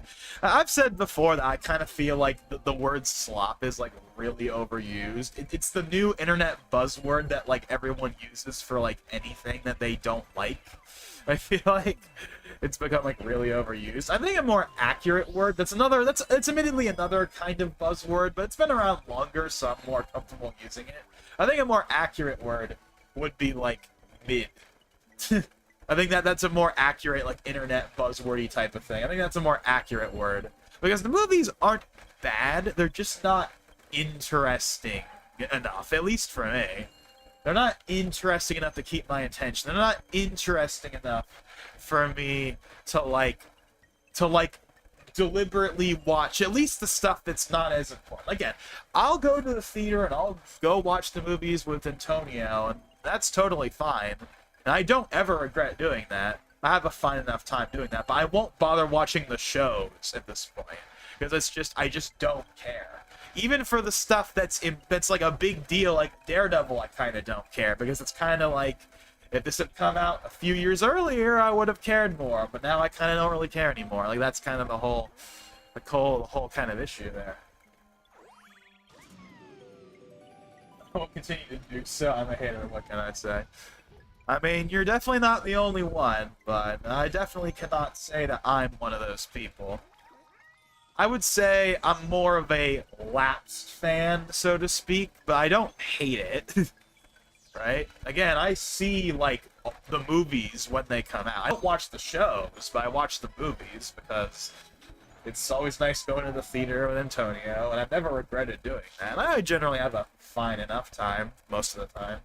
The movies are fine. I don't ever regret going to see them. It's just that they're kind of, at least, not all of them, but I feel like a good amount of them are kind of like, even the ones that, like, everyone agrees are, like, fairly good. Like, I just don't really for example, what's one, like, I can remember, like, pretty much everything that happens in, like, the last couple of ones, but probably some of the ones before that, you know, I don't know. It kind of depends on the movie, obviously. I was specifically talking about the shows. Yeah, the shows have definitely, okay, I'll say this. I think I'm in the camp at this point that believes the shows have done more damage than good when it comes to the MCU, right? Like, the shows were a cool idea at first, but they eventually made too many of them, and they just kind of stopped in being interesting, or, like, people just really hated them. Yeah, yeah, the one where Nick Fury makes out in there. Yeah, Secret Invasion. Secret Invasion is, like, arguably the most hated one, right? Like, it is, like, probably, like, if it's not number one, it's number two, right? Because we have shows that I think are fine, like, Hawkeye's okay, Falcon Winter Soldier's okay. I liked WandaVision at the time, at least. Loki, I liked, although I never got around to season 2. Ms. Marvel was okay. Moon Knight was okay. She-Hulk, at the time, I didn't like it, but I don't know, maybe I'd feel better about it if I rewatched it now with hindsight, but I don't know. But, you know, that one obviously was very controversial as well, albeit for different reasons. And then, yeah, Secret Invasion, everyone hated. That's pretty universal, everyone hated that. And then, I think that's the last one I saw.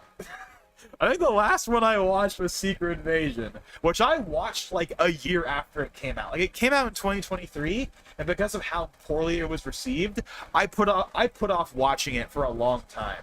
Then like a year, like, and then in 2024, I was just like, you know what, I'll watch it. And then I watched it, and I didn't hate it when I was watching it, but I could definitely see why everyone hated it.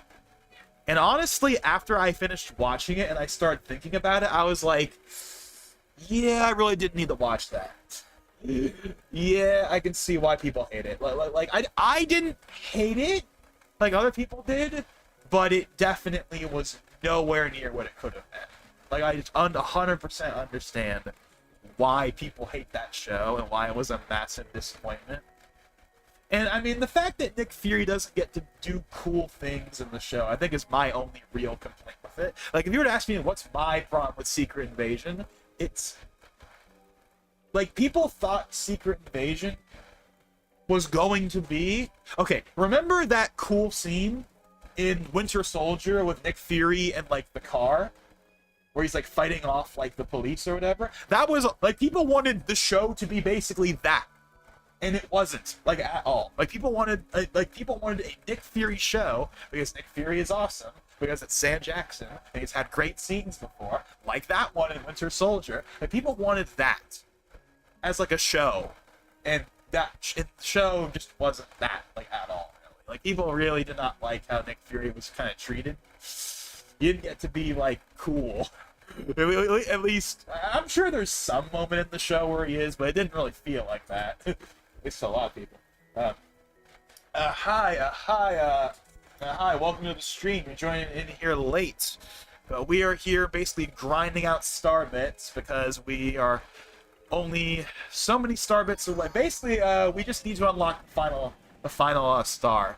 So we have to get star bits. That's pretty much what we're doing right now, but nice to see you here regardless. For this final stretch. You watched the new Mario movie? I will be. Not immediately. It's coming out, obviously. It's coming out, well, today. It's officially April 1st. I started the stream on March 31st. It's now April 1st.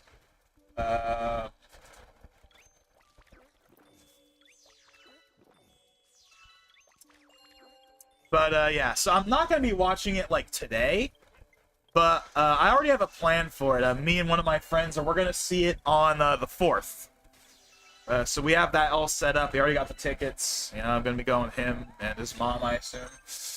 She's pretty much always, she tags along with us for at least when we go to see the Marvel movies. I don't know if she'll watch the Mario movie with us, but yeah, of course I'm going to be seeing the Galaxy movie, and hopefully I don't get spoiled out the wazoo by the time I get to see it, because again, I'm going to be waiting until the 4th. So that's like 3 days. I have to hope that I don't get spoiled by whatever is in it. I haven't seen any spoilers beyond what Nintendo themselves have already revealed to us. So the most notable thing I know that's in the movie is like Fox. But that's only because Nintendo and Universal themselves told us that he was in the movie for some reason, even though they totally should have kept it a secret. Like, come on, that would have been the coolest surprise ever, to see, like, the R-Wing flying and everyone, the theater flips out, but I guess they wanted to reveal that early for some reason. But whatever. I don't know any spoilers beyond that. I don't know any, I haven't seen any, like, spoiler or anything. I haven't watched any videos.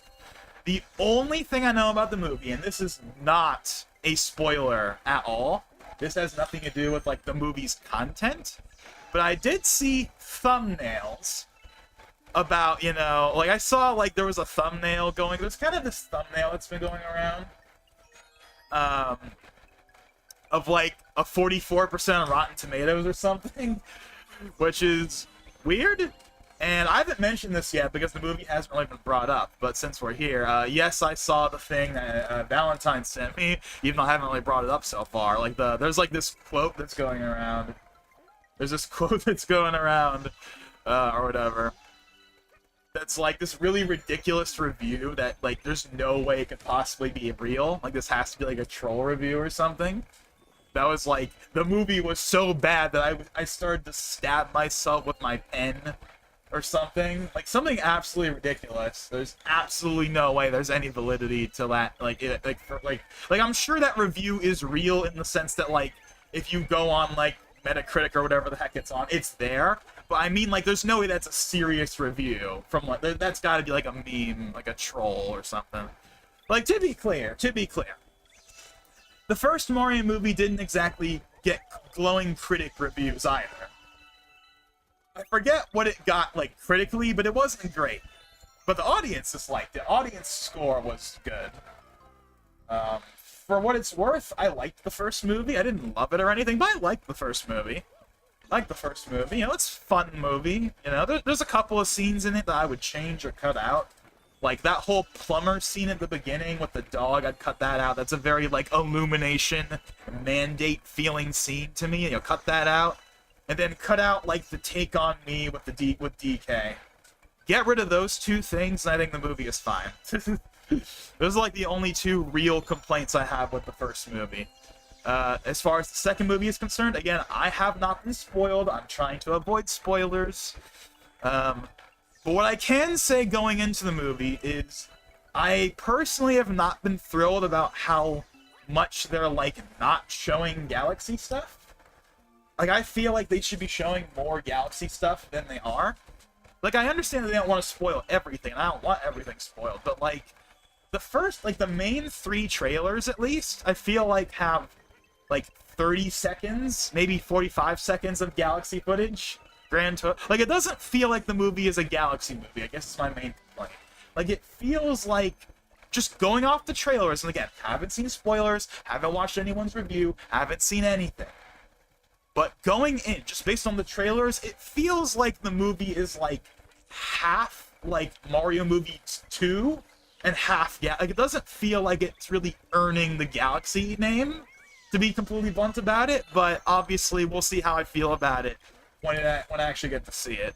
I'm sure the movie will be fine. I'm sure I'll like it fine enough. Anytime there's some cool Galaxy reference or Gusty Garden plays or whatever the heck, I'll be like, hey, that's cool, but I don't know. I feel like I think right now I'm kind of going in expecting Mario Movie 2. Going in expecting Mario Movie 2 and not a Galaxy movie. I think if you look at it that way, then I'll probably think the movie is totally fine. I think if my main criticism with it is if it doesn't have enough emphasis on the Galaxy part of it, right? Because we've seen some Galaxy stuff. We've seen the intro bit that recreates the opening of the first game, and we've seen that Rosalina fight with Mega Leg, but that's kind of about it for the most part. So I hope that the movie, like, has way more Galaxy in it than what we've seen, and it doesn't just feel like the Mario Movie 2. And again, I wouldn't have an issue with that if it wasn't for the fact that it's called the Galaxy movie.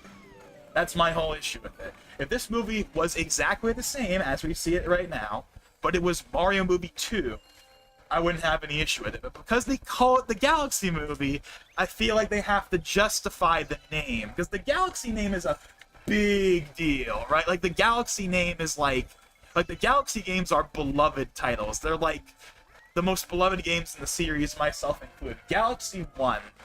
Galaxy 1 is my favorite game in the series. So, of course, I want a Galaxy movie to justify... Like, I know it's not going to be... Like, again, it's Illumination, it's not going to be perfect or anything, but, like, it's going to be in the mold of the previous movie, but, like, I just want the movie to have enough Galaxy in it to, like, justify the name. Like, the movie has to be, like, 75% like in space for it to be a Galaxy movie, in my opinion. Otherwise, it's just the Mario Movie 2 featuring Galaxy. And again, that'd be totally fine if it wasn't called the Galaxy movie. But again, this is going purely off of assumptions. I haven't seen it yet. Obviously, I'm going to see it. And when I do see it, I intend to make a video on it. Yes, you heard me right, a video. Wow, what a concept. Now, by a video, I mean like a discussion video, but still, I made a discussion video for the first movie when it came out, so I'll be doing that this time around, so be on the lookout for that. But, I don't know. But I think the movie will be fine overall. It'll probably be fine. It's just, I think, again, the biggest criticism I'm probably going to have coming out of it is that there's not enough Galaxy in it to justify the name, but we'll see how I feel about it when it's all said and done. So yeah, April 4th. That's when I'm gonna see it. And hopefully,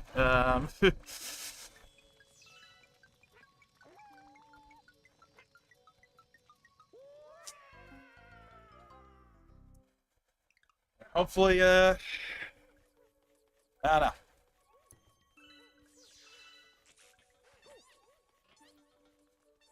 So yeah, the only real indication I have so far is just that apparently the critic scores ain't great. Like, apparently the critic scores are, like, lower than the critic scores for the first movie. And again, the first movie didn't exactly have great critical scores either. It was kind of, you know, like, it was mainly, like, the fans, like, the Mario fans that liked it. But, like, the film critics did not. And to be completely fair to them, I know people love to rag on movie critics and stuff, but to be completely fair, the first Mario movie is like, if you're not a Mario fan, you get nothing out of the movie. Like, if we're being completely fair here, like, the movie is all about, like, the references and the fact that it's a Mario movie, and there's like that. It's all about, if you do not care about Mario, then the movie is absolutely nothing, right? Like let's be fair, right? So they're not wrong, at least for the first movie. Again, I haven't seen the second one, but I assume it's going to end up being a similar thing, where, you know, if you are a Mario fan, then you probably like the movie. You probably don't think it's like, oh, the best thing ever, but you like the movie for what it is, and I think that's the camp I'm in. I don't think the movie's amazing or anything, but, you know, I liked it fine enough. I'm sure this new one will be the same thing, but if you are a film critic who is not a Mario fan, then of course you're gonna hate it because you get nothing out of it. Like, all the things that people like me and you might not care about, like, because we have references and we have all this other stuff, will become way more apparent because you're looking at, like, the stuff that's like a normal movie would make. That a normal movie would be, right? You're judging it as a film and not as, like, a Mario product, if that makes any sense. But whatever. I'm probably dragging this out too long. Point is, gonna see the movie on April 4th. I'm sure I'm gonna like it just fine, but I think I'm gonna come out of the movie hoping that there was more Galaxy in it. But I'm sure whenever Galaxy is the focus, I'm gonna like it. Like, that Mega Leg fight in the trailer looks cool.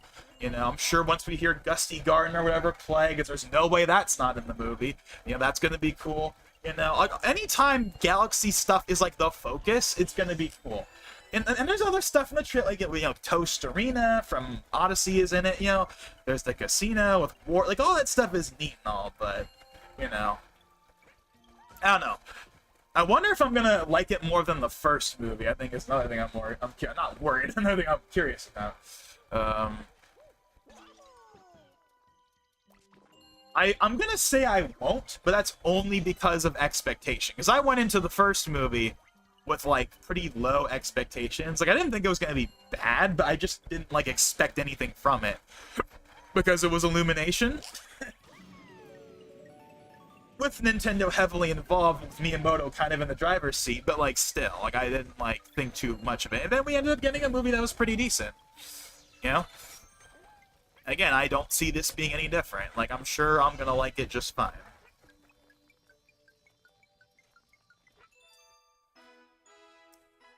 But we'll see when that comes.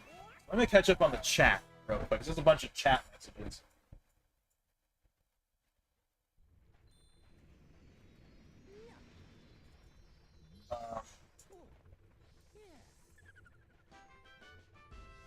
Wanda and Loki were my favorite. Yeah, WandaVision was a big deal when it first came out. Like, man, like, you remember when, like, you know, this was back, right? You know, this is the first part of Phase 4, the first thing of like the post kind of Endgame MCU, and it was a big deal. There was a lot of, you know, big possibilities. Like, ooh, X-Men, ooh, multiverse, you know, ooh, all this stuff. There was all this potential people saw in, like, WandaVision, and while it didn't fully deliver on all of that, like, I know people probably to this day are still salty about the Evan Peters, like, just being like a boner joke or whatever, but I thought the show, even outside of all that, I thought that show was good because it had a lot of interesting things that made it unique, like the different time periods, like, you know, the 50s, the 60s, the 80s, all that stuff, the old, you know, all the different, like, you know, I thought all that stuff was very interesting. Like, I thought that show was definitely the most interesting one we've had so far, at least of the ones I've seen. And it's funny because it's the first one. The very first MCU show is the one I thought was the most interesting.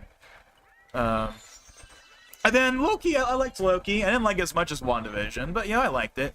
And then Falcon Winter Soldier was okay, and Hawkeye was okay. And then Moon Knight was okay. I didn't like. I think Moon Knight I liked less than, like, the previous ones. Ms. Marvel, I thought was fine. And And then, yeah, She-Hulk, you know, at least at the time, I did not like it. It was easily my least favorite. I would probably be a little more kind to it now. I mean, I was never one of those people that, like, really hated it or anything, but like, even watching it, like, I could see why the show was hated so much. But I probably wouldn't mind it as much now. But anyway. And then Secret Invasion, yeah, that one is... I don't personally hate it, and I said this earlier, but I 100% understand why that's at the bottom, right? Because the difference is that whether you liked She-Hulk or not, or you cared about it or not, like, people went into She-Hulk not really having any expectations. I mean, I know She-Hulk is, like, a popular character in the comics and stuff, but like, the MCU version of her, people did not like, really. But at least She-Hulk was, like, a new character for most people. Whereas, like, Nick Fury is, like, a pre-established character that dates back to, you know, the beginning of the MCU. Like, that iconic original post-credit scene in 2008.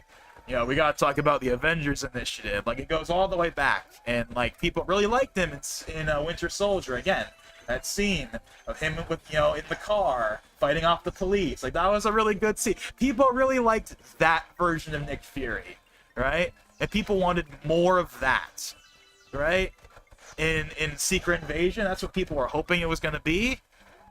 And it just was not. It's not just Nick Fury, but like, that's a big part of the reason why I think people don't like that show, is because they really don't like how Nick Fury did not get the justice he should have gotten, let alone the rest of the plot. But I don't know. I'll say this though: if for whatever reason you haven't seen Secret Invasion, I would say the only reason to watch it is just to check it off your MCU, like, checklist. That's the only reason to watch it. Otherwise, don't bother. It's really not worth it. There's only, like, two significant... Now, there are significant things that happen in Secret Invasion, which is one of the reasons why I think people talk about it so much, is because, like, She-Hulk is kind of its own thing. It's not really that important. But Secret Invasion is supposed to be, like, a major event in the history of the MCU. And there are two notable things that happen in it that affect, like, existing stuff. So, for example, this is going to be a spoiler in case you haven't seen it, but at this point, if you haven't seen it, you probably don't care, so I'm going to spoil it. Maria Hill dies. She's not that big a character, but still, she dies in that show in, like, episode, like, 2, I think. And then Don Cheadle's... why am I forgetting his name? What's his actual name, like the character? I'm already forgotten it for some reason. What's his name? Rhodey. Rhodey. I don't know. I immediately went to Don Cheadle, not Rhodey. Rhodey is revealed to have been, like, in cryostasis for, like, years or whatever, and, like, the version of him that we saw in, like, the last few movies before that wasn't actually him or something. Like, that's another thing people really did not like. They really did not like what they did to Rhodey in that show. Maybe they might dislike that even more than they dislike what happened with Nick Fury. I think that might be part of the reason why Armor Wars still hasn't come out, by the way. Remember Armor Wars? Remember when that was announced in, like, 2020 and it still hasn't come out? And every time Don Cheadle gets interviewed, he always gets asked about it, and he's always like, you know, we're working on it. It's still happening, probably. It's just kind of, like, funny. Like that show is never coming out. And by extension, Blade is never coming out. Oh, Blade is so not coming out. Blade was the big finisher of Comic-Con, like, 2019, when they brought Mahershala Ali on stage. It was this big deal, right? The return to what was kind of Marvel's first big box office hit with Blade back in the 90s, and the movie still isn't out. They announced it in 2019 and it still hasn't come out. It still hasn't come out. And at this point, no one even really cares, because they know that the movie, if it ever does come out, is definitely not going to live up to any amount of hype it could have had otherwise. Because they've taken way too long on it, and the MCU has burned a lot of goodwill in that time. right? It doesn't help that, like, the supposed leaked scripts had, like, stuff in it that people really did not like. Now, apparently those were scripts that got scrapped because people didn't like them, but, like, it just this whole thing surrounding Blade, man, you know? I really do feel bad for Mahershala Ali. He's been pulled around for, like, the last 6 or 7 years, and nothing has materialized outside of an off-screen, like an off-screen voice cameo in the universally beloved and not at all hated Eternals. That's his only appearance so far. Is he has like that off-screen like verbal like cameo at like the very end of Eternals. That's his one and only contribution to the MCU. So that's not great. The only time he's in it is in a movie that people didn't like and also didn't really see. So that's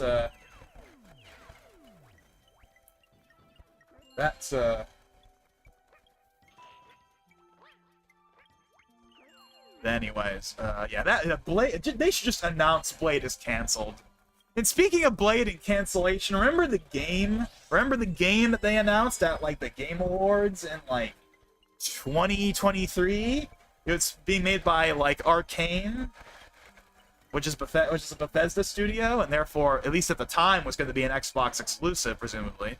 Although now, who knows with a multi-platform push? But like remember that game? They announced it like 2.5 years ago, and we haven't seen it since. Now, granted, that one, like I'm far more forgiving of that, and that game probably will come out because that's not tied to the MCU. It's going to be its own thing, like, you know, the Insomniac games are to Spider-Man. But like. But it's just like, man, Blade really does not have a good track record of, like, announcing something and then, like, nothing happens. First with the movie and then the game, even though the game was announced much later, but, like, I don't know. Maybe we'll get to see it in the Xbox event in June. That'd be nice. That'd be a big deal, I think. We got to finally see the Blade game. I think we're definitely due to finally see it. Again, they announced it at the Game Awards in, like, 2023. It's been more than long. It's been, like, 3 years. Like, I think it's been more than long enough. Anyways. Oh, God. Still have a lot of things to go through. Yeah, I want to Loki. You watch the Mario movie? Yeah. I go with Mario or Spider-Man. Secret Invasion was sort of like crack house background noise, if you get what I mean. I guess I see what you mean by that. I'm going today. Well, lucky you. You get to see the movie on day one. I do not. I just quarantined from Twitter for a while and you're fine. Well, I don't use Twitter anymore, right? I haven't used Twitter in years. I'm not worried about Twitter. I'm not worried about Instagram. I'm not worried about any of that. No, I'm worried about the YouTube recommended, right? I don't have to search for anything. You know how the algorithm works, right?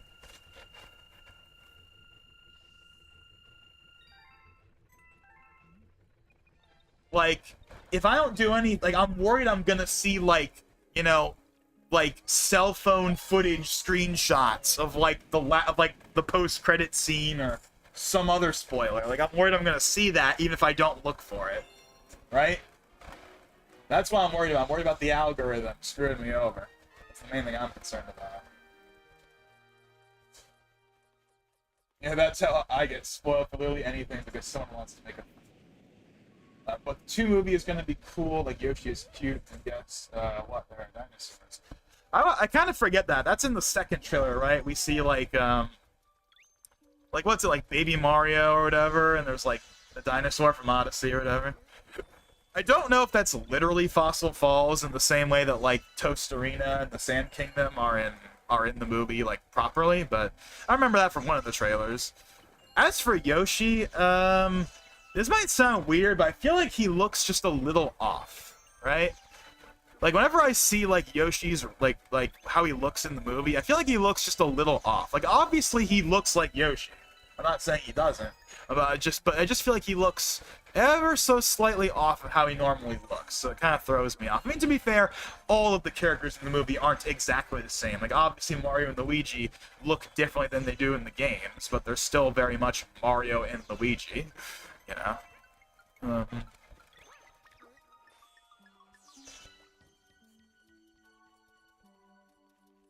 Featuring our biggest guest, Valentine.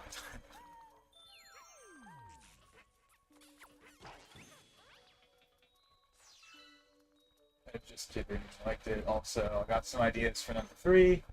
That'll be a 3D world type movie, and Yoshi will be the main, Luigi, Mario, and side characters in 7 stages.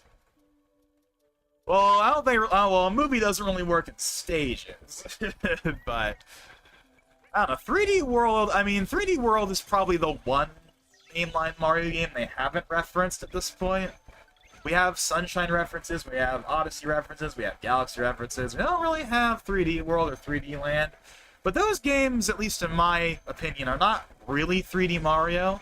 They're not true 3D Mario. They're like a spin-off of 3D Mario.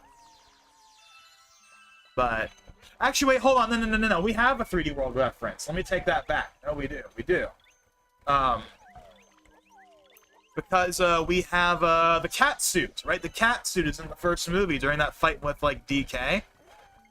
So no, there is 3D World stuff in the movies already. We have the cat suit. I don't know if it's in the second movie, probably not because it's Galaxy based, but like, or theoretically Galaxy based. But oh, whoops! I actually didn't mean to fall off, but hey, it's probably a good thing.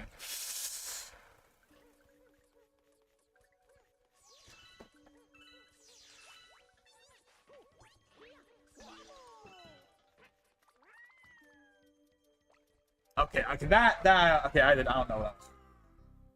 Solid 7 out of 10. Expecting that for the second one, which is by no means bad. Yeah, I think that I'd say like 7 out of 10, maybe 7.5. That's probably what I would rate. Like if you were to ask me to give the first movie, like a score, like that's probably what I would say is like a 7, maybe a 7.5. And that's not bad. Like, I know that, like, for games, like, when people hear 7 out of 10, that's, like, equivalent to being 1 out of 10, but, like, 7 out of 10 is totally fine. Like, again, I liked the first movie, like, I didn't love it or anything, but, like, I liked it. 7 out of 10 for something that, like, I liked. I'd say a passive like. I don't, you know, I'm glad I saw it. It wasn't anything that was gonna shake up anything, obviously, but, you know, it's fun. You know, cool references. Anytime we get references, you know. By the way, I didn't realize this until I saw someone point this out, but apparently Luigi does, like, the Falcon knee in, like, the fight with Bowser Jr. at one point. That's not a spoiler, by the way. That's in, like, one of the trailers. I just never noticed it. But like, I saw someone mention it.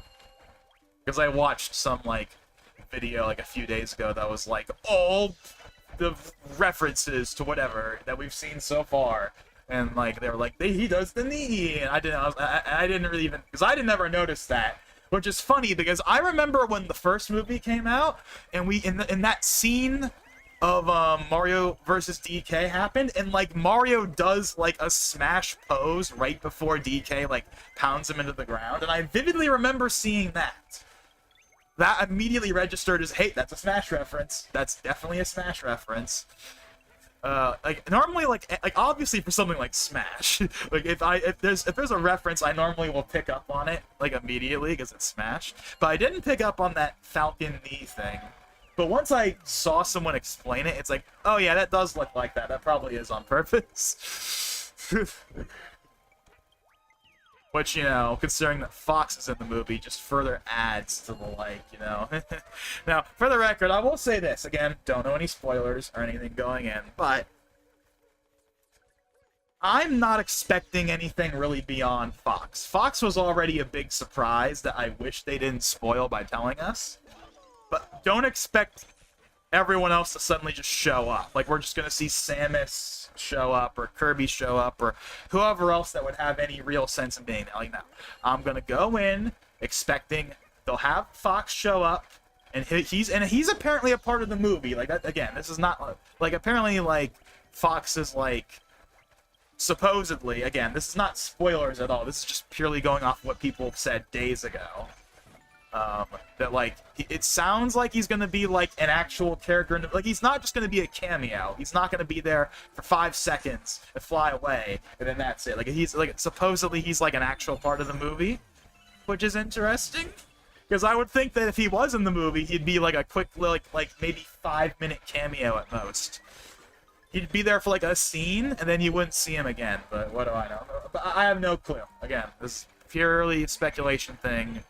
It's not based on anything I've heard about the movie itself. It's just based on what people have speculated ever since we saw that poster.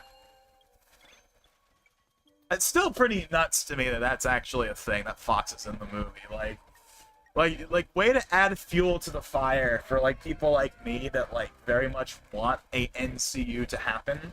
Even though I have acknowledged many times before, and I will continue to do so, that, like, well, I personally want that to happen, because I personally want a Smash movie. I will fully acknowledge that that is not the best route forward. It's for the better that all these projects stay their own thing and they don't become muddled into like a cinematic universe. Like I don't disagree with any of that. It's just my own, but I have my personal needs. They must be satisfied. But like in all seriousness though, you know, like I like that idea. Like I think the idea of a Smash movie is probably more interesting than what we would actually get. Like I'm sure if we ever actually did get one, I would like it. Obviously, but it probably wouldn't live up to this magical fantasy that I could concoct in my head for how it would actually work, you know?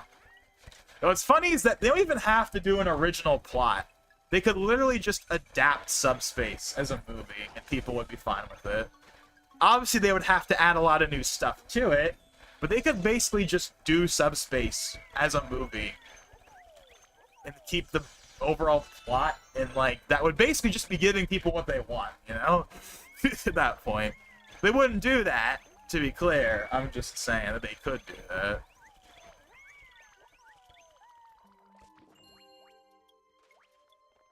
But whatever the case may be, you know, even if this movie was kind of the beginning of an NCU type thing, we wouldn't get a Smash movie for a long time. Like, we wouldn't be getting it until, like, 2035 at the earliest. Like, it'd be a long ways away.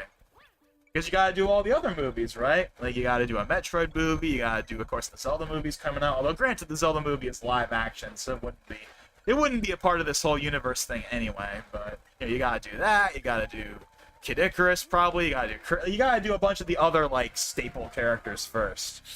So, I don't know.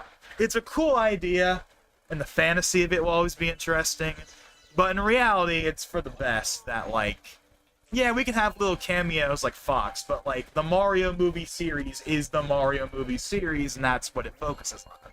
It doesn't try to become more than what it is for the most part, but who knows? I mean, for all I know, I'll see the movie, and Samus will be in it, and Captain Falcon will be in it, for whatever reason, for no reason whatsoever, and they'll have some setup at the end, but there's no way. Especially when we're this soon in, right?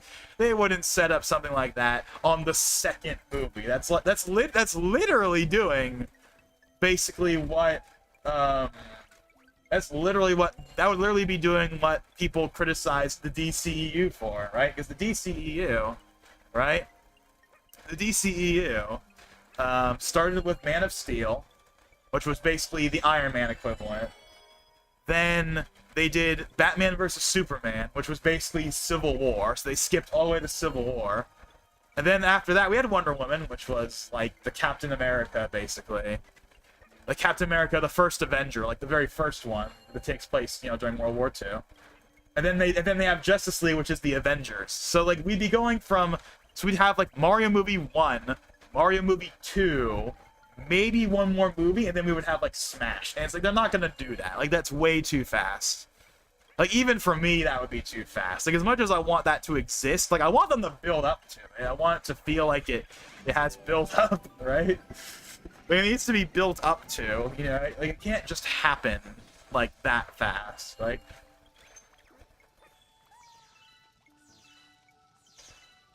But man, I'm not gonna lie, if we got a post-credit scene, like, not now, but, like, just at some point,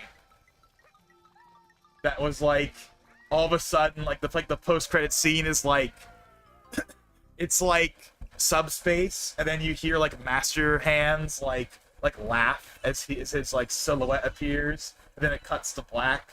Oh man, that would be pretty sick. Or you want to know what I think the most realistic thing they would do is? That isn't just some like, here's Master Hand or some other Smash thing. Here's what I think they would do. This is something I've been saying for years. I even said this in my original kind of video on the Mario movie when it came out. My kind of like idea for what would probably be more likely, and what I think would actually just be better anyway, would be like the end of the movie, you know, Mario and Luigi are just like sitting in front of the TV watching whatever, and then all of a sudden like you hear like, you know, the doorbell ring. And then Mario opens the door, and no one's there. But then on the floor, you see a white envelope, right? But it's just the front. It's the front part of the white envelope, and you can't read what it says. So then he grabs the envelope, he then looks at the text, and it's some like really ambiguous text that doesn't really mean anything. It's like something that's really cryptic. And then he flips it over, and then you see the stamp. And then everyone freaking loses their mind, right? And then they like end on some like Sting like theme or something that we recognize. I don't know what it would be. Like, the one I've thought of is like they could use, like, you know how like in adventure mode in Melee they have that little like 5-second like music track they play at the beginning of every level? Like they could use that as like the end little stinger transition or something to the credits. I don't know, just something that like, but they got to use like some iconic recognizable like just little thing that like people will recognize that's beyond just the envelope itself. And I think that would be a pretty decent way to do it, I think. But again, they're not going to do that. They're not going to do any of that. And again, they frankly probably shouldn't. It's just my own personal thing here. Because the idea is so tantalizing. Because here's the way I've looked at it. Here's the reason why I think I want it as much as I do. Because I got really invested, and this is kind of relevant to the current discussion, right? Because I got really invested in the MCU for that brief period of time, like 2018, 2019. I got really, really into it. It was kind of like the big thing for me at that time. And it's like, and even though I was only into the MCU for like a year, when Endgame came out, it hit. Because I got so deep down the rabbit hole in that small span of time, by the time Endgame came out and I saw it, like, it hit in all the ways it was supposed to hit, right?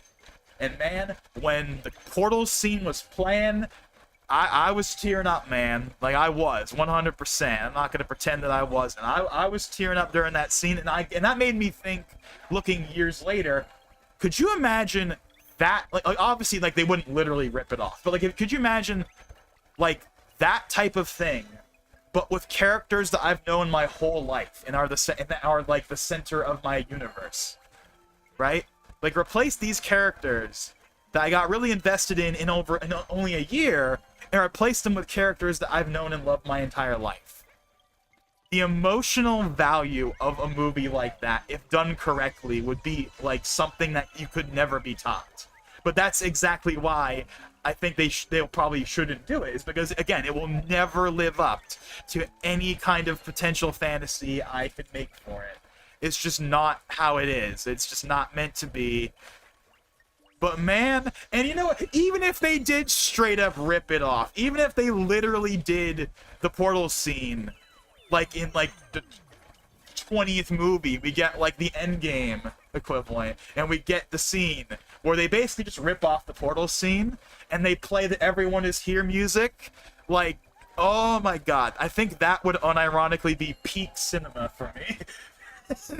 like that would unironically be peak cinema for me. But again, it would never live up to any kind of potential I would give for it, so it's not even worth trying.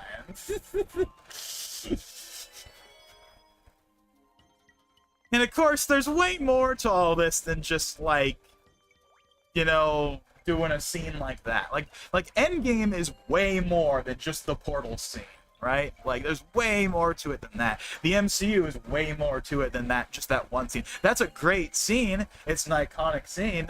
It has a great musical track by the amazing maestro of Alan Silvestri.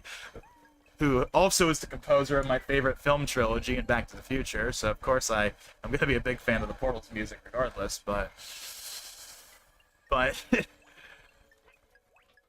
yeah, I don't know.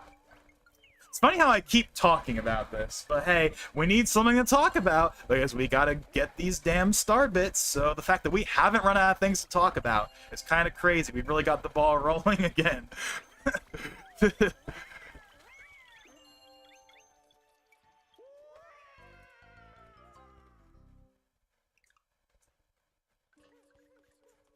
Yeah, you should be in Paris. Have you seen Brand New Day? I'm gonna watch it the first day it comes out. Well, obviously, I have not seen Brand New Day. No one has, outside of, like, Feige or whatever. But obviously, I will be seeing that movie. I don't know if I'm going to be seeing it the first day, but I will definitely be seeing it, obviously. That's a movie I can't say I'm looking forward to it, but it's a movie I'm more interested, I think, in that movie than, like, anything else right now in the MCU, which I know is not saying much, and that's kind of, like, the obvious default opinion, but still. I did talk about the first trailer that came out recently in the last video. I don't have anything to add beyond that. Beyond what I've already said, though. It's exclusive early access. Oh, does he? Do you have access to Brand New? Well, it's finally something to talk about, at least with farming bits. Yeah, exactly. I watched it today. I think that's the last comment he made before he left. You could do a Civil War and introduce Spider-Man before his movie.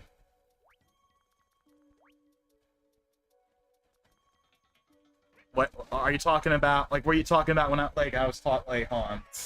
Why am I confused by that statement for some reason?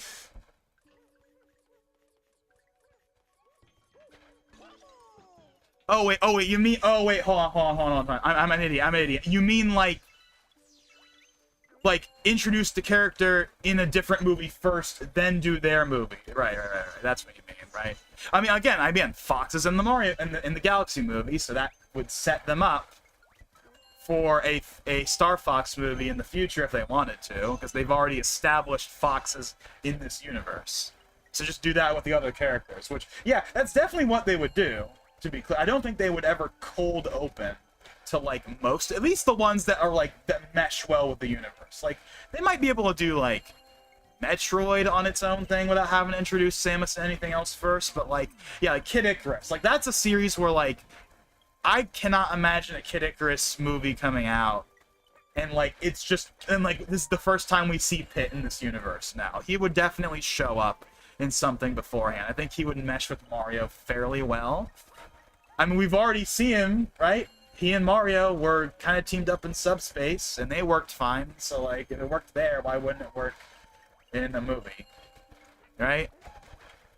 I mean, I know that's not saying much, because they don't speak or anything in Subspace. Everyone's silent, but, like, I don't know. Like, he's a part of that core roster. Like, in Subspace, it's like, there's a bunch of different factions in Subspace, right? But the core, like, roster is, like, Mario, Kirby, Link, Hit, and, like, one other, I think. I think there's, like, wait.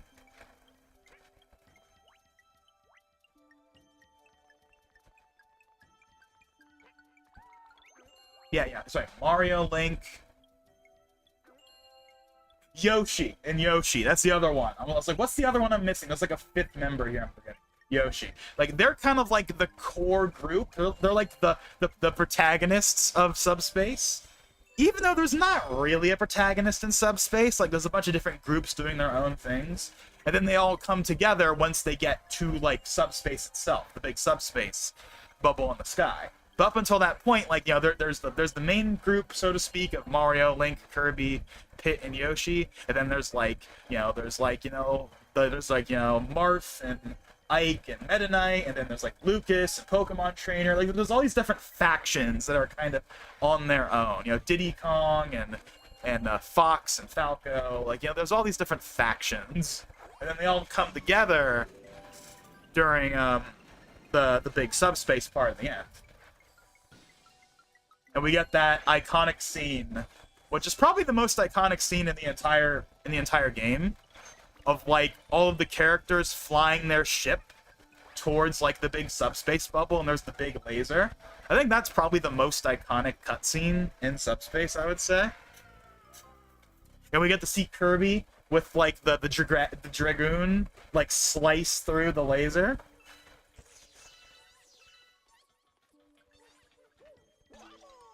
I think I've said this before, but just in case I somehow haven't, I fully intend on like redoing Subspace at some point. I played through Subspace on this channel in like 2018 in the lead up to Ultimate, and also because it was Brawl's 10th anniversary. But I fully intend to like redo that at some point. My plan is I'm gonna basically do what I did last time, but again, which is for Brawl's 20th anniversary in 2028, we're gonna like stream the entire campaign again. Because I have not played it since that playthrough in 2018, so I've not played it in a very long time. But those old videos are old. They're not even public. I think they're unlisted. Like, I feel like that series could definitely use a modern redo.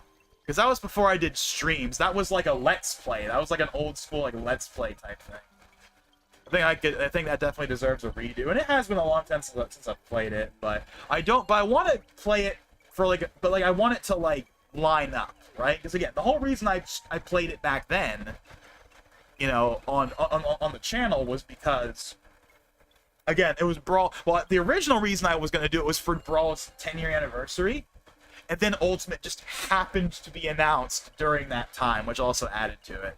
And that feels like that's very much what's going to happen again, because, again, my assumption, until proven wrong, is that we're waiting until, like, 2028 for Smash 6, right?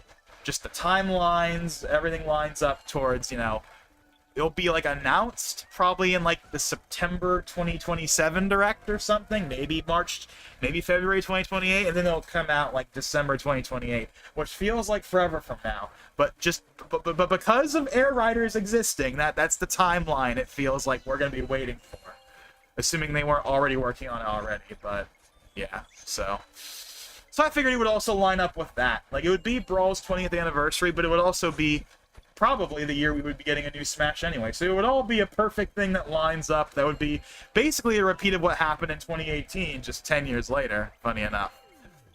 And I'll probably call it, like, because the original series was called Return to Subspace, right? And my guess is I'm going to call the new series, like, Return to Subspace, like, Redux or something. Not the most original name, but I think it works. But anyways, back to the movie stuff. Yeah, I guess critics would be more confused, though.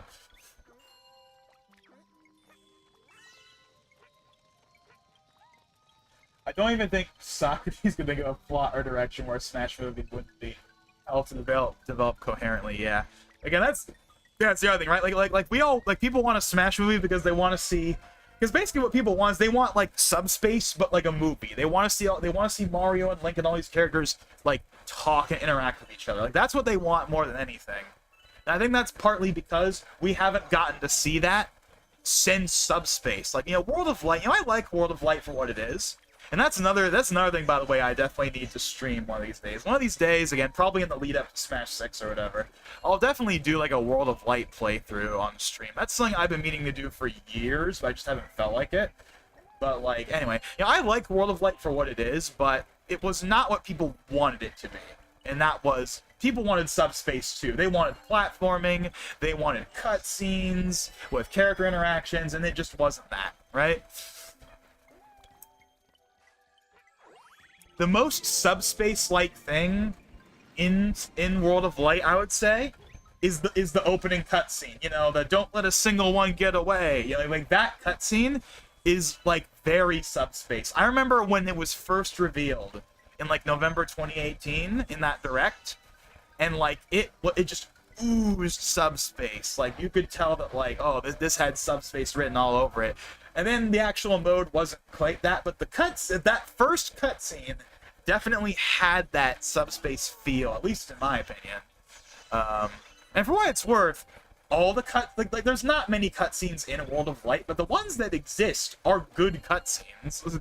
Again, they feel like this could be like a modern Subspace follow-up, but it's just not being used. You know, again, we don't get character interaction cutscenes. That's like the big one, right? People want to see the characters interact and do stuff.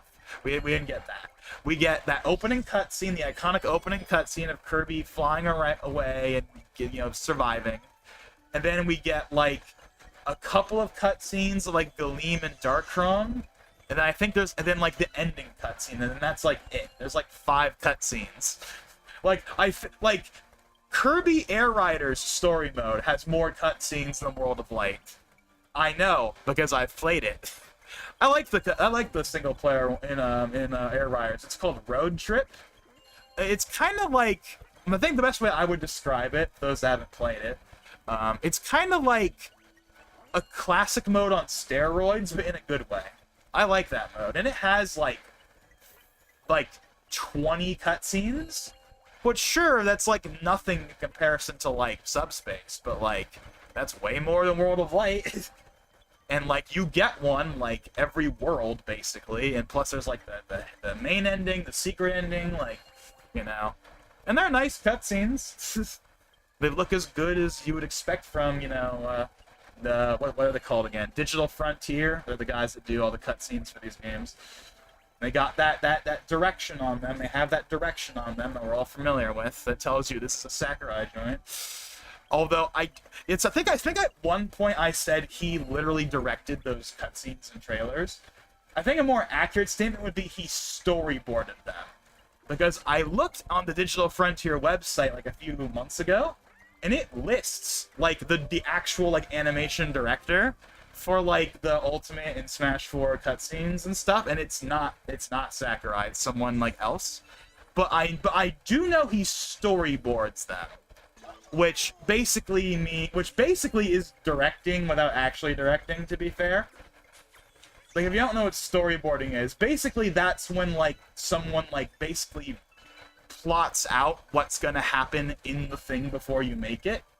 So sure, maybe like Sakurai's not the one like literally like doing the animation directing, but he's creating the whole like plot line of the trailers. So they're basically Sakurai trailers in all but name. So I'm still gonna call them essentially directed by him, essentially, because that's pretty much what they are. Like, they all have that flair to them that tells you that they're like of his doing in some way, right?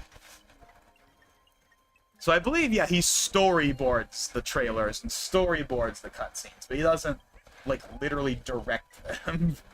But again, storyboarding is practically directing when it comes to something like this, so, close enough. At least as far as I know, that's more or less how it works. I know for a fact that Sakurai storyboarded the entirety of like the Melee opening. I know he storyboarded all of that, but I'm pretty sure he also storyboarded all of the Smash 4 and Ultimate trailers. I actually don't know if he storyboarded the Subspace cutscenes, but I assume he did, because I don't see why he wouldn't have if he didn't storyboard everything else.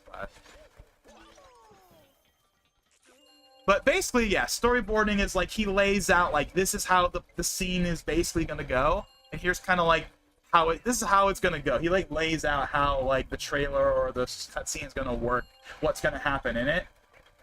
So like again, it's basically directing without actually directing, as far as I know, at least.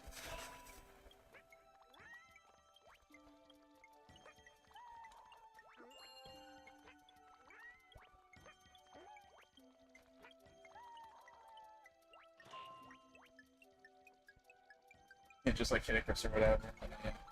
I thought the Kid Icarus 3DS game was so cool for a Nintendo game, though, back when I played it. But I could see how that would make a huge profit in theaters. Assuming that it's very much in the vein of Uprising, I think a lot of people would like that. I think that would fit better as an animated movie, though. I mean, of course, it would be animated. It wouldn't be live action, assuming. Like, obviously, but, like, what I'm saying is, like, if they got, like, they probably wouldn't, but if they got, like, the voice actors that did Uprising, because people like the Uprising voices, they're also in the Smash games as well. At least most of them. I believe all of the Uprising cast came back for Smash 4, but I believe in Ultimate, like, Palutena was recast to someone else, so she sounds, like, slightly different. But I think Pit and Viridi are the same still in Ultimate.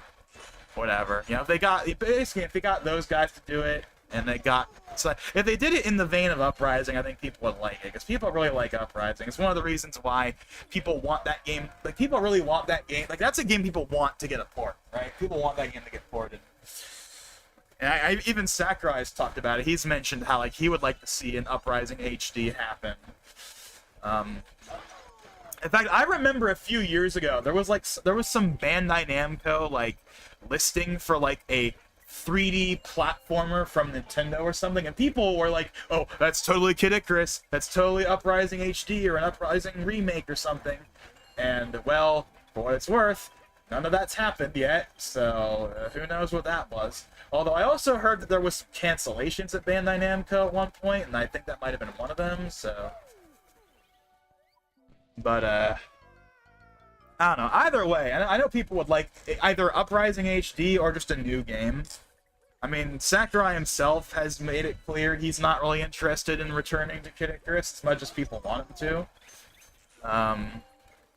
But I'm sure we'll get a new Kid Icarus at some point, but if we ever do, it will probably be a very different game than Uprising, right? Like, obviously, if Sakurai ever came back to the series, we would probably get an Uprising 2 with that same kind of tone and feel. But I imagine if, like, someone else was making a Kid Icarus, it would be something completely different. Either way, it would be neat, though.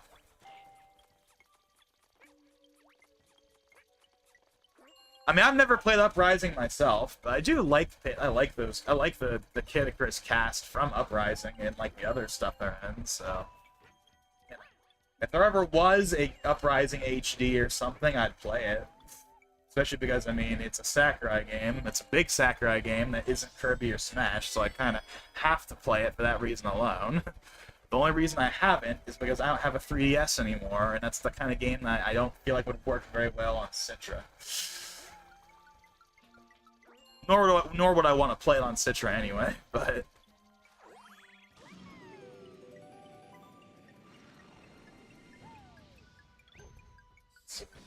2008 subjects fanfic tries assemble. Yeah, that reminds me. Isn't, like, I don't know if this is still true, but isn't, like I remember reading at one point, like, years and years ago, that, like, the biggest fanfic ever made is, like, a Subspace fanfic. I don't know if that's still true, though, but that was apparently the case, like, a decade ago or something.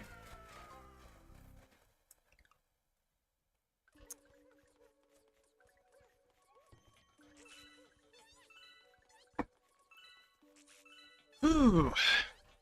Still grinding those starbits. How many do we have right now? Like, grand total. Can I not see the grand total right now? No? I know it's like 7,000 something.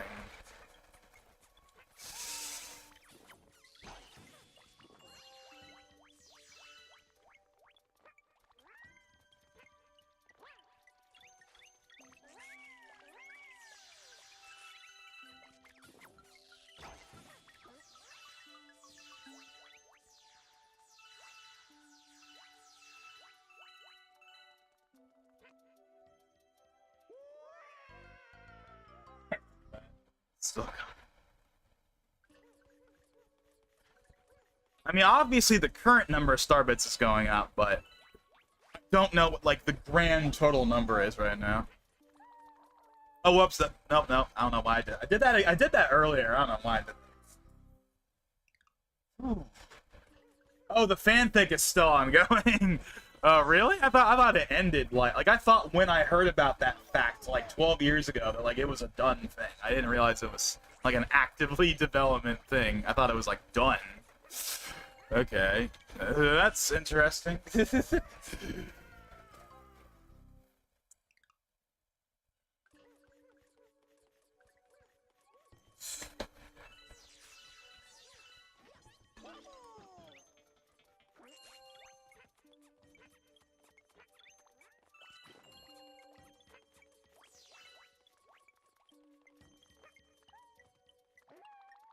Oh, okay.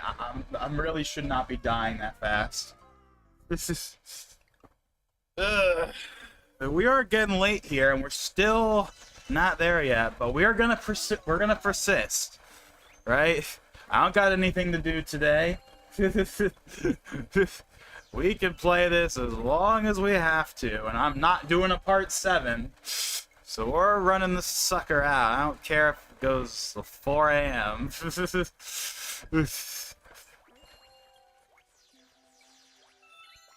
But it's like almost 3. At least over here is.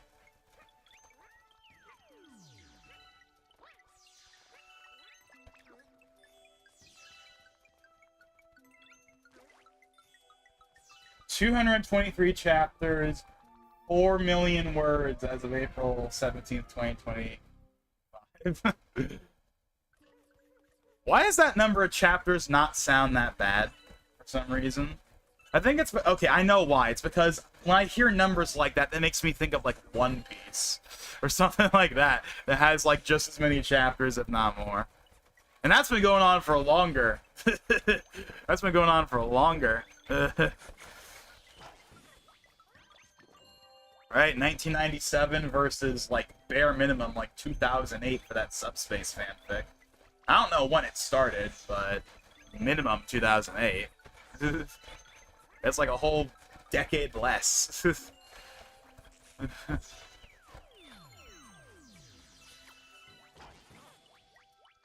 Might not be the biggest fanfic ever, still definitely top 50. All I know is at one point it was. At one point it was, and frankly, just that alone is an accomplishment in and of itself, even if it doesn't hold it forever. Like, really? Of all the things we're gonna make a fan... Of all the things that are gonna end up being, like, this massively long thing, it's gonna be... So that's gonna be the thing? Like, I don't know. I mean, I'll take it, I guess, but it's just weird.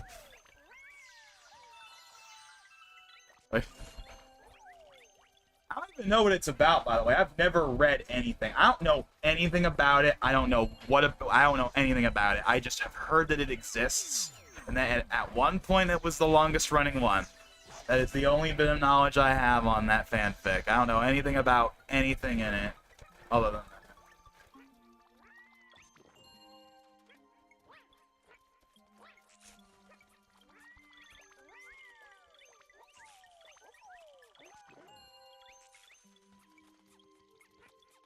$836, we're approaching the limit here.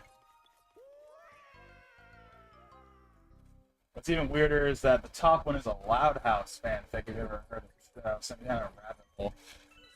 That one is both surprising and not surprising to me at the same time. It's surprising because the show is only like 10 years old. It came out in like 2016. But it's also not surprising because I know that show has a very dedicated and sometimes infamous fan base. At least, I don't know. I don't really have an opinion on the show. It's obviously not my thing, not my demographic, any of that. But I know that at least at one point it was like a pretty big show. Like in its early years, especially, it was like the #2 show behind like SpongeBob at the time. I mean, not that there was much competition at that point, you know. Like, I mean, I remember when like the Fairly Odd Parents was like the solid #2 on Nickelodeon, right? Like SpongeBob was obviously king, but Fairly Odd Parents was like right behind it. It was like right behind it. Like it was not far behind at all. And at the time, I actually liked it more than SpongeBob, but obviously Fairly Odd Parents slowly lost its popularity over time, and by the time you get to like Chloe and stuff, people just did not like it at all anymore. Not that I've seen any of those newer episodes. The last season I watched was, I think, like, I don't actually know the literal number, but like 2011, 2012. You know, after 2012 was when I kind of stopped watching Nickelodeon. That's kind of when I moved beyond Nick and like those kind of channels for the most part. But like season 7, season 8, before it was widescreen, I can say that. It was before widescreen. It was still 4:3 when I last watched the show. It was like, okay, for those of you that know your Fairly Odd Parents history, who watched it back in the day, I watched it up until like it was around the time that like Foop was introduced, right? Like there's kind of like 3 or 4 eras of the show. There's like the first 5 or so seasons that are considered like the classic seasons. And then there's like the Poof seasons, and then there's like the ones that have Foop. And then there's like Sparky, and then there's Chloe. Chloe's like the last one, season 10. And you wanna know how long that show went on for? That like I think I may have mentioned this at one point, but it's just something that like kind of blows my mind when you look back at it. The show ended in like 2017 after being shoveled over to Nicktoons, which if you don't know why that's a big deal, when a show gets sent over to Nicktoons, that's basically a sign that the show is dead. That's what Nick does when like a show is like basically in the process of being killed off. And the last like couple of episodes are done in Flash, and they look significantly worse than the rest of the series, which is hand drawn. Like the movement looks way worse in those like last like 5 or 6 episodes. I've never seen the episodes themselves, but I've seen videos talking about like the last season, and like those last couple episodes do not look good. Like the actual art looks what you'd expect, but like the movement has this very unnatural like Flash movement that like does not, that looks significantly worse than yeah, the seasons before it. But you want to know the true indicator for how long that show went on for? In like one of the last episodes, one of the ones that's done in Flash, Poof like makes a Trump joke. Like he has like the Trump wig and he says like huge, like back when that was a thing. That's how long the show went on for. It has a Trump joke in it. That's how long the show went on for. Like that's like I think that's like the biggest indicator of like how long did that show go on for. There's a Trump joke in it. That show having a Trump joke in it feels so weird because that feels so like obviously Trump is obviously still very relevant today, obviously, but like the fact that the show made it that far, it made it to like, oh yeah, Trump is a thing and he's like relevant. Like it made it that far. It made it just to like the finishing line of like Trump is now a thing. Like, and they made like they did like the old like references and memes people did back then. There's probably a China joke in that episode too. I don't actually know, but I know they did like the huge or whatever. Like it's like whatever. I'm just saying, like, that's how long the show went on for. I think that's the biggest indication of anything that went on way too long. A show that started in, like, 2000 or 2001 or whatever was making a reference to, like, Trump long past the series being relevant. Like, yeah, that just feels weird. This feels weird, you know? Like, that's how you know it went on too long. Even SpongeBob hasn't done that. Well, okay, I shouldn't say that, because I haven't watched SpongeBob, like, in a long time, outside of, like, going back to the old episodes every now and then. But, like, I've not seen there be any references to any, like, anything like that, at least. Like, I'm sure there's, like, some Trump reference or some Trump whiff in like some modern episode. I'm sure it exists because like every show is kind of legally obligated to make at least one reference or joke out of it.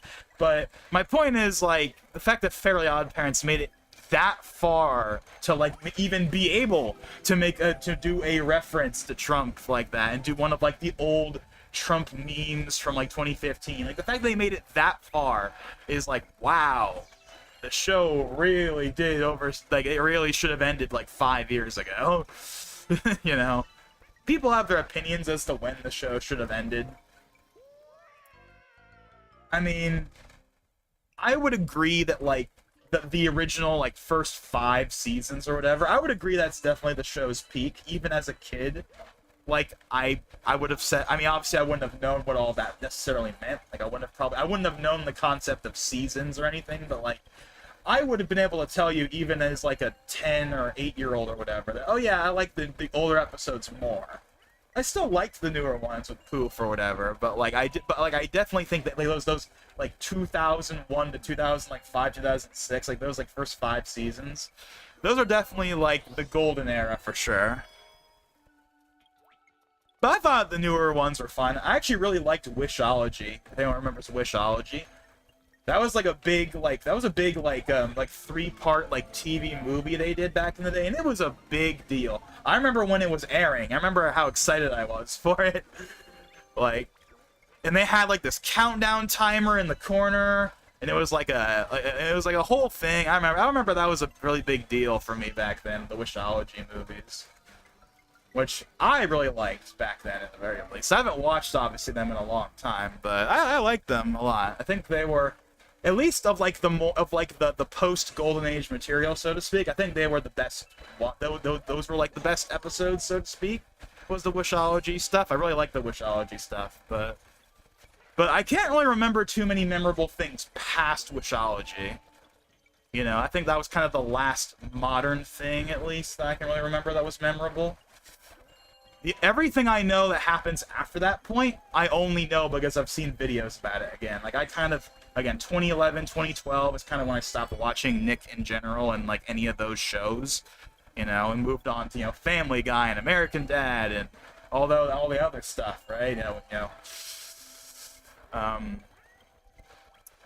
But I know but later on, of course, I heard about Sparky and Chloe and, you know, some other stuff that they added later on that, you know, people didn't like, or just how the writing just wasn't what it was or whatever. But again, I think it's a real shame that the show went out the way it did, because it was such a classic show back in the day.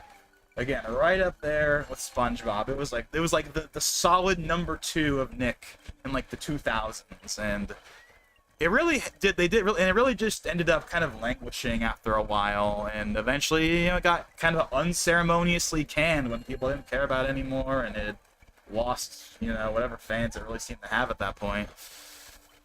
But you want to know what I think is even more of a shame than that?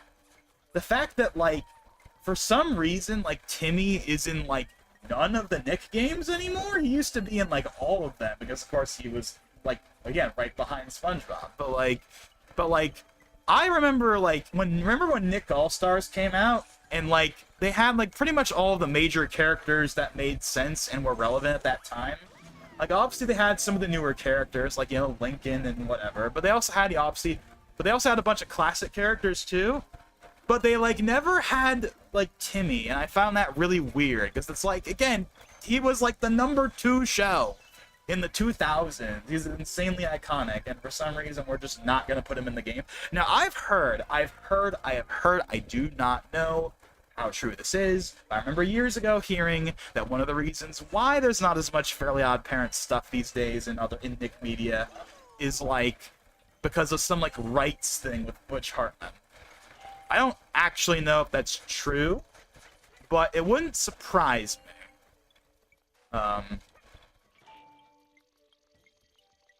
But apparently that's not a problem for most of the other shows, right? So maybe that's like a special case where he has some stake in the series and he can, like, veto stuff, but then I don't know why he would veto Nick All-Stars. I mean, I know Butch Hartman has kind of had his whole little... He's kind of a whole thing in and of itself. You know, people have a lot of opinions on Butch Hartman these days over the last decade. But, you know, however you feel about him, you know, he did create the Fairly Odd Parents, and Danny Phantom, and Tough Puppy, and Bunsen is a Beast, even though that was from the point where no one really cared anymore. But, you know, he at least had 2 solid shows under his belt. Obviously, he wasn't the only one behind those shows, but you know, both Fairly Odd Parents and Danny Phantom are considered classics. Tough Puppy, I remember watching Tough Puppy when it first came out. I thought it was okay back in the day. Obviously, I didn't stick around long enough to ever see Bunsen, but I know people did not like Bunsen when it came out. It shifted away from his established art style, like the Butch Hartman art style. He moved away from that in Bunsen is a Beast. Like, you could still tell it was him, but it looked more like the Loud House, honestly, than it did like a Fairly Odd Parents or a Danny Phantom visually. Also, it was not hand-drawn. I believe that was also, like, some kind of, like... I want to say that was also some kind of, like... don't know if it was literally Flash, like the last chunk of episodes for Fairly Odd Parents, but like it was like, but it wasn't hand drawn. It was like some kind of like, you know, puppet type, you know, rigging thing, which I don't like that.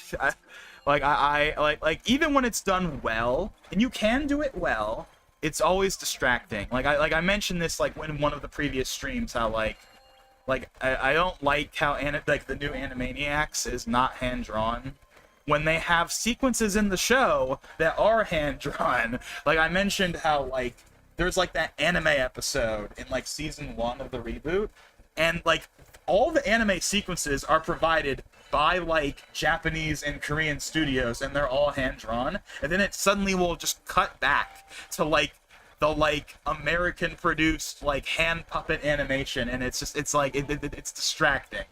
Doesn't kill the show or anything. It's mostly not a big deal, but whenever it is hand drawn, it immediately stands out when something is not hand drawn.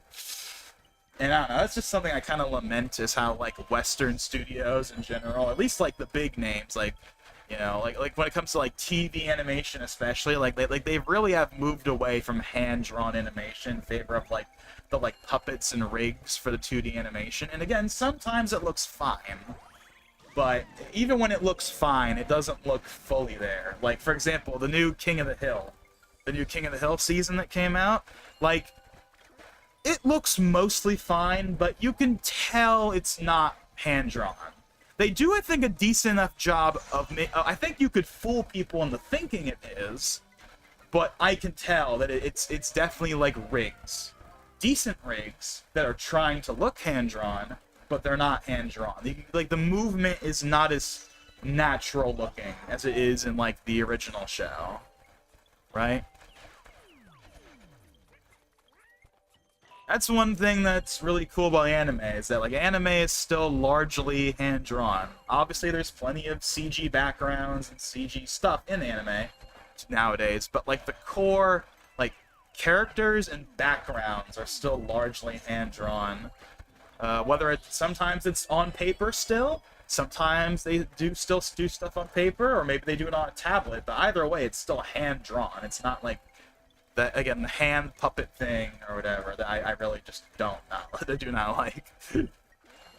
Which is funny, I say that because Flash in and of itself at least supports that, and there's a lot of classic, you know, Flash cartoons from back in the day that probably used that style.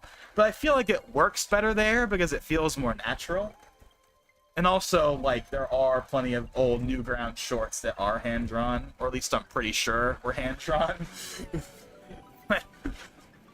But, it's really hard to beat peak Fairly Odd Parents and old SpongeBob. See, I think the funny thing is, like, everyone talks about how great classic SpongeBob is, and it is great, right? I mean, everyone loves the first 3 seasons. They're obviously super iconic, super quotable. You know, they are the reason why SpongeBob is the, you know, juggernaut it is today. It's because of those first 3 seasons, and by extension, that first movie. You know, when Hillenburg and the other writers were still at the helm. There are good episodes after that. Like, again, I grew up with those later seasons as well. I grew up with the OG seasons, but I also grew up with seasons 4, 5, 6, 7. Like, again, like the entire, like, kind of standard def era before they switched to widescreen in, like, 2012. And I like, again, similar to Fairly Odd Parents, I liked those newer seasons, but I didn't like them as much as the earlier ones. But I know there are some infamous episodes that at least once upon a time were infamous. Like, people back in the day talked about, like, the episode with, like, the toenail that gets jammed or whatever. There's certain episodes I know that are kind of infamous from, like, old, like, videos back in the day, like Mr. Enter or whatever, but I don't know. I'm sure people these days probably don't care as much about at least some of those older ones, but anyways, what was my point with all that? But yeah, I mean, I guess my point is, like, I guess those first 3 seasons are, like, they're strong enough that, like, it is carried SpongeBob into being this, like, global juggernaut of a franchise in a way that, like, didn't happen for Fairly Odd Parents. Like, Fairly Odd Parents was big. Again, it was the solid number 2, but it was never the global cultural impact that like SpongeBob was and still is, right? I have not seen like the recent seasons, like the HD seasons.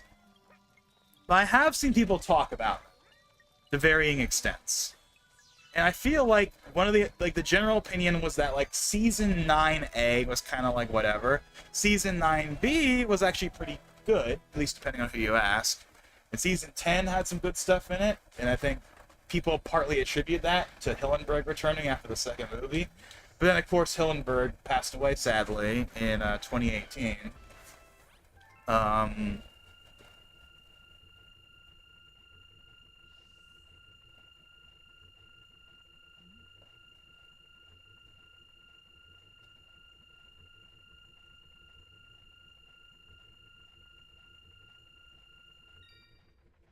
Alrighty, we still got more to go. Oh man, we're getting there though. Oh man.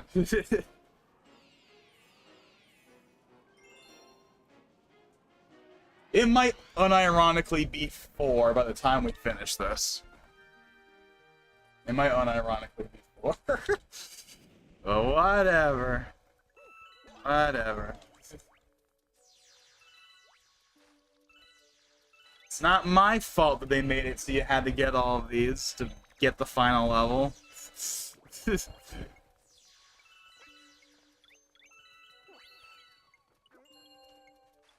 What was I gonna say? Oh yeah, so so that's that.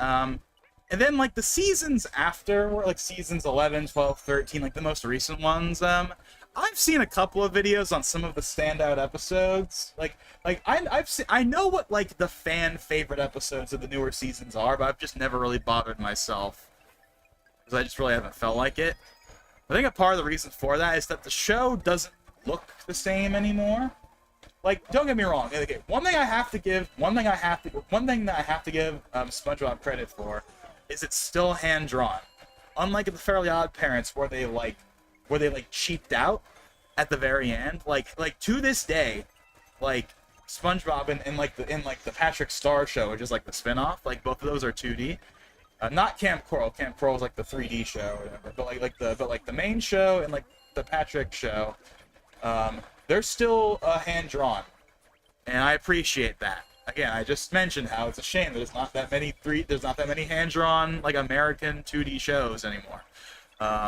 So the fact that Nick has continued to hand draw it, or at least work with a studio that does hand draw it, the fact that it's still hand drawn and they haven't just made it like a puppet thing or whatever, like I'm very much glad they have done that, and we'll see how long that lasts. Maybe there will be a day when costs are cut and they have to reduce it down to like, you know, the puppet rig thing, and I don't know.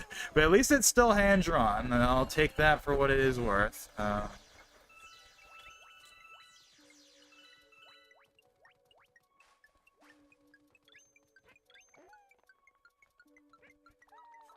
But yeah, I've heard people talk about some like the standout episodes, the fan favorites from like the later seasons, and I just haven't really felt like it. And that's probably because the show just doesn't.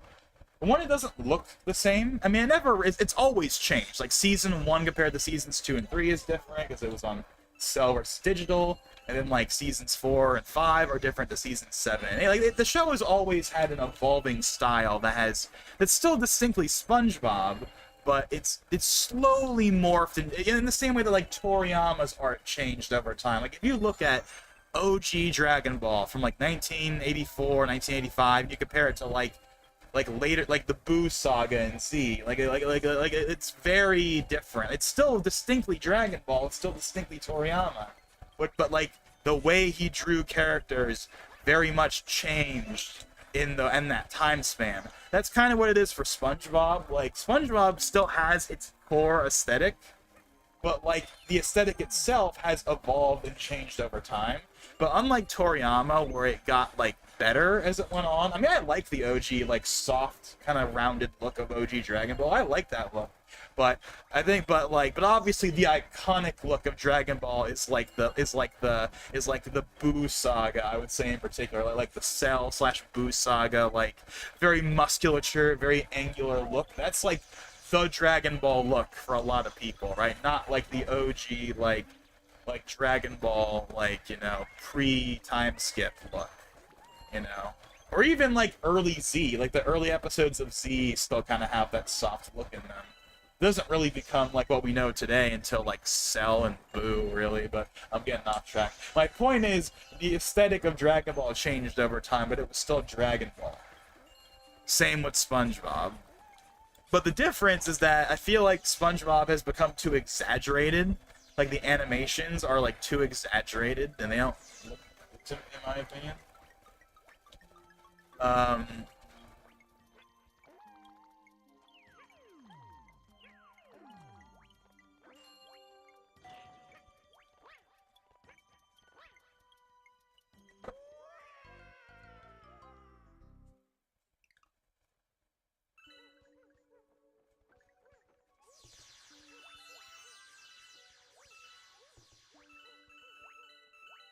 Okay, look how many star bits we already have after that small span of time. I think I just wasted way too much time earlier because I was talking too much.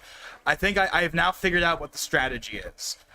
You save right there, and then you make it to the end, and then you die, and then you go back, and you get like 300 star bits, like every time you do it. Like, that is so much faster. I've been wasting too much time. I mean, obviously, I've been enjoying wasting my time, but like, we could have been going through this so much faster. Oh, okay, I didn't. Whatever. Like, we're getting way closer to 999 a lot faster than we were earlier when I was kind of just blazing, or I wasn't really like optimizing it because I was just too busy talking, not like half paying attention.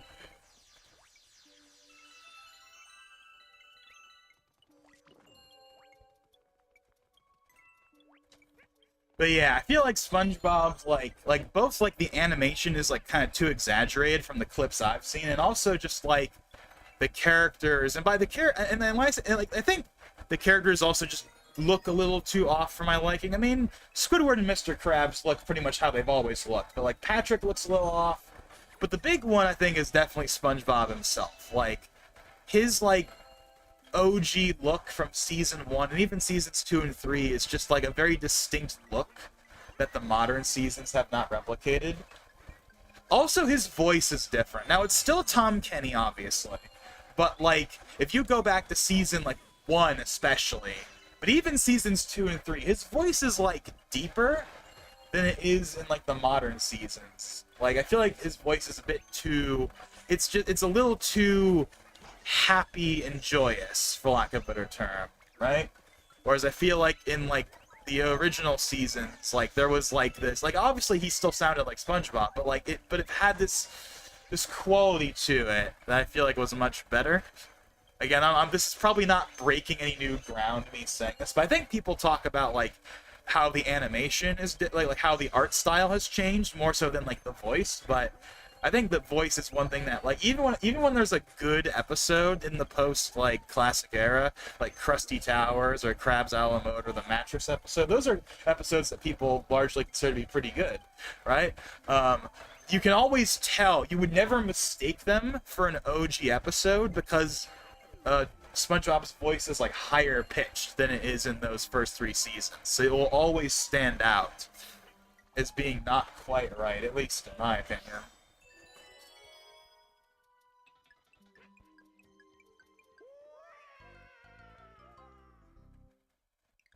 But hey, it doesn't really matter all that much in the end. I mean, Tom Kenny's obviously a legend, right? He's up there with like he's like the modern day like.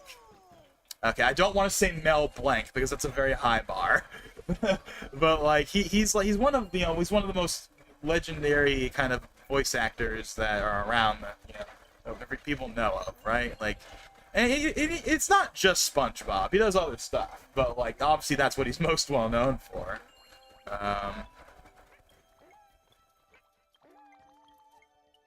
Yeah, I think another thing though that makes SpongeBob's voice stand out is that like all the other characters sound the same. At least to me, they sound the same. like Mr. Krabs, at least anytime I see a modern clip, like Mr. Krabs sounds the same, Squidward sounds the same, Patrick sounds the same. It's only SpongeBob that sounds different. I think, and it's especially off-putting when, you know, he's the protagonist of the show. But I don't know. I don't have anything against modern SpongeBob. I'm just saying what, at least the reasons why I really have no interest in watching the newer stuff. It's like, it's partly the animation, and it's partly like his voice just isn't. It's not. It doesn't sound the way at least I think he should. I think they should go back to having him sound like he did in season like 2 or 3. Heck, even season 1 would be kind of cool, but like that fit a lot better with like the original design of him from season 1 that was on Cell.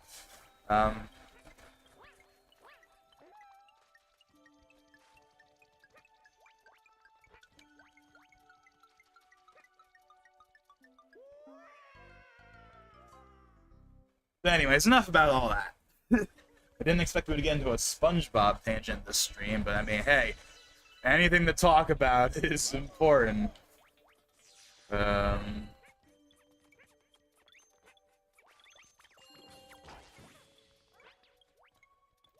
Nostalgia baiting me right now, making me want to download an emulator for Mac OS X.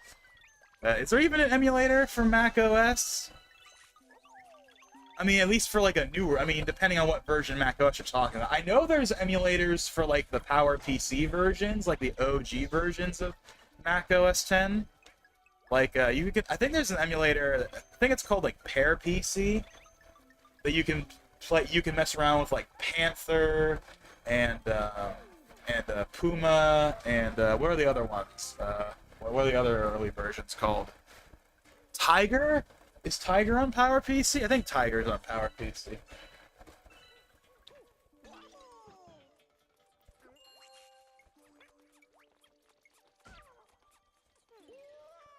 No. The last version of macOS that ran on PowerPC was Leopard. Snow Leopard was Intel only, was x86 only. And Tahoe, which is the newest version of macOS, is going to be the last version supported on Intel. All versions after that will be Apple Silicon only, so you will need to have an M chip if you want newer than Tahoe. They supported x86 for I think longer than people expected. I think people expected that they would support it for like 2 years and then they would ditch it, but they supported it for like a good 5 to 6 years after they introduced the M chips. So I'd say that's a pretty deep. So even if you bought like a MacBook in like late 2019 or 2020 before like the M chips came out, you still got like 5 versions of macOS. That's not bad.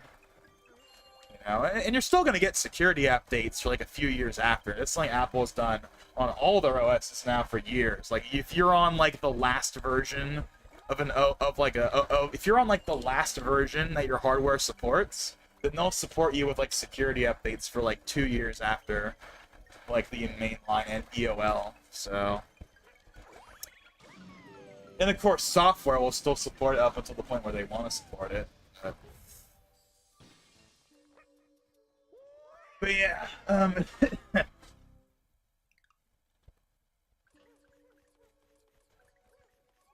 but yeah, as far as like emulating old versions though, then yeah, like I know that the PowerPC versions you can emulate, but I don't know about the Intel versions. I know that obviously there's like the Hackintosh type stuff you can do, but I don't think you can emulate like an Intel version in like something like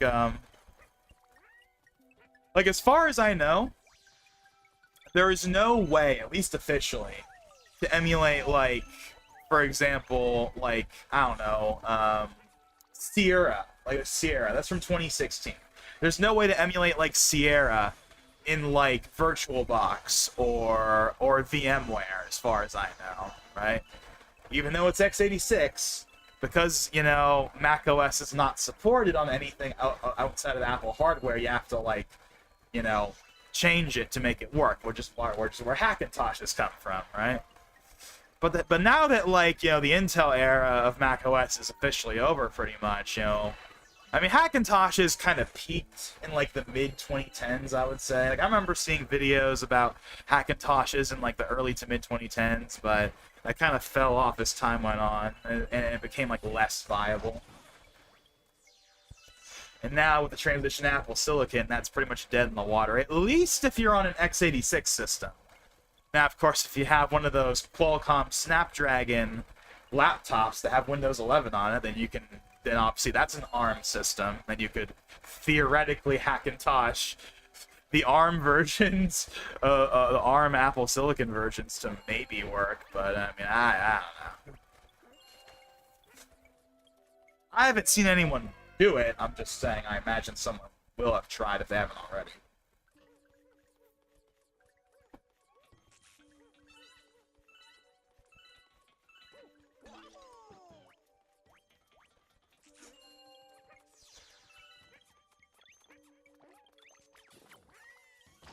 Dang it, I didn't mean to do that.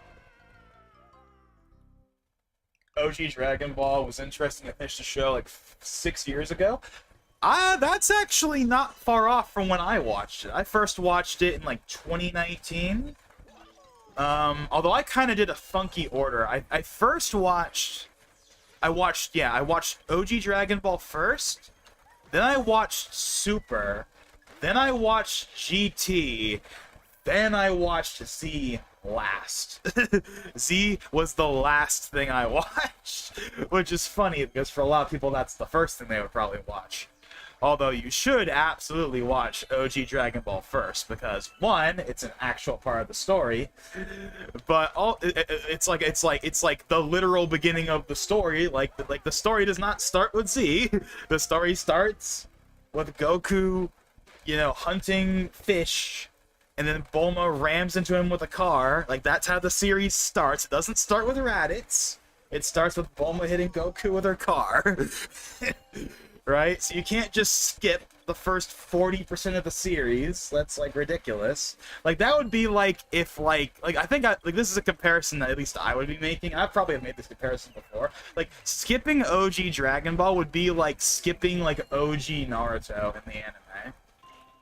Like the part of the anime that's considered the best part by a lot of people is like OG Naruto before the time skip. Like that'd be like, oh, start with Shippuden. Like no one would say that, but Dragon Ball is so associated with like Dragon Ball Z, like to a lot of people, not everyone. And obviously, as time has gone on, it's become less and less. But like in like the 2000s, especially, like Dragon Ball was Dragon Ball Z. There was no Dragon. There was nothing. It was just Dragon Ball and Dragon Ball Z were like synonymous. They were the same thing, right? But it's like the original show existed. And is like the first 40% of the original story, right? Like you can't just skip that. It's also like really good, but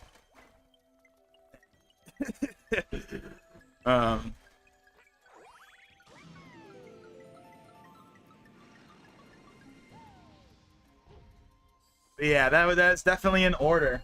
That's definitely in order.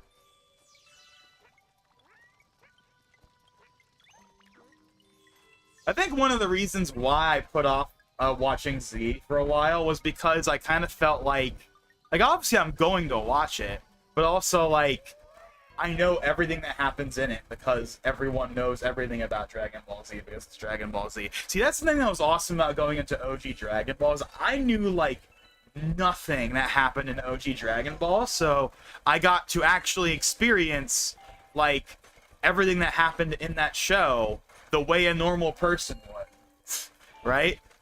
Like, everything was a surprise. I didn't know anything that happened in that show. But because everyone knows everything that happens in DBZ, you cannot watch DBZ blind. It is impossible. It's like trying to play FF7 blind. It's impossible. Like, maybe, okay, granted, FF7 really only has like one or two massive spoilers in it that people know about, but like Dragon Ball Z, everyone knows everything that happens in Dragon Ball Z because it's been referenced and memed and talked about so much. right? So you can't go into it blind. You can't have like a truly pure experience with it. In a way that that's like the one benefit of like OG Dragon Ball kind of being under the radar, at least by comparison, is because it's not talked about nearly as much.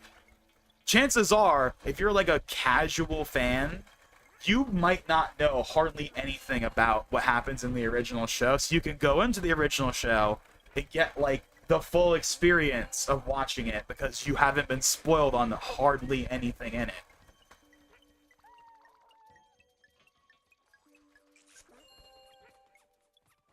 Now, I liked Z, obviously, but because I knew like all the big story beats, the show can't really surprise you if you know like what's generally going to happen going into it.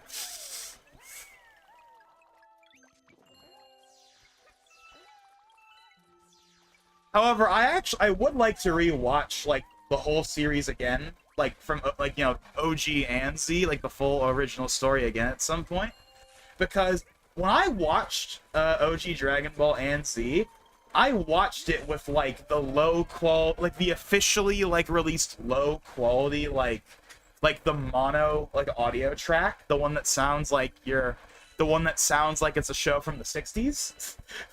Like, even though it's a show from the 80s and 90s, it sounds like a show from the 60s because of how how like bad the audio is on the Japanese audio track, because Toei famously threw away their master material years ago because they thought, all we need is the 16mm negatives, that's all we need. And then, of course, we found out that no, you definitely should have held on to it, because now the audio sounds way worse than it's supposed to if you watch in Japanese. But then, of course, eventually people compiled like VHS rips from back in the day, and now we have like way better audio quality on like websites and stuff. Not officially yet, but on like, various websites out there, you know who they are. You can watch the series from start to finish, from episode 1 of OG Dragon Ball all the way up until Goku flies away with Oob, with way better audio quality than you get on any of the official releases. It's one of the reasons I haven't bought Blu-rays. I'd like to have Blu-rays of the series, but like, I don't want to, but like, it's got to have the broadcast audio. That's what it's called, the broadcast audio. It's got to have the broadcast audio. Now, there is that one French release of OG Dragon Ball from AB Group a few years ago that was actually a pretty well-regarded release that had like good colors and had like the broadcast audio, and it was kind of seen as like the new holy grail. But that's not in the US, and also those ones don't have English subtitles on them. And also, apparently there was some dispute with Toei over the whole thing, and the series got like canned partway through. Kind of like what happened with the level sets, where the level sets like got like two Blu-rays, and then they got canceled. Not because of Toei, mind you, but because of like Funimation. They just canned them at the time. I don't know. If you follow Dragon Ball in any real capacity, you're aware of kind of like how the home releases of Dragon Ball are not exactly great. The best versions of Dragon Ball you can watch are probably like the Seed of Might versions. I know Totally Not Mark did a video on them not too long ago, with like corrected colors and the broadcast audio, and everything is synced up the way it's supposed to, because the Dragon Box originally had like an audio desync that screwed up the whole show, but it's fixed on the Seed of Might version. I don't know. Whenever I rewatch both of those shows, I think it will definitely be through whatever the current Seed of Might version is. That seems to be like the definitive version of the show to watch, especially if you're watching it in Japanese, which, I like the dub cast. I like, Chris and Sean, and I like the dub cast of Dragon Ball. I think they're just as much a part of Dragon Ball as like Masako Nozawa is, but but personally, if I'm just gonna watch the show, like not clips, just like watch the show, then like I'm gonna like watch it in Japanese. That's how I watched all of the series up until this point. I've never actually watched any of the series dubbed. I've seen plenty of clips of the dub, but I've never actually watched it. Like every time I've watched Dragon Ball, no matter what it is, it's always the Japanese version.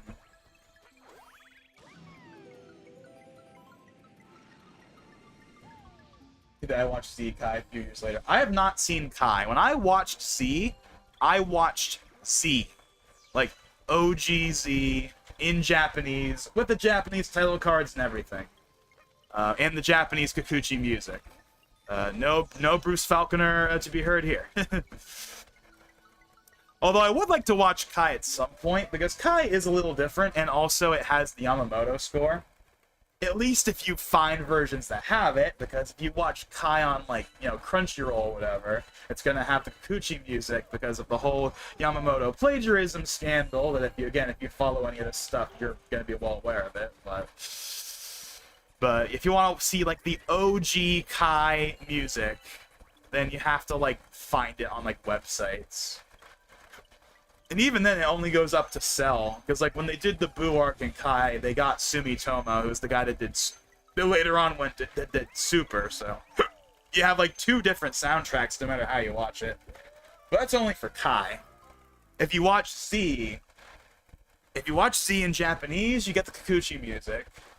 Which, in my opinion, is the best way to watch Dragon Ball. I totally get the appeal of the Falconer score, but to me... Dragon Ball's soundtrack is the Kikuchi soundtrack. I'm definitely in that camp. I'm on the Kikuchi side of the soundtrack war, so to speak. But there's definitely some iconic tracks in the Falconer score for sure. Ones I even knew growing up from Super Mario Bros. Z, because that used like the Falconer score, not the Kikuchi score. But anyway.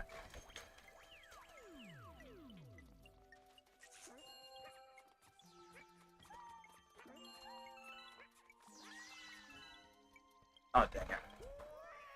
But yeah, I do want to watch Kai. I think, like, see, that's the thing. It's like, I'm kind of, like, going back and forth between, next time I watch Z, do I want to watch the Seed of Might version with the broadcast audio, or do I want to watch Kai? I'm not really sure, Obviously, Kai is shorter, but I don't know. I kind of want to experience the original show in, like, the way it was really meant to be seen, with, like, accurate colors that don't look washed out or like degraded because of the film being degraded over time, and having like actually clear audio, But obviously Kai has great colors, at least in the first part. It has really good colors, and it has perfect audio because they re-recorded the entire show for Kai, so everyone's gonna sound perfect. But oh man.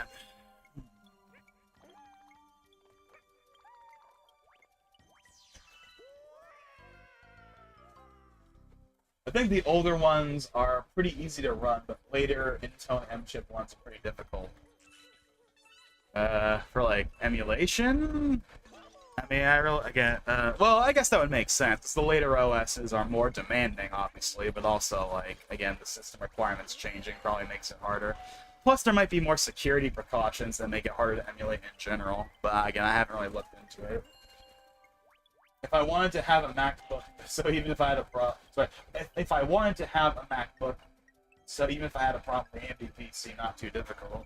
I feel like the way you worded that wasn't quite right, but I think I get what you're trying to say. There's a GitHub Horizon Hackintosh release, but I don't know how it works with AM5. Okay then. I mean, again, I figured that something like that existed, I just haven't looked into it. That is an order, yeah, that's that comment. Okay, Dragon Ball Z, the most spoiled show in anime history. Pretty much. I cannot think of an anime that has been more spoiled than that one. Maybe Evangelion? Not as much. But, like, Evangelion... actually... maybe, like, parts of it. There are definitely parts of Evangelion people know. but not like the whole show, like it is for DBZ, where like everyone knows like every single thing that happens in that show, if you've never seen it. It's not like that. Also, Evangelion is obviously a way shorter series than Dragon Ball. It's like Dragon Ball, like the complete OG storyline from OG to Z is like what, like almost 400 episodes? Or is it 450 episodes between OG and Z? I don't know. It's a lot of episodes. It kind of looks like nothing compared to like Naruto's like 720 episodes, I think. For part 1 and 2, it's like 720 episodes. Now, obviously, a lot of that is filler. Famously, Naruto in particular is a very famous show for filler. But Dragon Ball doesn't have that much filler in it. In my opinion, at least. Like, the OG series has, like, little, like, doesn't have any, like, real filler arcs. There is filler, obviously, but it's not, like, when people think filler, they think filler arcs. They think, okay, we're gonna ignore the main story for, like, 5 or 10 episodes, and we're gonna do something completely unrelated that does not come back into the plot at any point later down the line. That's what people think of when they think of like filler, and I think that's partly because shows like Naruto have kind of like when people think filler, they think of like Naruto style filler, you know. Not that there isn't filler people don't like, but I'm just saying that like filler generally has a bad rap. Probably not helped by the fact that like filler isn't really a thing anymore. Like filler was more so common when like shows were still done weekly, but like most anime are seasonal now. Even One Piece is now going to be seasonal, starting with the new arc. So, like, there's basically no real, like, at least shonen anime that are weekly anymore. But back in the day, they were weekly, and they were running alongside the manga, so they had to make that new material so they didn't catch up, right? And sometimes they did it well, and sometimes they didn't do it well. Yeah. But I think Dragon Ball handled it pretty well. Like, the original series, like, doesn't really have anything that would come across as filler. It's all pretty transparent, and I think flows pretty naturally into the show itself. I think it's one of the reasons why I don't think there ever needs to be, like, a Dragon Ball Kai. Like, okay, to be clear, Dragon Ball Z Kai is called Dragon Ball Kai in Japan. But, of course, when I say Dragon Ball Kai, I mean, like, OG Dragon Ball Kai. Like, that doesn't need to be a thing. I mean, sure, it'd be nice, I suppose, especially if we got a good remaster out of it, but, like, I don't think the show needs one. I don't even think Z necessarily needs one, but, like, obviously they cut the episode count down by a lot. I mean, the OG Z is, like, 291 episodes or whatever, and Kai is, like, 160 episodes. That's a lot less. But it does cut out some of the filler that people like, so there is that. Because there is filler that people like, again, you know. The baseball episode and Super and the driving episode in Z are probably two of the most famous examples. But then there are the arcs that people don't really care about. Like, I think people... Okay, here's how I would describe it. In Dragon Ball, and this goes for the entire series, whether it's OG, Z, or even Super, I think people generally like filler episodes, but they don't like filler arcs. Like, they don't want to spend 5 or 10 episodes or whatever about this unrelated thing that doesn't matter to anything else. But they don't mind, like, a one-off episode, the characters just goofing around and doing whatever. Like, people like those. I like those. I like the Slice of Life episodes a lot, actually.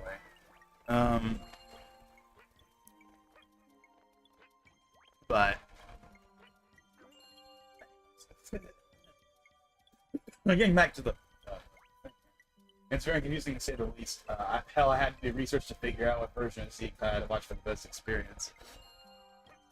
Well, Z Kai itself only... Well...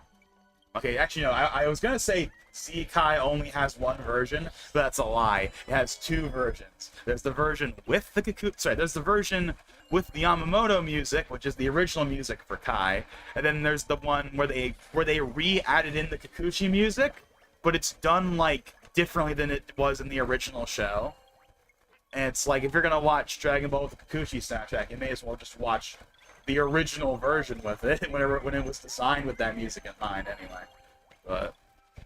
But like Dragon Ball Z, just like regular plain old Z, has like a billion different versions of it over the years, with their own pros and cons and everything.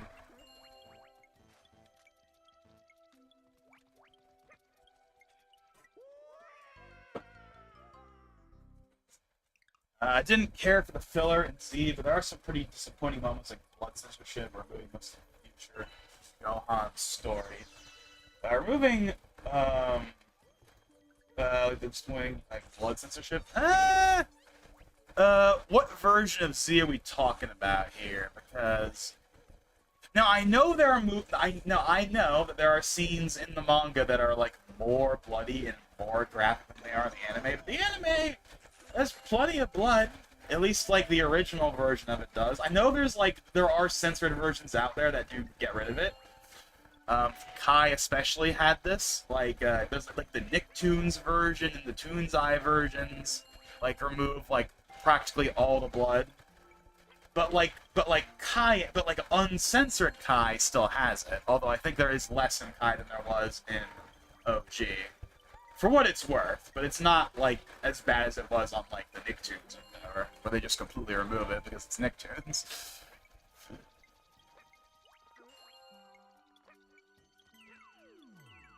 Oh, Z Kai. You're talking about Kai. Okay. Never mind then. Never mind.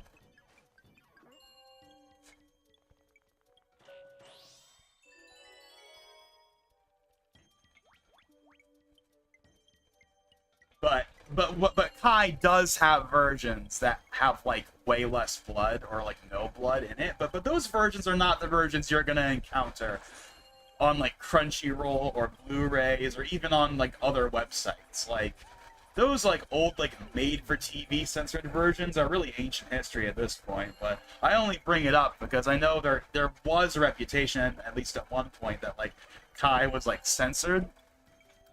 And I guess in some ways it kind of is, but it's mostly just the TV versions that are changed. Like the broadcast, like for like Nicktoons and stuff. That's really where most of those changes were. But I know there are some changes comparing even the uncensored version of Kai to like Z. But it's not like that.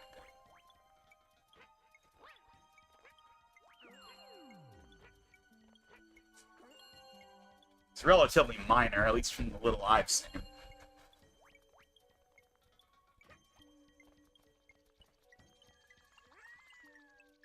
We had Future Gohan story. Again, I haven't seen Kai, so I don't think I've heard about that being cut.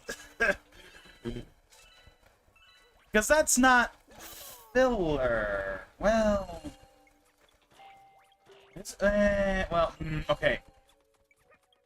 When you say Future Gohan, do you mean like the Trunks special?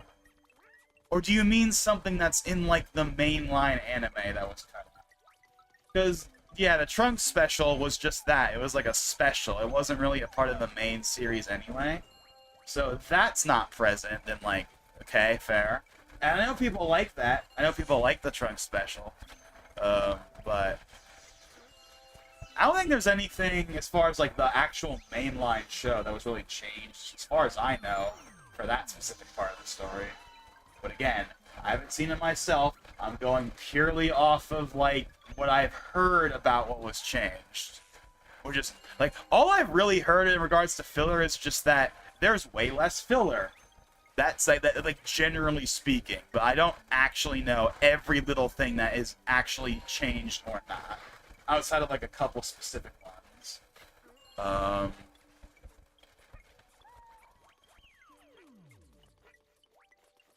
Okay, I think we got 992. That's probably close enough, but I'm gonna go ahead and get the last couple of ones to round it out. And we're still not there yet, but we're like, oh, we're almost there. We're almost there. We're like half a trip around left. You know how I said we're gonna unironically make it till 4? Well, it's 3:51. That's lining up real good. Maybe like 4:04. 405, 410, honestly, but like we're that's lining up. Still going. And for what it's worth, I'm actually not even really that tired, funny enough. Probably because I'm just enjoying myself too much. I'm very, very thankful that you've stuck around this whole time. By the way, that you're sticking it through seemingly till the end here. I really do appreciate it.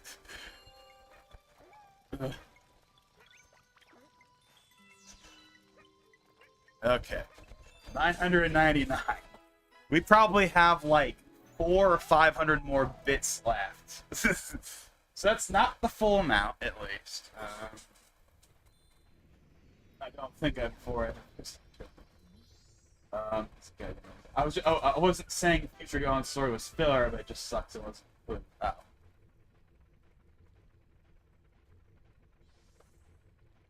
Oh. Never. Oh, yeah, no, yeah. I don't know why. Yeah, for some reason, I guess I read what you said. Yeah, no, yeah. You're right. You didn't even say anything about being filler. You just said you didn't care for the filler, but and then you proceeded to talk about other stuff. Okay, yeah, I don't know why I just connected that. Okay, come on. One more run, and it's not even the full one. Okay, this time I'm going to do the optimal strategy, because I kind of ended up not doing the optimal strategy. Again, I did it at first, and then I just decided to do that, like, lesser strategy later on, because, again, I got too much talking. But, okay, let's try and stick it to the optimal strategy, because, like, come on, man, we really got to wrap this sucker up already. Oh, man. But yeah, I mean, but like, even though you weren't saying that that's what it was, I actually don't remember 100% if... I think the Future Trunks, like, the actual Future Trunks special is filler. But I think there are aspects to it that are canon, I think? I'm not 100% certain on how that all works out. I know people like it, regardless of whether it's canon or not, but I'm just not personally sure. Oh, dang it. Okay, I didn't mean to fall off that quickly.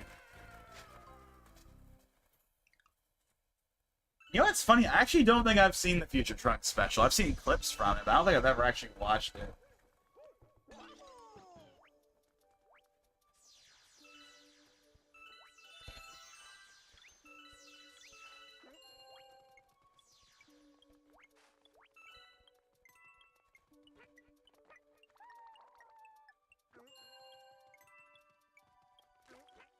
Like, I saw all of Z proper, and I didn't watch all the movies. Like, all of, like, the non-canon movies, like the OG Z. I didn't watch, like, basically any of them, because I didn't really feel like there was any point.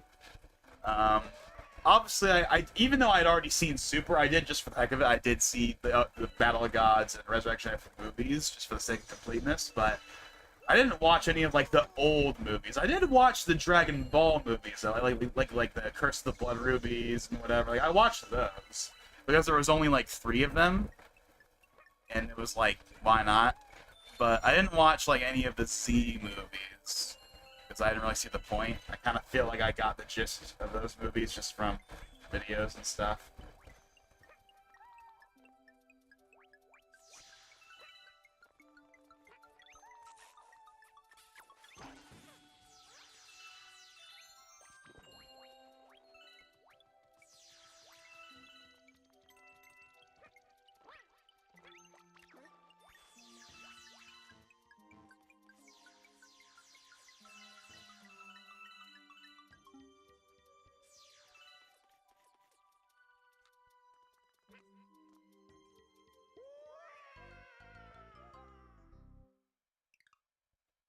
I'm assuming this section would have been a lot more boring talking to the voices in the walls.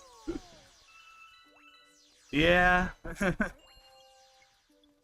Like, I just need, like, man, like, I can just go. Like, obviously, we've been going for a long time now. Way longer than I originally had planned for. And I'm just enjoying myself. Like, as long as there's someone to talk to and bounce off of, like I can just go and go and go, it feels like, right now. This might be the latest I've ever streamed, funny enough. Like, this is not the longest stream I've ever done, but this is like the latest into the night I think I've ever streamed, right? Like, normally I end the streams at like 2, like at the absolute latest, maybe 2:30 if I'm really pushing it. But like, again, it's like 4 a.m. over here at least, and we're still going. Like, most of the stream has been on April 1st, not March 31st. Look how much look at that. We're already at like 400. Look how much faster that was. I'm actually doing the strat that I should have done the whole time. We could have gotten this done probably like an hour sooner. You know, if not long, or even more. But hey, I'm enjoying talking. So, whatever.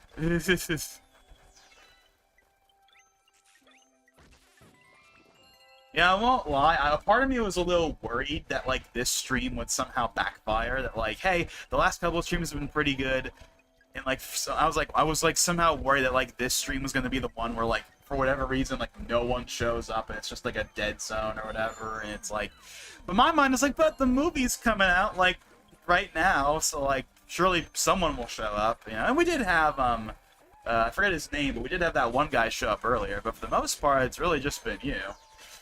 I'm very glad that you're here. You're the main person I want to be here.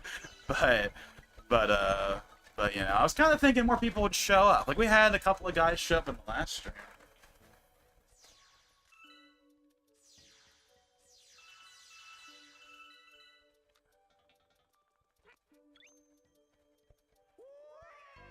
Wow, she's becoming a lost media. Super Broly and the other newer movies. Broly's one of my favorites. I have only watched Broly one time. That's one I feel like I should go back and re-watch, honestly.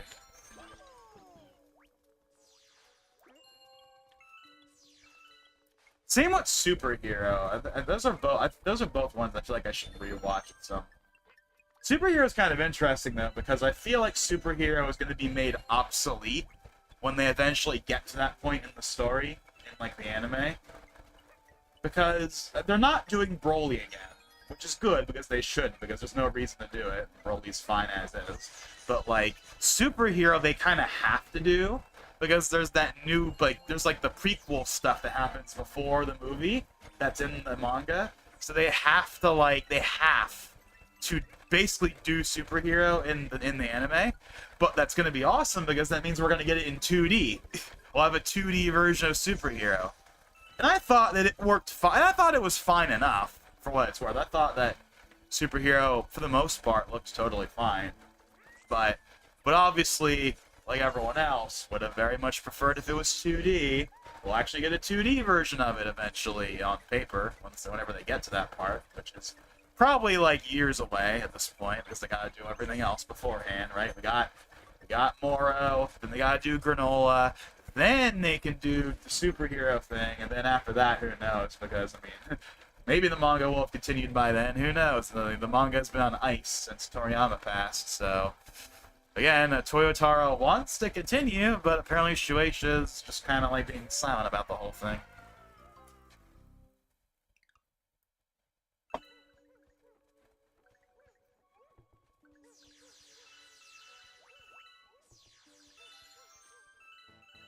God, this is going by so much faster now that I'm doing this stress. Manga actually just announced a new chapter. Did it? Like, did it actually? Because as far as I was aware, nothing happened with it. Because they didn't announce anything at, like, the... What was it called? The Genki... Whatever that event that they had, like, a few months ago. Like, that event, was the one where they announced Moro, and they had that cool 40th anniversary trailer, and they announced the Super Remaster. They didn't announce any kind of manga continuation then. So I guess they announced something. I was like paying attention to all that stuff for like a little while, but I kind of like had my whole period of the last few months where I was like really paying attention to that stuff, and then now I'm kind of like, okay, I'm gonna put it in the background. I'm gonna let it, you know, I'll come back to it like in October or whatever. So I kind of stopped paying attention as much. So I'm not like fully in tune with what's been happening like very, very recently. I kind of was like, oh, I'll check back in October when like Beerus comes out, then I'll like catch up on whatever news I missed that I don't somehow see some other way. But never mind, I got clickbaited. Okay then, because like I don't know, I feel like even I would have seen that if it had happened. I mean, not that I like follow the manga or anything. I'm very much in the camp that like only watches the anime really, but obviously the manga is important because the manga is what provides content for the anime. And obviously they still got 2 to 3 arcs to adapt before we even get to anything that happens later. So Toei's got the Super remasters, then they have Moro, then they're gonna have Granola, then they're gonna have like the superhero redo with the prequel stuff in 2D. Then we get to like whatever comes next, which we don't know what that is yet. I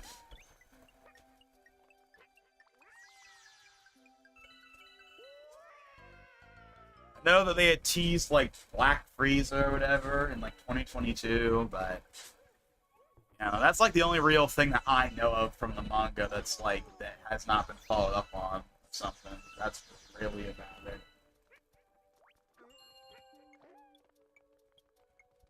Also, one thing that's also nice is that, like, even though obviously I could have just read the manga all these years while we were waiting for, like, Super to come back, like, one of the benefits is that, like, I don't know hardly anything about what happens in, like, Moro or Granola. I know about Moro and Granola, like, I know what they look like, and I know, like, maybe 1 or 2 details, but, like, I'm basically going into those arcs knowing hardly anything that happens.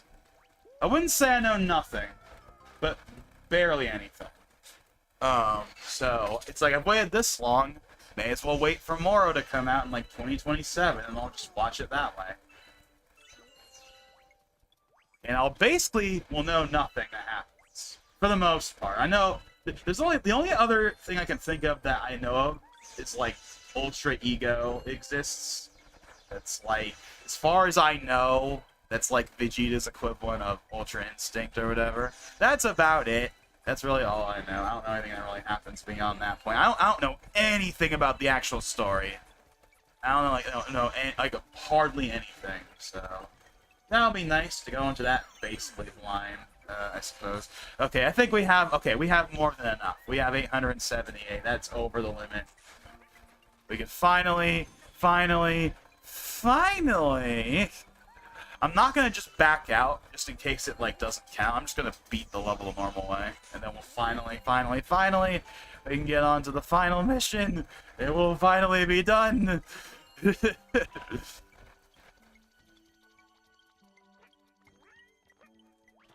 I didn't really like Super's animation, so I skipped out on watching it. So I was really glad when the remaster got announced.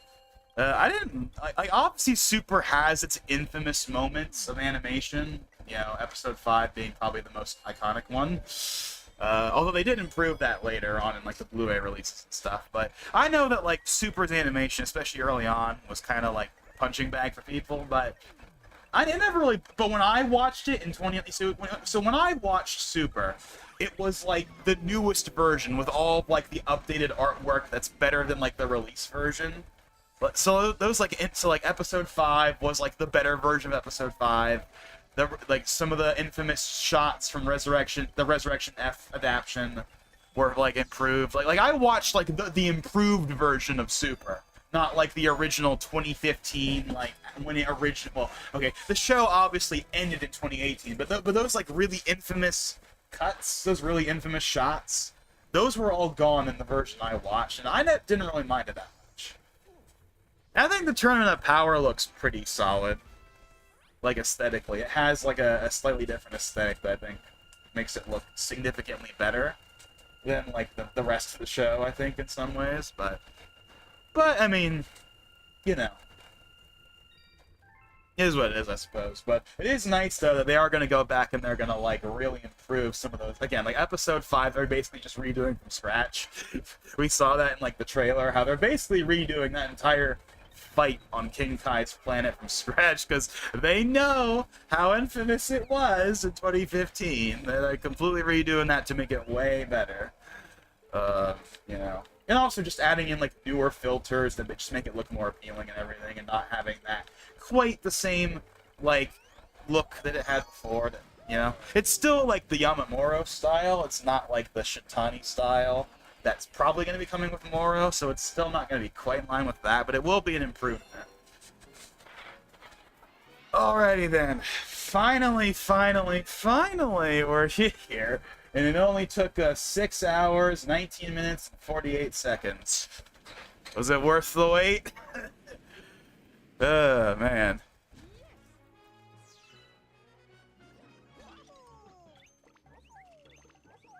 Now, the real question is, how many tries is this going to take me? I'm going to try and actually pay attention and not just, like, fool around. I want to actually, like... Okay, I couldn't even make it I couldn't even make it past the first area. Okay.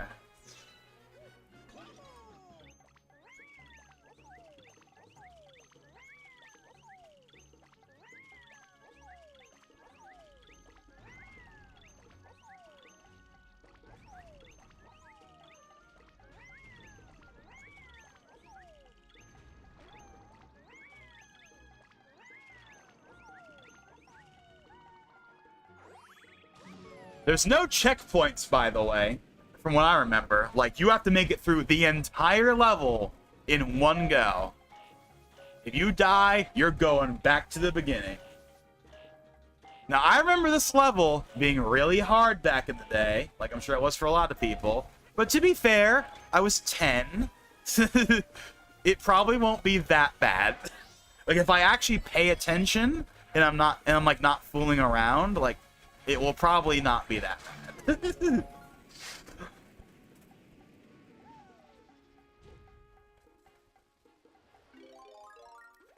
But yeah, the whole, like, you know, the initial super animation from especially, like, the early parts of the show, that's definitely long since been fixed. You know, Broly looks great, Daima looks great, the Super Remaster looks good, like, Moro, I'm sure, is gonna look great. Like Toei has learned their lesson from how the early parts of Super were managed. Like One Piece looks better now than it used to. You know, their other shows look good, like, you know, animation, and that definitely is not a problem anymore with their shows, like it was in, like, the mid-2010s. And it wasn't just Dragon Ball Super, it was also, like One Piece at the time. I know people had their issues with, like, the animation and that, too. And then Wano happened, and it got a significant upgrade.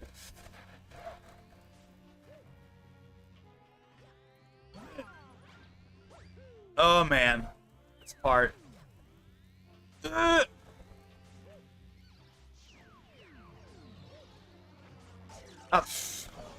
I'm trying to not waste my clouds. Trying to not waste my clouds here.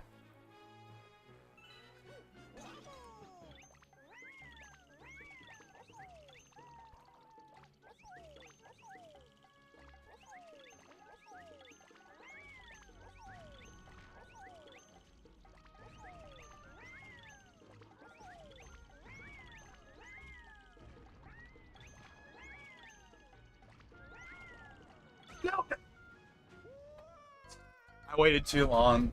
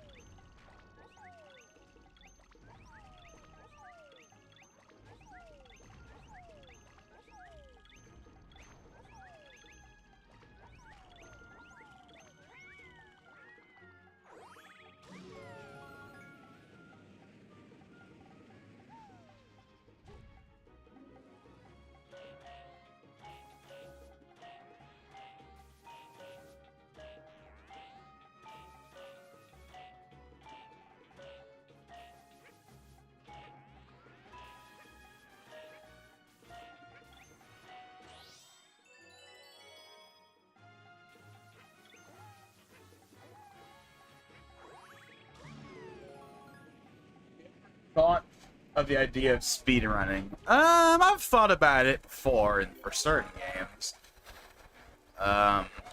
I don't know if I would ever actually do that, necessarily.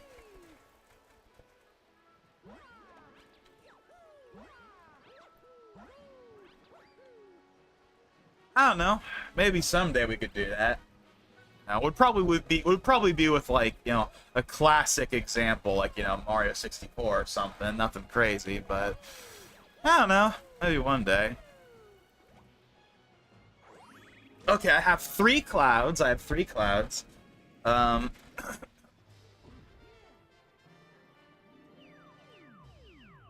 would like to get through this section without using any of them. But there's only so much you can do. Oh, that's such a waste of a cloud. That was such a waste of a cloud on my part.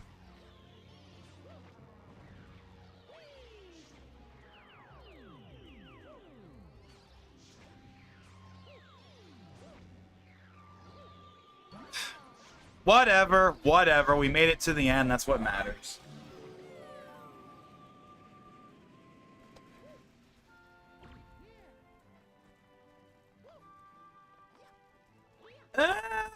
This part shouldn't be too bad. Okay, but you wanna know one? Okay, okay, you wanna know one? One problem for, like, no! Oh my god! Oh my god!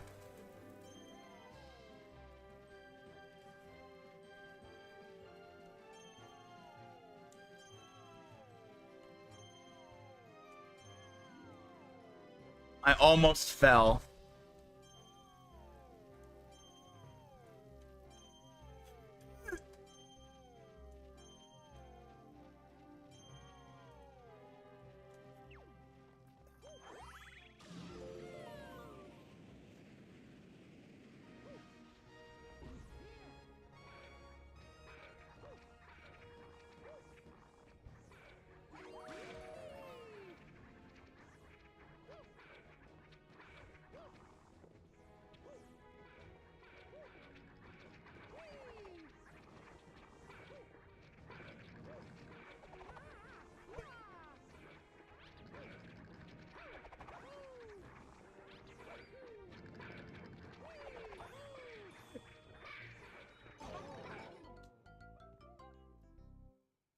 I'm not even mad. There was no way I was gonna make it through that section in one piece.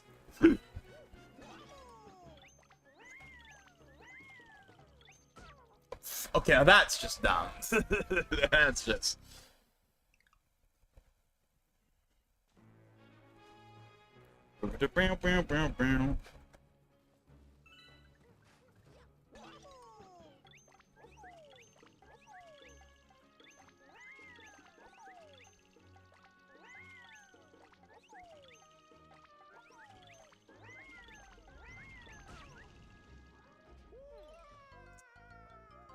kind of in a tight spot on that one, to be fair. I've practiced runs for Requiem, but Capcom put out an update that bricks your save, and I've yet to fix it, so I'm stalling, not intentionally, of course. Are you scared? You're like, I've done those, like, sounds before. Maybe I haven't done them in a bit, but I've done those, like, I've done those sounds before. I've done those before.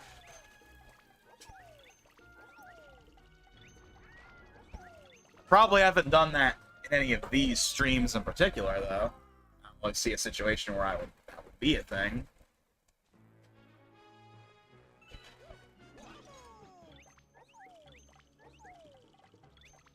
Oh, wow, that was a close one right there.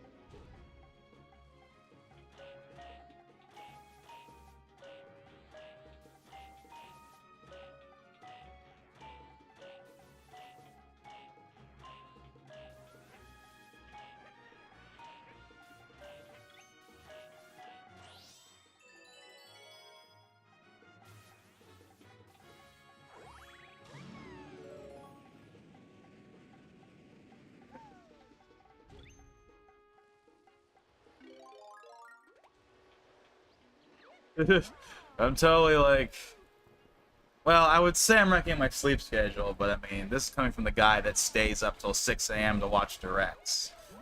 Somehow it all works out in the end, so this really is not even as bad as that. I thought that was the one closer to the end.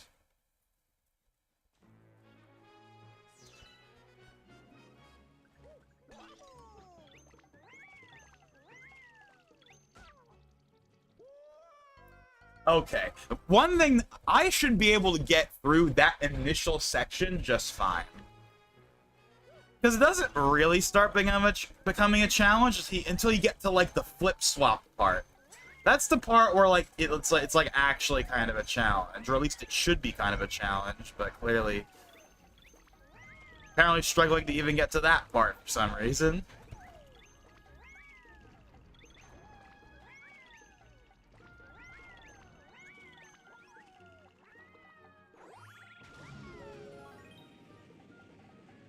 This part right here is, like, basically, it almost doesn't count. It's almost impossible to, like, die on this part, even with just the one.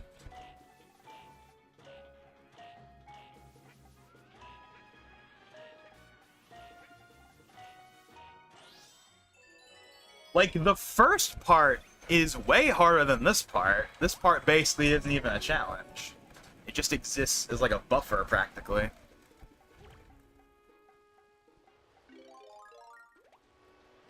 And to be fair, this section is pretty okay as well, but...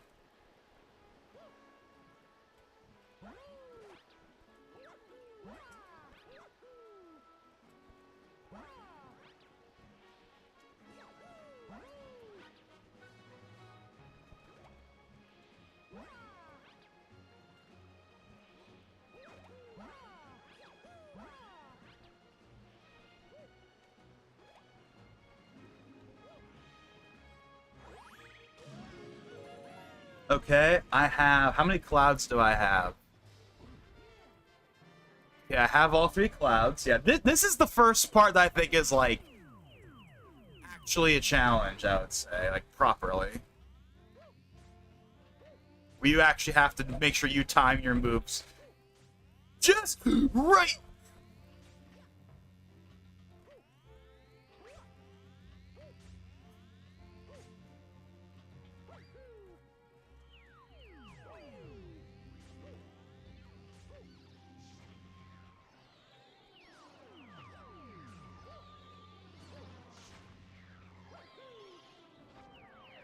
Okay.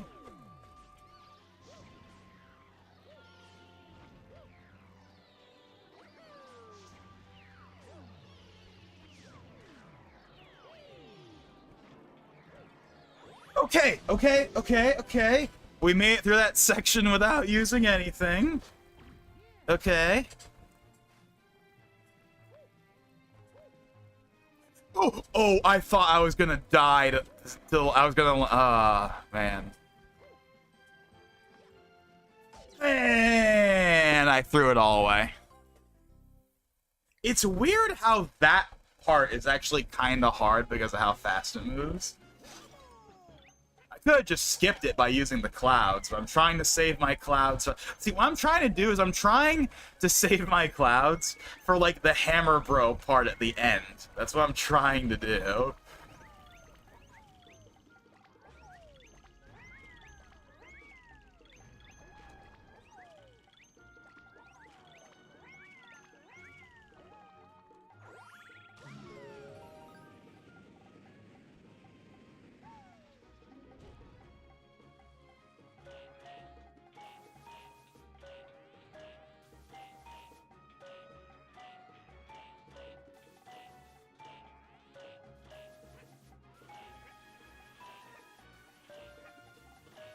I do like how when you're playing this final level, it plays, like, only Galaxy 1 music.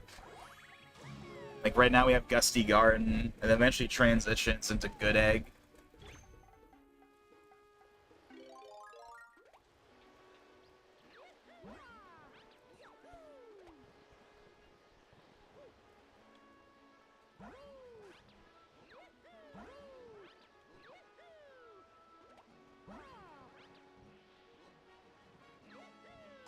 Okay, you know what?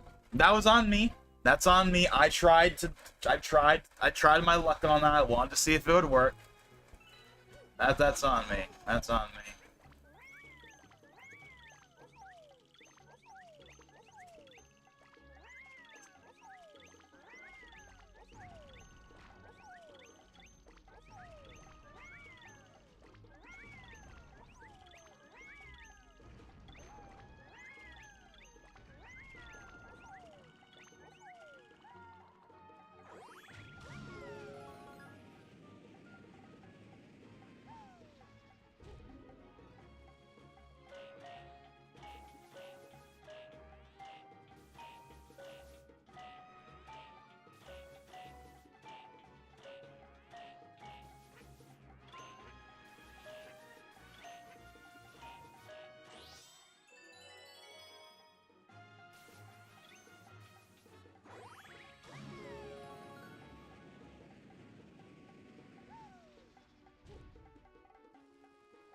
If there's one part where I definitely should not be dying, it's this one.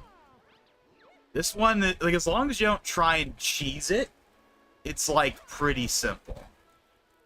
But because I tried to cheese it... Uh-oh. Okay, that... I didn't get the extra cloud power up when I should have. I didn't have enough clouds. Okay, I need it's like I'm trying the speed run. It's like I'm trying the speed run, like, because I want to get to the part where I really want to get to, like, that flippy part. Like, the flippy part is when, like, it really starts, right? But, like, you have to get through, like, these 3 other sections before you get to the flippy part.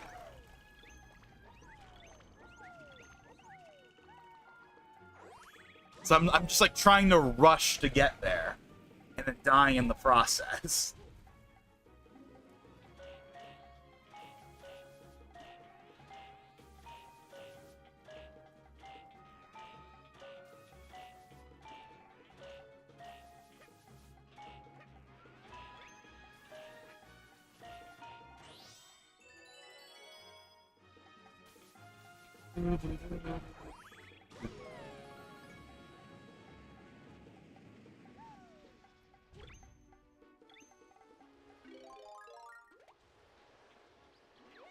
Okay, don't try and be cheeky. Just play it normally.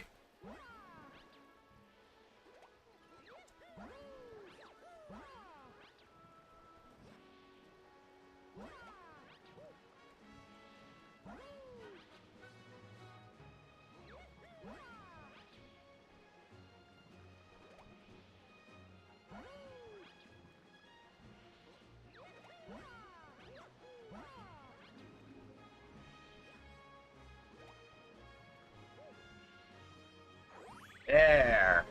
That's so hard. Still got 3 clouds. We managed to get past this part fairly alright last time. This is the part where it really is slow and steady wins the race. You just gotta go panel by panel, even if you have to deal with all these damn jumps.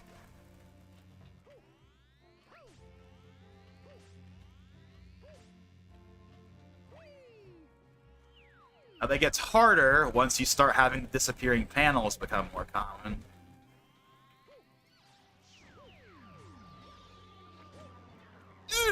I don't want to get hit by that. 2. Ah, damn it. I think it's the first time I've been hit by that flaming coconut.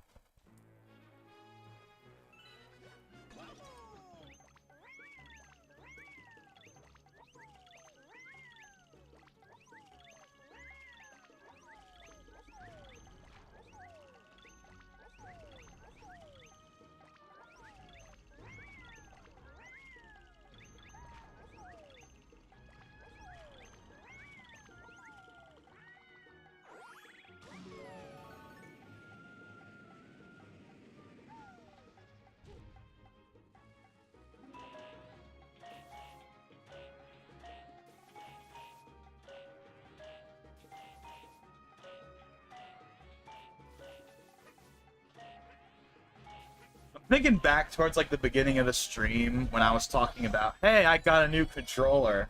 That feels like forever ago. I got a new PS5 controller. I got a Series X memory card. That feels like forever ago now. But that was 6 hours ago. Almost 7. We're approaching the 7-hour mark. And yet we somehow managed to keep a stream that I originally planned to be like 3 hours at most. I didn't think it would take this long, because I only had one world left. But to be fair, it would have been a lot shorter if it wasn't for the fact that I had to grind the star bits, because I forgot that that was the thing. Not helped by the fact that, like, I wasn't, like, really, like... Okay, we only have one... You know what? Whatever. Whatever. I don't even care at this point. As long as we have even 2 clouds, I'll consider that.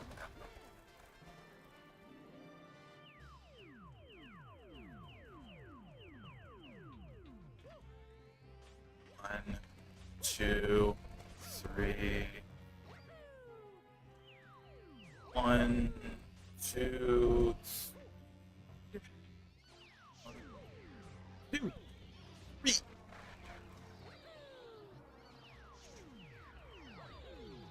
One, two. Oh, I pressed the button. I pressed the button. I tried to use a cloud, and it didn't work.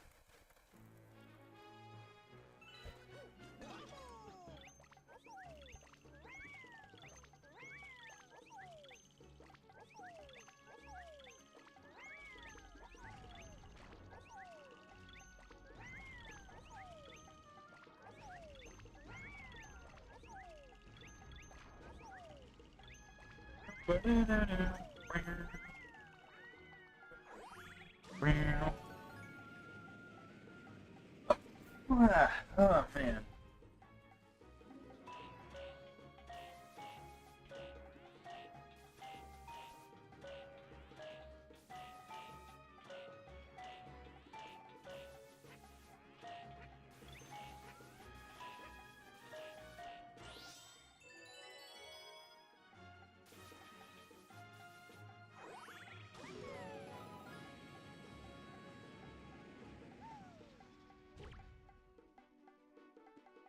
Hold on a second, I'm just checking.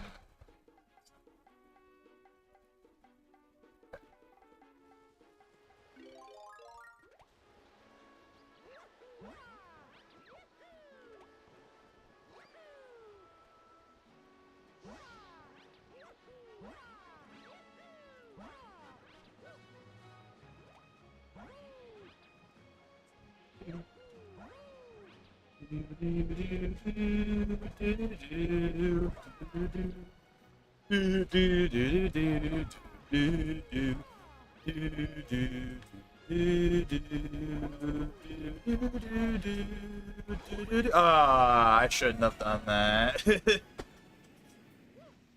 I only have one.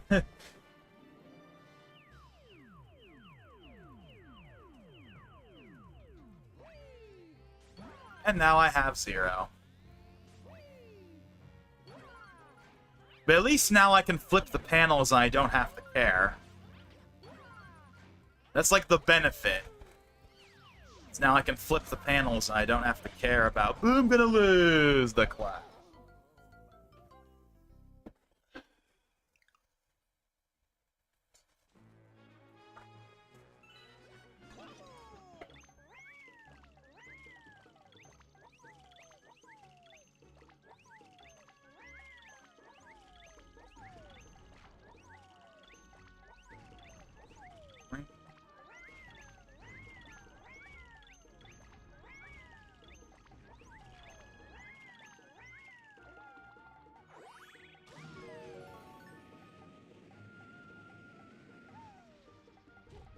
It's 4:30. 4:30. 4:31, technically, but...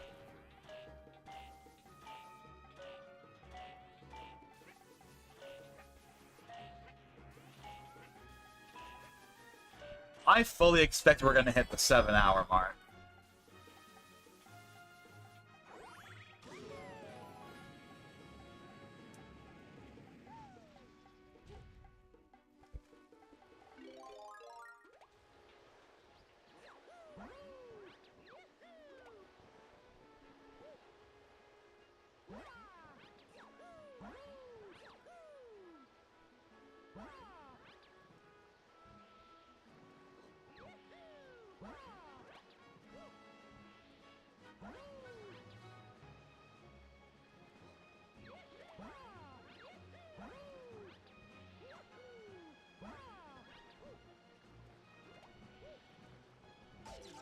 Hmm.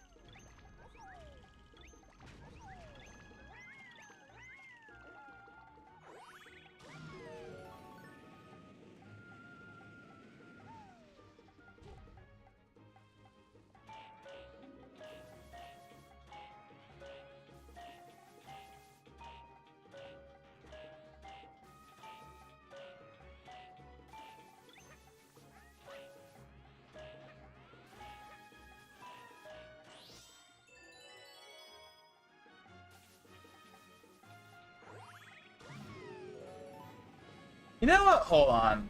I want to check something real quick. I mentioned earlier, like, when I was talking about Vegas, how, like, oh, the Vegas, like, the current forum is, like, supposed to shut down soon. I want to see if it's actually shut down or not. Because, in theory, it should be shut down right now.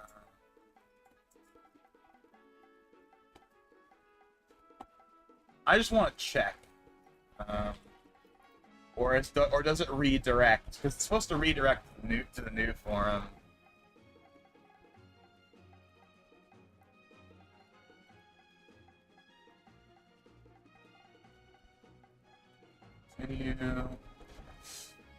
It redirects.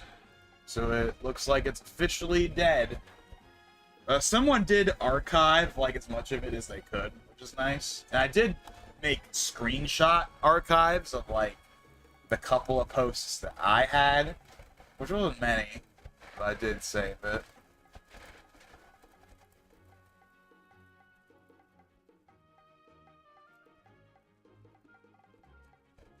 Yeah, it just redirects now, so rip the OG, well, not OG, but like rip the Magix era for him, I suppose.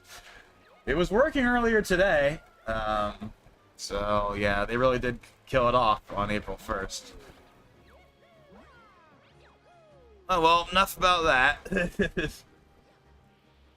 Also, I saw there was a forum post that someone got a vocoder, which is a plugin, which I use the old classic version of that right now in 18, but someone got like the, I'm guessing the new like the current pro version. They got that apparently working in the 2026 version, because normally you have to wait for like support to be added, so that's neat, I suppose. That is one thing I didn't talk about, by the way, when I talked about Vegas, how, like, I was like, oh, like, 18 is, like, the Goldilocks, all that stuff. But one other thing that kind of keeps me on, like, older versions of Vegas in general is that Vegas, sorry, not Vegas, Vocoder Classic, I think that's how you pronounce it, it's only supported up until Vegas 22. After that, you need to use like Vocoder Pro to get support, and the problem is that Vocoder Pro is paid, and I don't feel like paying for it, if I'm being honest. Especially when the whole reason I got Vocoder to begin with was because I was trying to like work around a bug that I had in Vegas 16 at the time. So I could just use the defaults that Vegas gives you, and honestly it would be totally fine for the most part. The only real thing I'd be giving up is I wouldn't get lossless audio. I'd be stuck with AAC. Because Vocoder right now, I do HEVC with PCM audio, so I get lossless audio. Which is all good, which I know is gonna just be compressed when it finally hits YouTube anyway, but I like having lossless, so I'd have to give that up if I ever went to like Vegas 23, for example. Because that wouldn't support the classic version of Vocoder that's free, so I'd have to either just use the defaults and be stuck with AAC at like, you know, 320 or 512 kilobits, it wouldn't really matter, but like still. Or I'd have to get Vocoder Pro, which I might do at some point anyway, but I don't really want to do that until I really feel like I have to. I'd rather run Classic into the ground first, to be honest. Although Classic is getting more and more out of date. It was last updated at like the very end of like no, at like the very beginning of 2024. And you wanna know what's funny? The very last update for it was because of me. Now obviously I didn't make the update, it's not my program, but like the final update addresses a bug that I pointed out. Like the last version, which is like version 13.4.1, like the patch notes for it that you can no longer find because it was on the GitHub page before I got taken down.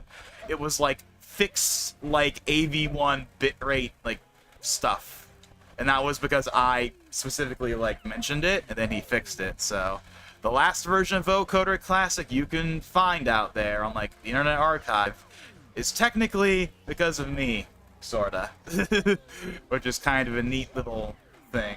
Sorta.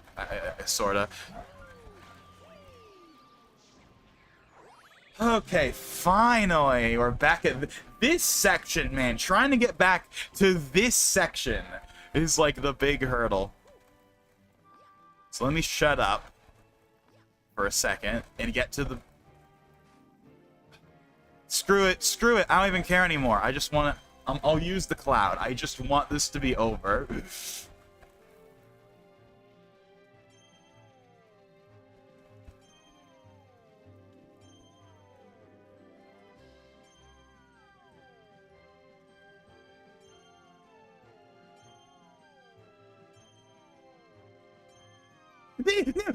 No! Oh, damn it. Oh, I screwed that up so bad.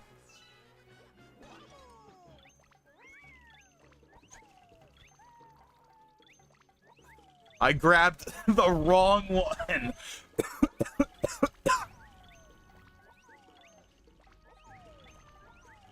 More than I've contributed my entire years on the internet. But like, yeah, I don't know. I think it's kind of neat that like the very last version of that program is fixing a bug that like I asked to be fixed, which I think is kind of neat.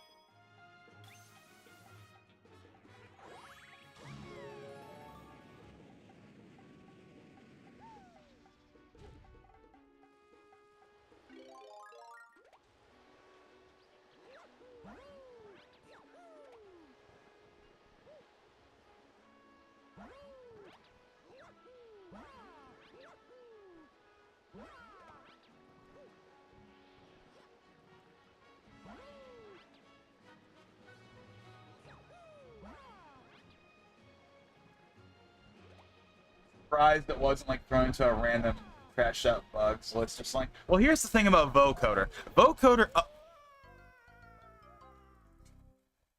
I don't know why I did that. Vocoder is a one-man job. This is like this is not some company making this product. This is someone. This is one guy. This is a one-man job. His name is like Daniel, and he has like a Polish last name. But like he's the guy that makes the program, and it's just him. There's no team. It's just one guy on like a small like website. So like getting your bug fixed is not crazy when he's like the only one working on it, and there's only like a handful of people that actively post in the forum. So it's actually, I've actually gotten a couple of things from him, funny enough. For Vocoder Pro, like the early versions that were free, I remember I was like, hey, could you like add in like some setting for like one of the audio codecs, and he did. So like he's actually, I think pretty much all the stuff I've ever requested or like pointed out is something that could be addressed. I think he did actually address, which is awesome.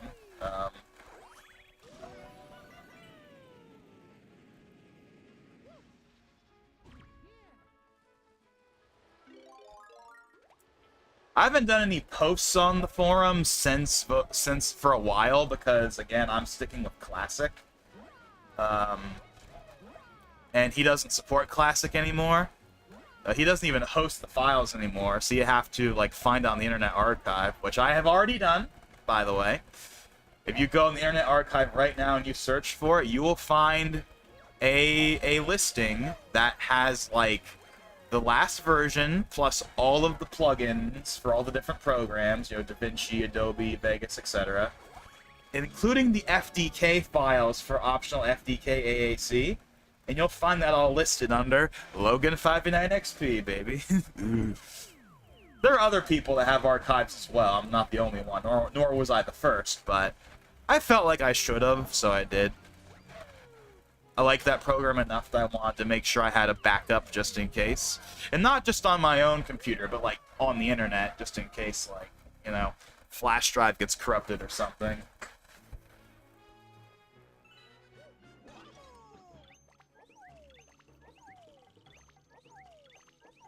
I think that's how you pronounce it, by the way. It's vocoder. I think that's how you pronounce it. I think I used to pronounce it differently in the past. I don't know.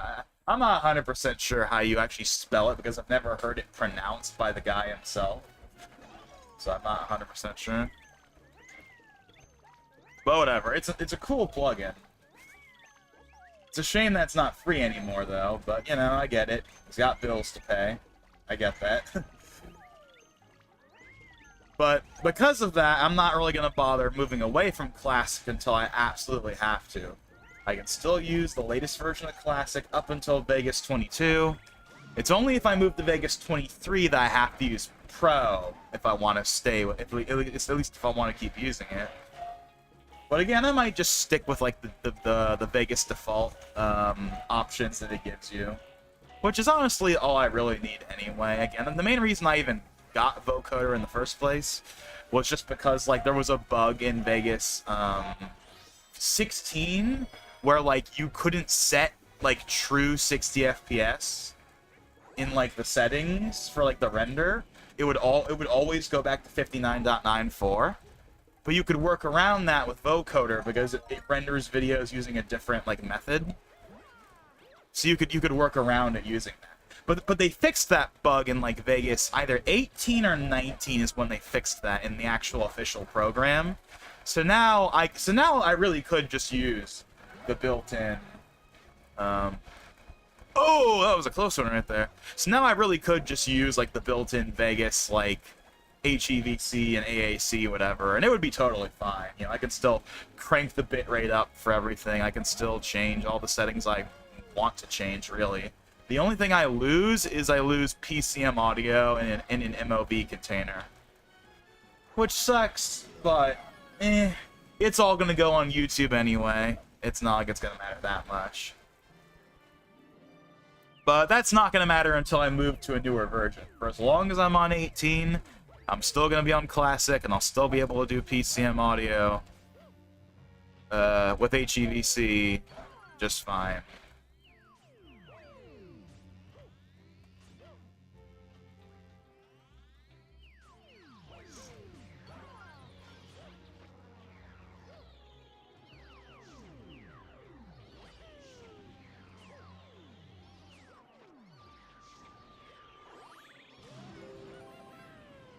Your WinRAR license has expired. Well, if only it worked like that. You can request a trial license of the vocoder Pro. You can do that. You can do that. I haven't bothered though, because I haven't really. Again, I'm totally fine with Classic for the time being.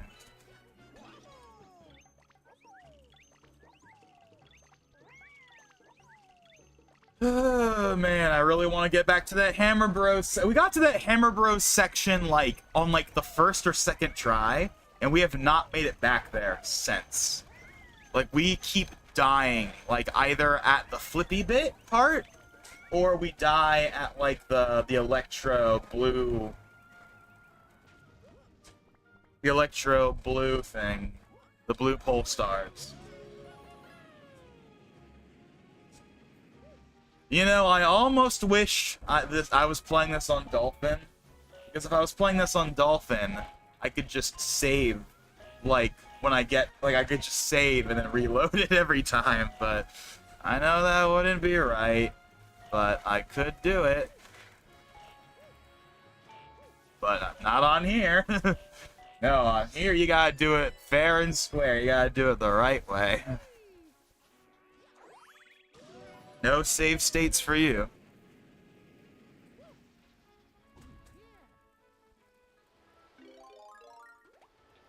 To be fair, I want to do it the real way anyway, but I almost wish I had the option.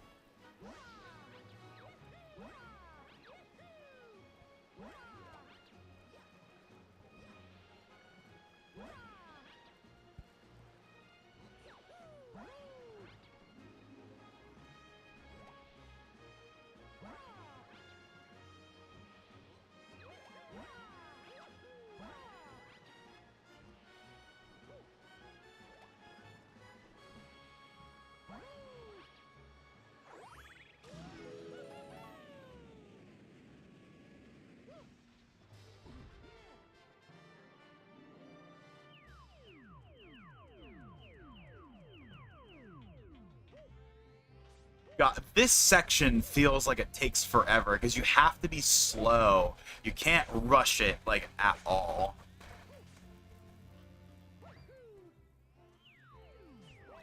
Especially if you want to keep your clouds by not spinning.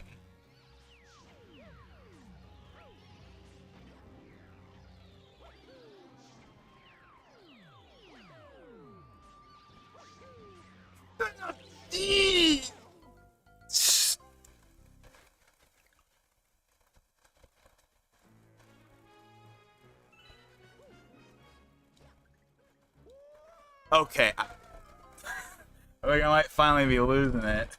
We've been going so long. Come on.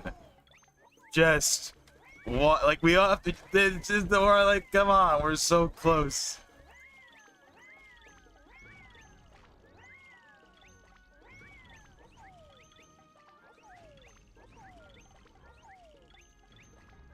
This won't be that bad. This probably won't even do. It will only take me a couple of tries. And it's kicking my ass. At least when I get to those later portions.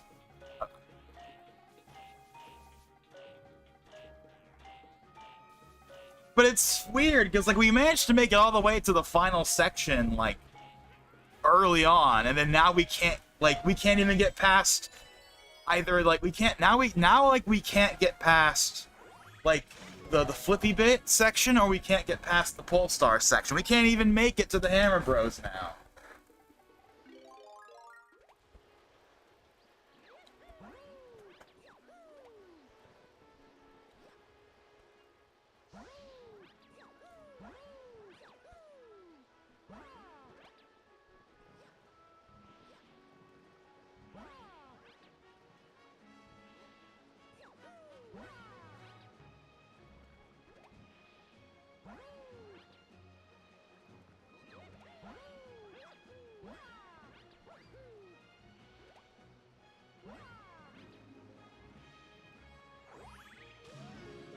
Like, if I could have a save state right here, right, and I couldn't go any further, like, I couldn't save state on any of the later parts, just save state here, that would be a huge improvement. Because, like, I want to be able to start here. I want to be able to start here. I don't want to have to go all the way back to the dang Yoshi section every single time I fail at the Flippy Bit. I think that's the most annoying part of this level. The most annoying part of this level is not the 1 health. It's the fact that if you lose that 1 health, you go all the way back. That's the annoying part. If there was even just 1 checkpoint, it would make this not as bad. But because there's no checkpoints, you lose, you go all the way back.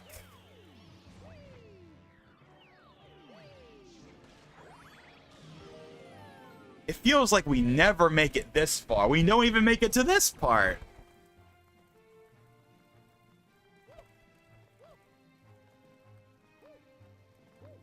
Well, you know what? Screw it. I'm skipping that part. We're wasting a cloud because that part is just, I don't want to deal with it.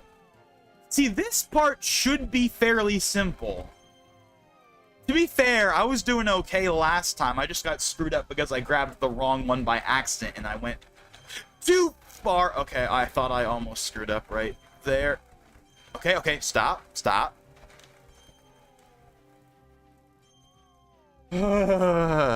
Oh my god. Finally, we're back at this part, and we still have one cloud left, which of course means we're gonna somehow die on, like, the first section. And don't forget, we have to still beat those 3, like, boomerang guys at the very end.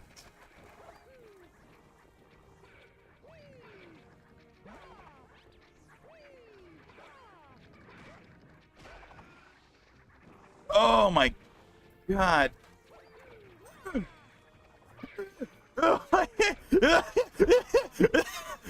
my god.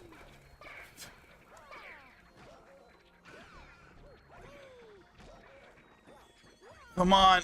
Come on. Come on. Come on. Come on.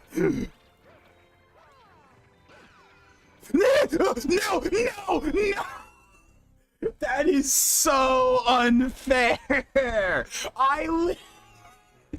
That is ridiculous. I literally did it. I literally did it.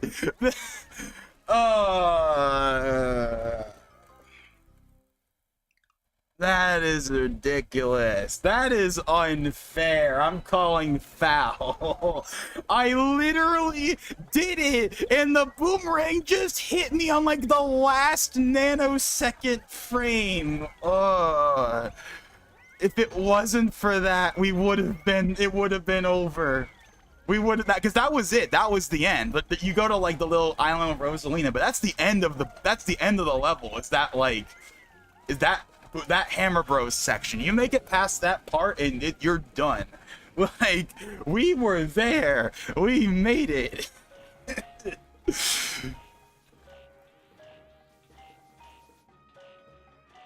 And now we have to go all the way through this whole thing again, which probably means we're gonna fail over and over and over again before we even get a shot at the Hammer Bros again.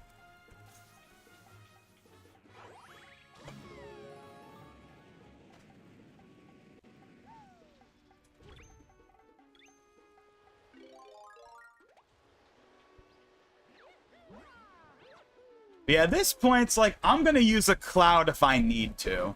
Like, I'm just gonna use it if I have to at this point. I just want to get as far into the level as possible at this point. The sooner I get to the Hammer Bros section, the better.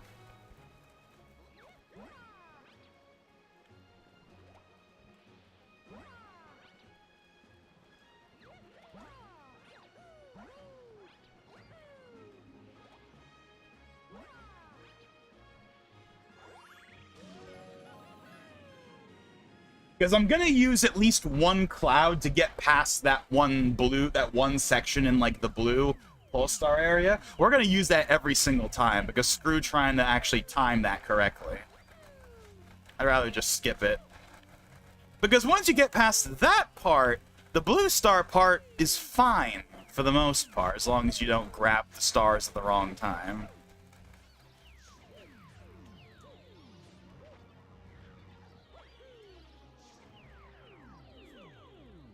One, two, three.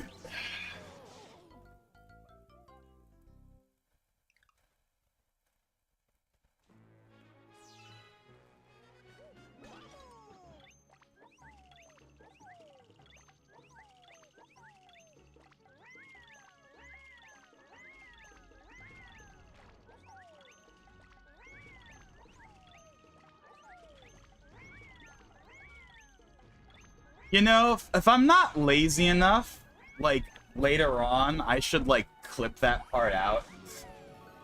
I think that's like a YouTube short, almost. Like that whole section where I literally, like, win, but I die. Like, that whole little, like, clip. That's like a clip waiting to happen.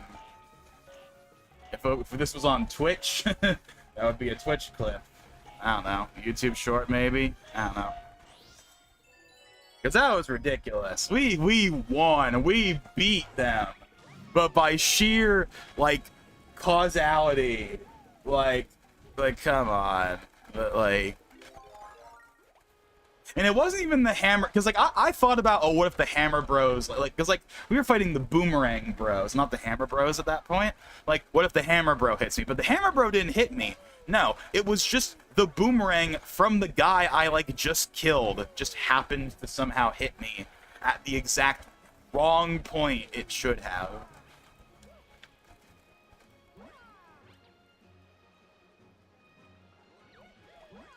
Yeah, I don't know. Maybe, like, sometime tomorrow, I'll, like, take that part out. Maybe. I don't know. We'll see how I feel about it tomorrow. After I've had a night's sleep. But I don't know. That's a moment that I feel like deserves, like, some kind of, like, short or something. And I've never done that before. I've never done, like, a gaming clip short or whatever. But, like, that was... Or even just I don't know, just something. That's such a, like, ridiculous moment that I feel like that deserves to be, like, memorialized on its own.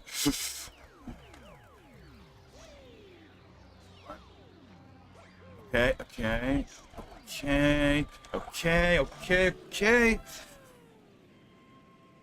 It's almost 5. It's gonna be 5 any second now.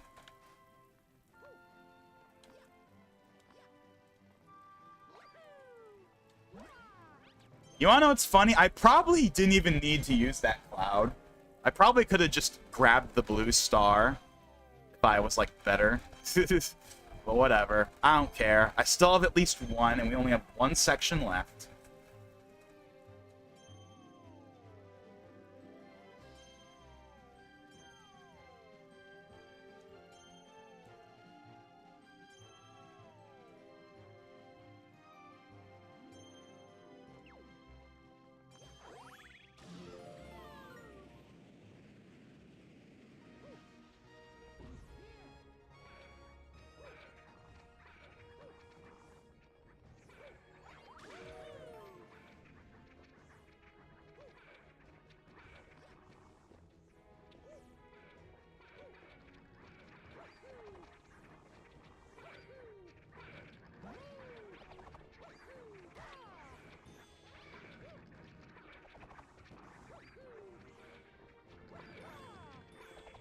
No!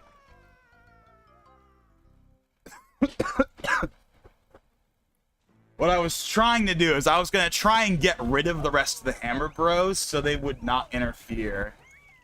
To hopefully minimize blowback when we got to that point. But...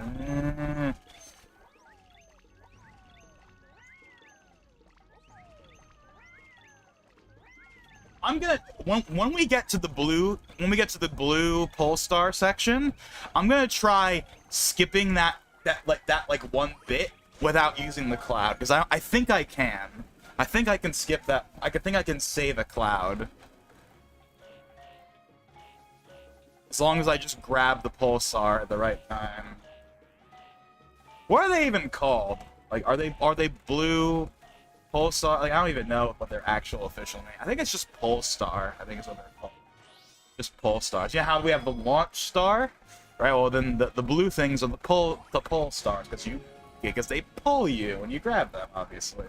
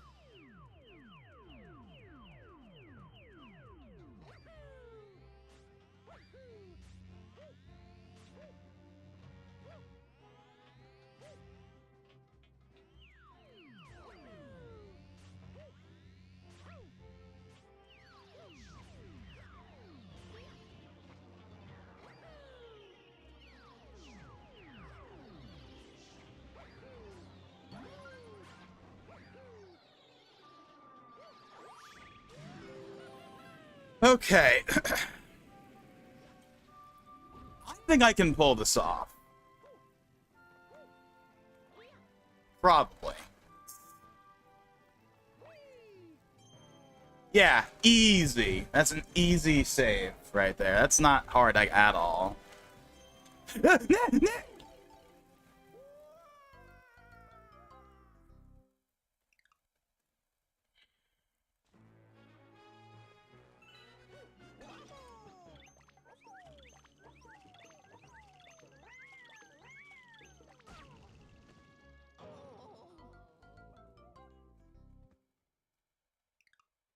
Uh, 7 hours, 16 minutes.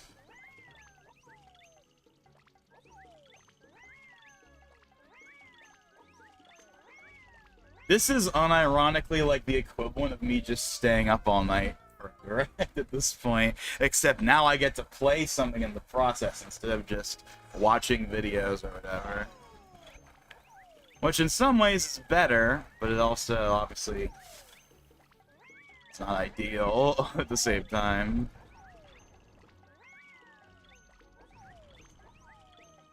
I have thought of doing that, by the way, before. I have thought of, like, whenever I do, like, one of those, like, direct reactions, like, hey, what if I, like, play a game or something beforehand? I've thought of doing that, but the main reason I haven't done that, aside from just me not really feeling like it, because I'm kind of tired, is also because, like, who's gonna show up for that, right? Like, who's gonna be here at, like, 4 or 5 in the morning and watch me play a game while waiting for the direct? Like, if I was, like, an actual YouTube, like, if I was a big YouTuber, you know, if I was a Rogers Base or whatever, sure, I could do that, but, like, I'm not Rogers Base, I'm not Game Explain, I'm not HMK, I'm not any of these big, like, channels that do that stuff. Like, I mean, I don't know if they play games necessarily, but the point is, like, you know, like, I can't have a guaranteed audience that will be there no matter what. Like, I don't have that luxury.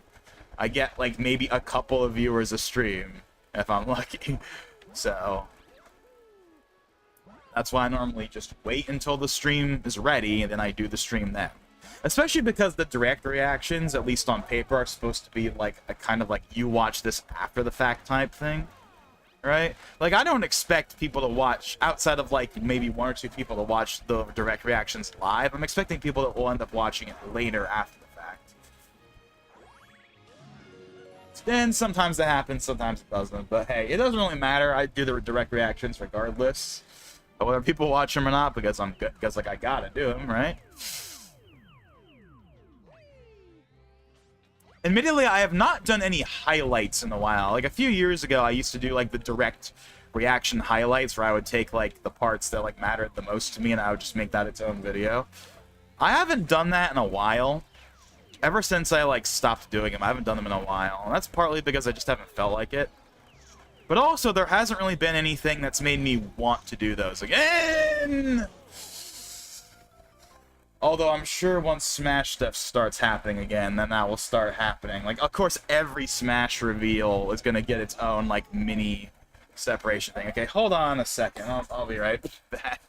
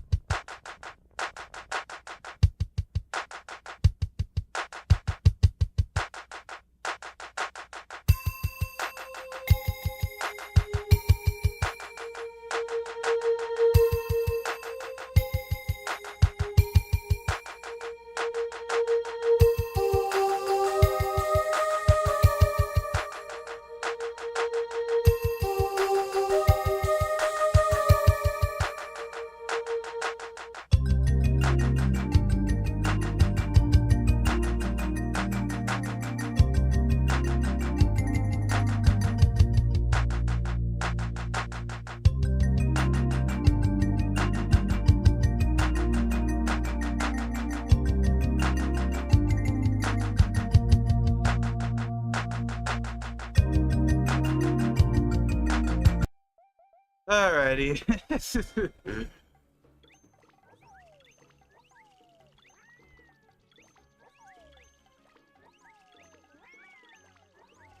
Like, it's funny because you'd think I would have made a highlight reel out of, like, the Switch 2 Direct. But, I don't know, I didn't really feel like it at the time.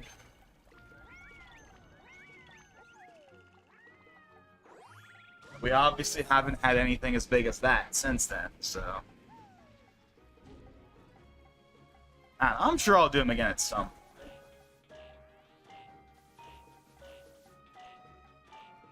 Because they did well. Like the highlight reactions when I still did them, they did well. Like secondary channel. Like they did well. Like some of them got like hundreds of views. I just haven't felt like doing them, so I haven't.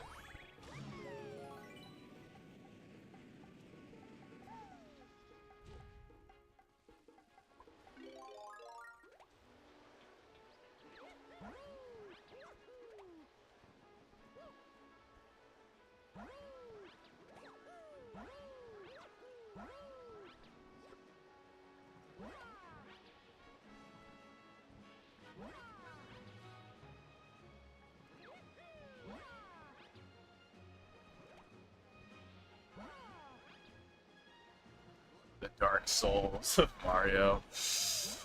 It sure feels like that right now. Not that I have any point of comparison, because I famously never played Dark Souls. Or any of the FromSoft games, for that matter. Maybe that will change one day. I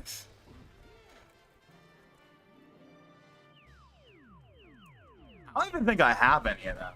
Like, I don't think they were ever given away at any point. Like, I don't think I have any through PlayStation Plus or anything like that. I have to check.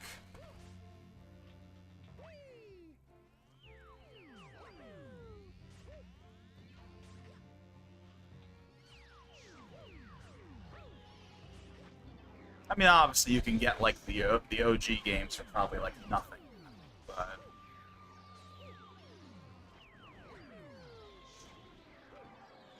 Oh wow! I was worried that that was gonna count against me. Okay.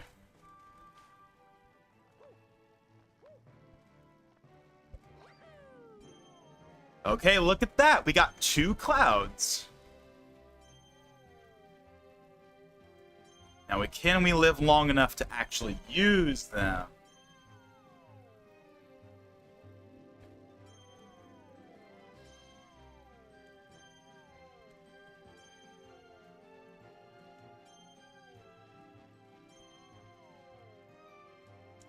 Okay, we got 2 clouds. But that's not really going to save me when it comes to fighting all that much. All that's going to let me do is let me skip certain sections. I almost want to brute force it, because we made it. We beat the boomerang guys. We just died because of collateral damage, basically. If it wasn't for that, we would have won. Ah, screw it.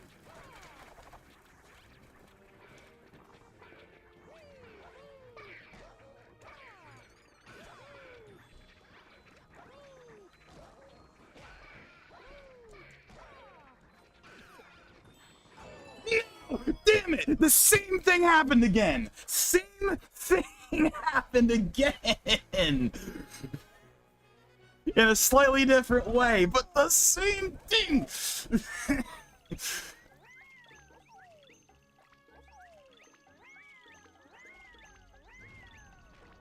We beat him again, and then we get hit with collateral damage.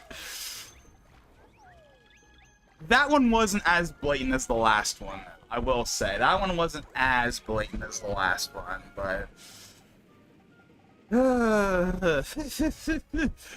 so close. Again. That's twice now. I've had my victory stripped from me.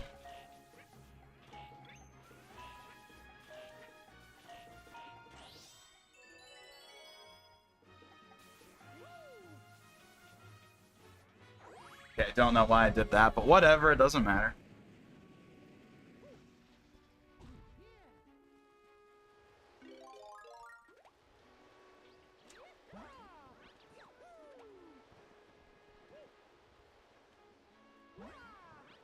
This might be the longest stream in the series, despite the fact that it's literally one world. Or at least it was supposed to be that. I have to look again. I don't think any of them are this long for this series. I think this is the longest one for sure.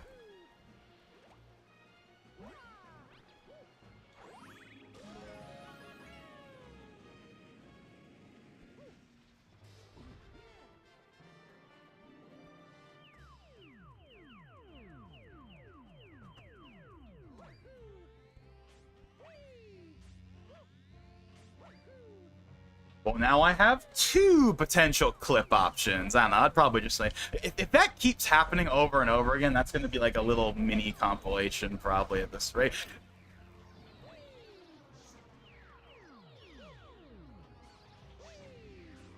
Oh, okay. To be fair, I was kind of pushing myself there. I was kind of seeing if I could make that work. I might have if it wasn't for...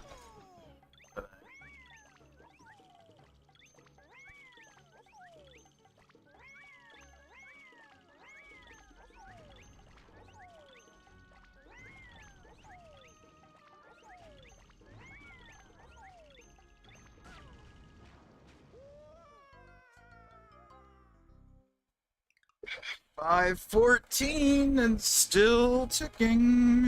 This really should be over by now, but it's not. We got there almost twice. Twice we basically won, but the game said no, we're gonna steal your victory from you and not let you end the stream and not let you go to bed.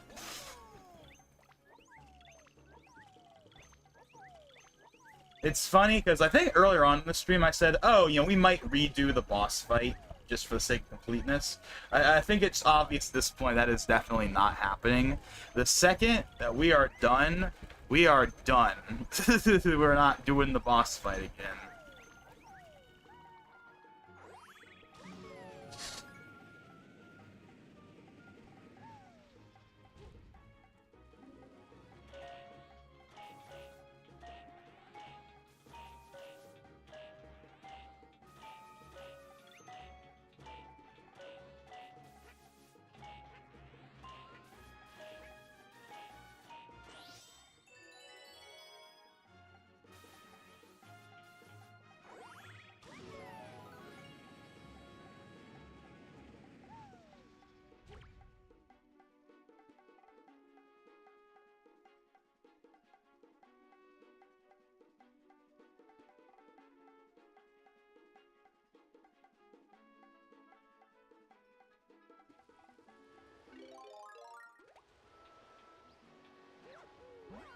Oh wait, have we lost Valentine?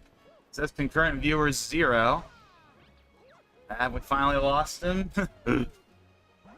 I mean, to be fair, he was around the entire stream. I really can't blame him. He's probably got stuff to do because it's the morning, and not the morning like it is here, where it's like, oh, I'm saying, oh, it's 5 o'clock. No, it's like 7 or 8 where he is. He's probably got stuff to do, but.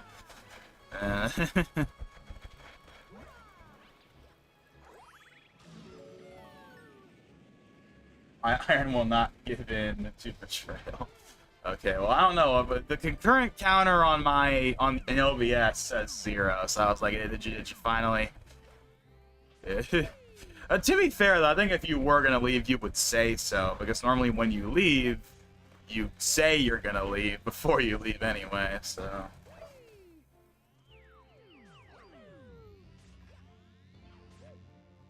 Is it like 7 or 8? Like, I forget what you said earlier. I don't know, I mean, it's 5:17 here, so. Oof.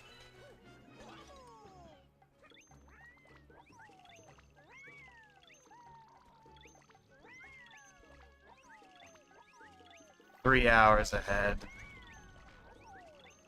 So that's 8.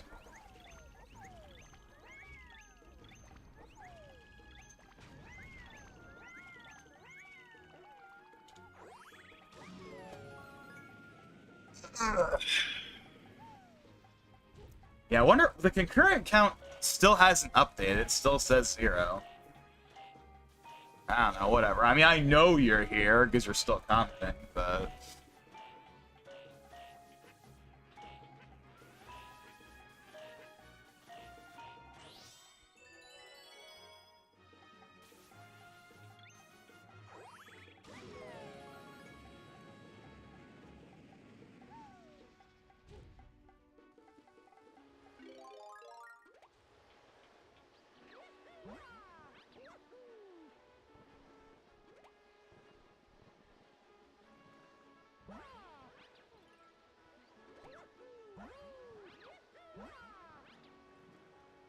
I hired a bot to take over my account.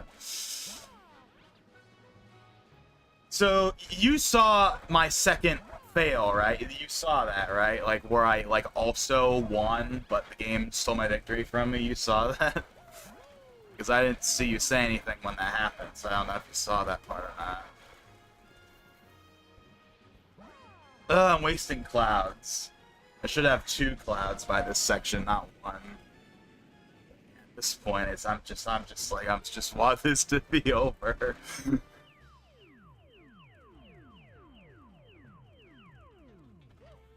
Again, I said this earlier, but if you could start this section, we would be done by now. It's the fact that I have to redo, like, the first 5 sections. Sorry, the first 3 sections. I think I was switching to the laptop. Okay, so what happened is, I got to the Hammer Bros again, and I beat all 3 of the Boomerang ones, and the launch star appeared, and then I got hit by, like, one of the Hammer Bros hammers. That's what happened. It wasn't as blatant as the first one you saw, but, like, it was basically, like, the second version of that. So, like, that's twice that I... it's two times that I had my victory stolen from me.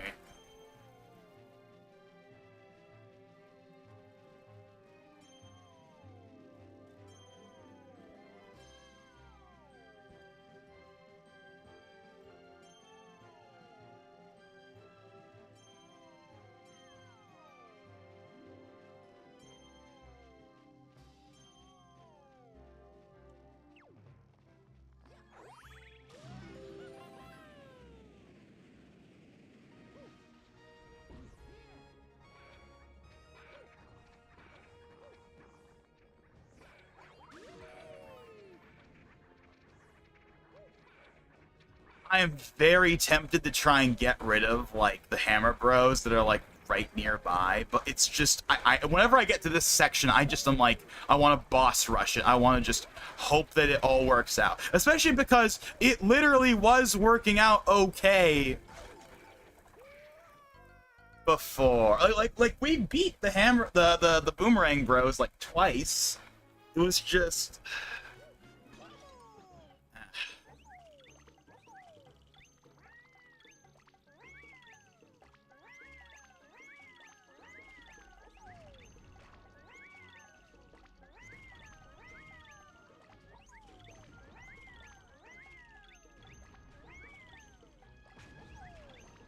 One life is really something, yes.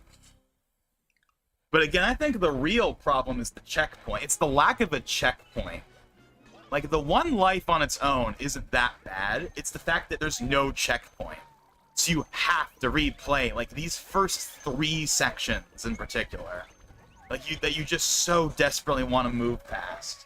Like, I don't want to replay these first 3 sections. I just want to start at the flippy bit. If we started at the flippy bit, we'd be done by now. Because we'd be getting to the Hammer Bros way faster without having to deal with this. But because we have to spend time going through these first 3 sections, it wastes time and makes it take longer.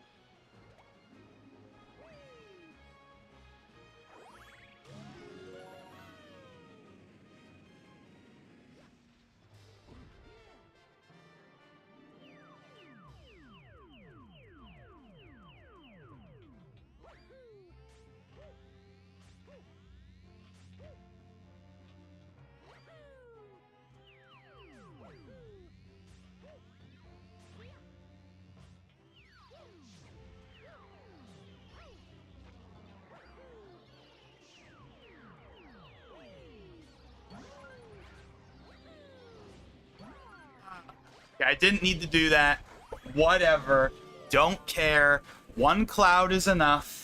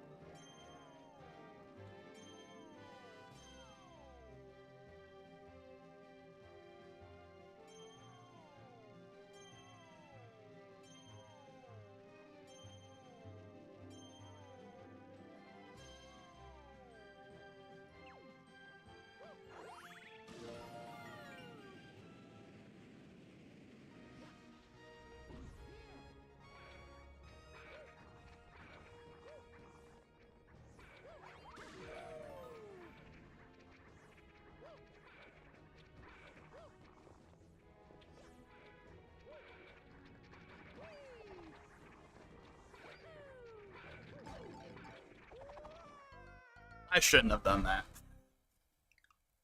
I shouldn't have done that. I should have just done what I normally did. Just use the cloud, pass over that one section. But I didn't.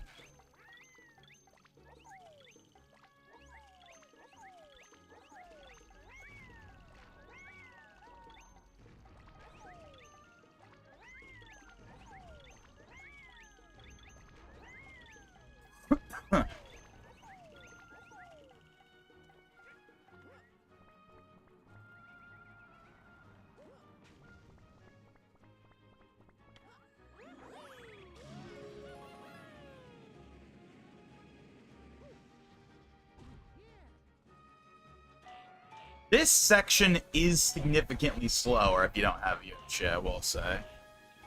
Feels like I'm going at half the speed. Joining your game right now, hold up. If only.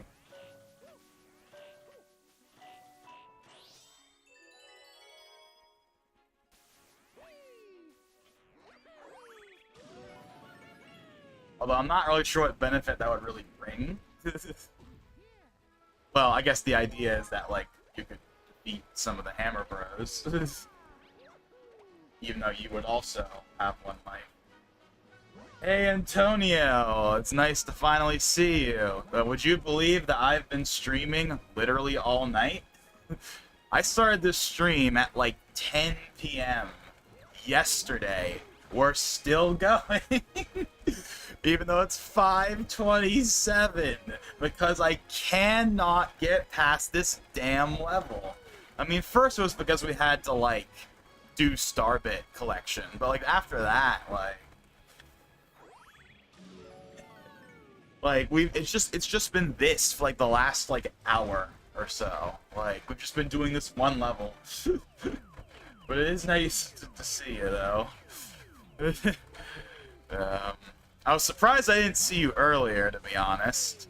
You're normally here for pretty much everything. But hey, better late than never. You can be here for the home stretch when I actually finally beat the last level. Well, hopefully.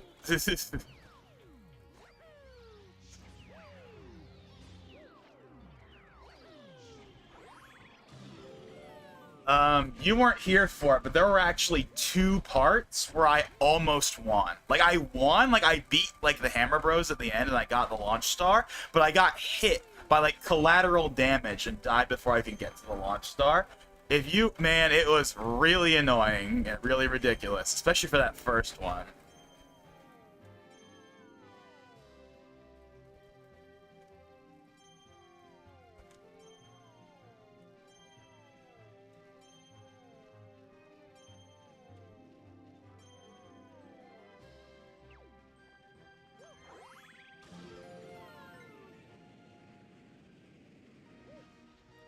What it's worth, I'm getting to this final part more consistently than I was earlier.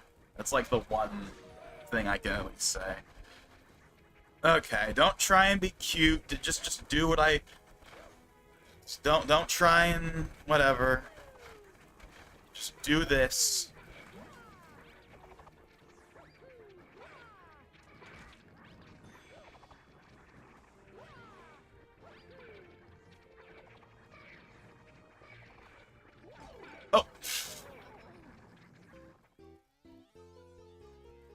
Is that the first time I've run out of lives? Have I run out of lives before? I think I might have run out like once. Not that it matters that much, but...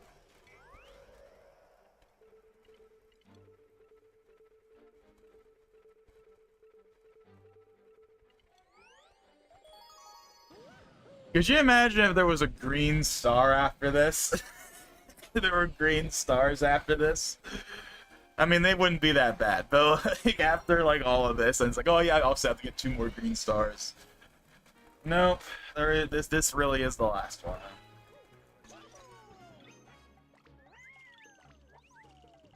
Although it is a little weird that there's no green stars when you think about it. Believe me, at this point, I'm glad there's no green stars. I don't want to do... I want this to be done. I want to go to bed. Thank you very much.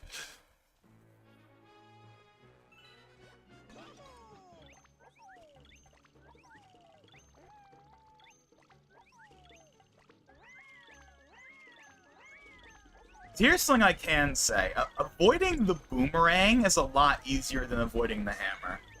Which is, like, again, why, like, trying to just boss rush that section, just get to the boomerang bros, because the boomerang bros are a lot easier to avoid than the hammer bros as hammers are.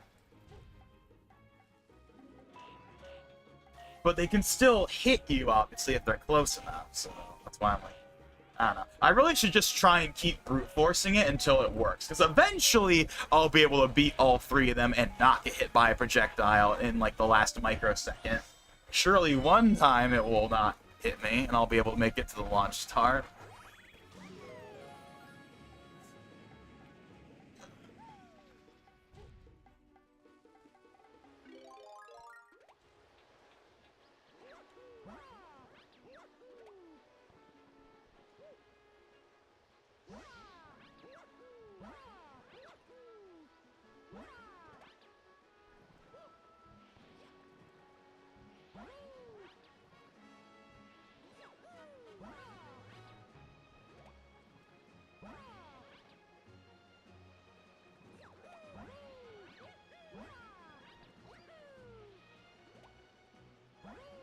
You know, I've always found it weird that they call this one the perfect run when I think the ultimate test is a more fitting name for this last level.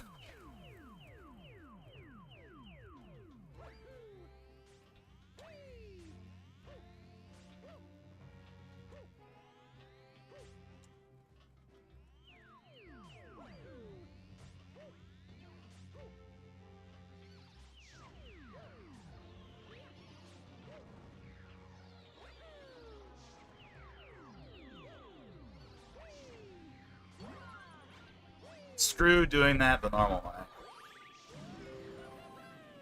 The Galaxy movie is out today? Yes, it is, and neither you nor I are seeing it today. There was a person earlier on in the stream that's apparently going to be seeing it today, so good for them, but no, we gotta avoid spoilers for like 3 days, so that's great.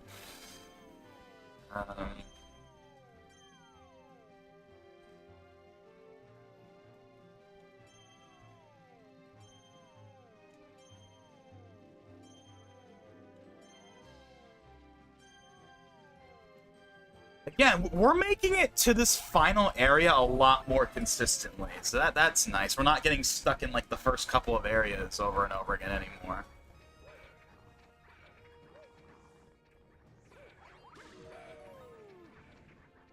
Okay, I'm just gonna try and get past the Hammer Bros as fast as possible. They're like the biggest obstacle. But the Boomerang guys aren't that bad. Once you get there, you just gotta get to them. That's... Once you get there, then it's not too bad.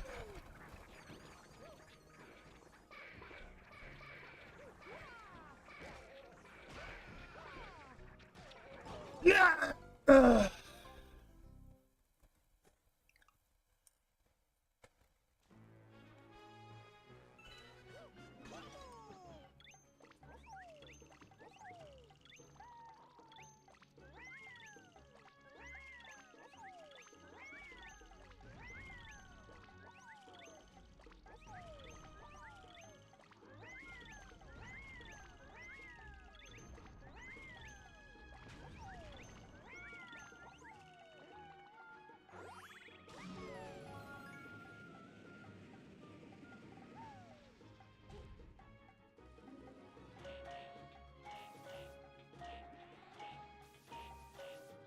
think you have to defeat them first because the launch star is not there. Yes, you have to defeat just the Boomerang Bros, not the Hammer Bros, though. And there's only 3, and I got it twice. Again, earlier on in the stream, I beat the Boomerang Bros twice, and I got the launch star to appear, but I got killed before I could get to it. One time happened in like a microsecond, like literally the instant I killed the guy, like I got hit by a boomerang. It was ridiculous when it happened. And then there was another one that happened a little later that was not as bad, but still annoying.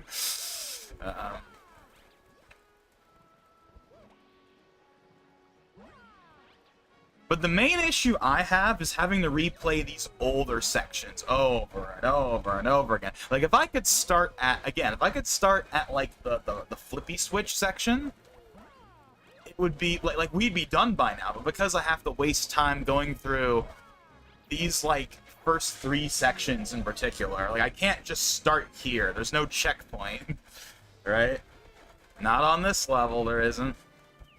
You die, you go all the way back. Which is the point, but when you've been doing this for what feels like hours, it's really annoying.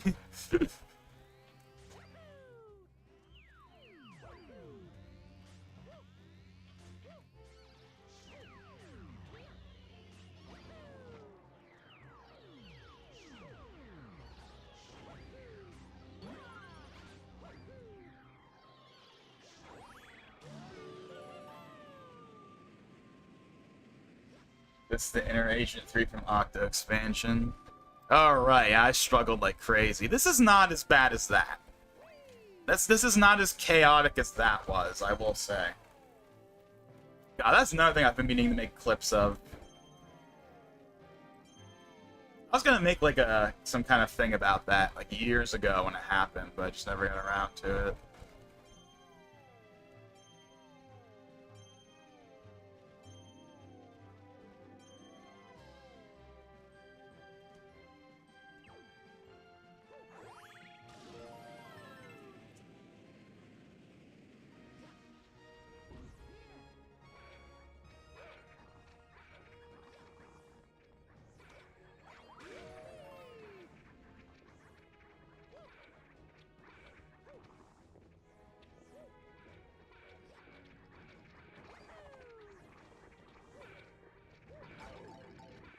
I keep thinking I can just stomp on them and like I won't get hit by the hammer.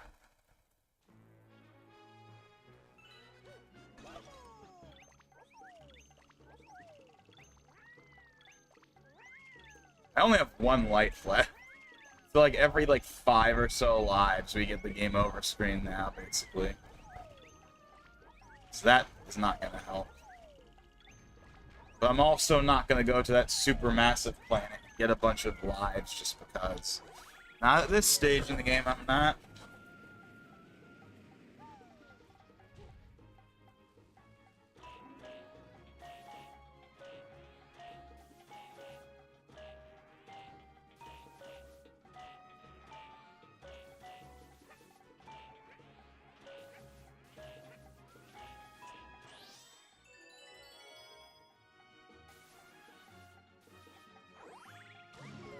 It's not light outside yet. I'm a little surprised there's not even a speck of light yet.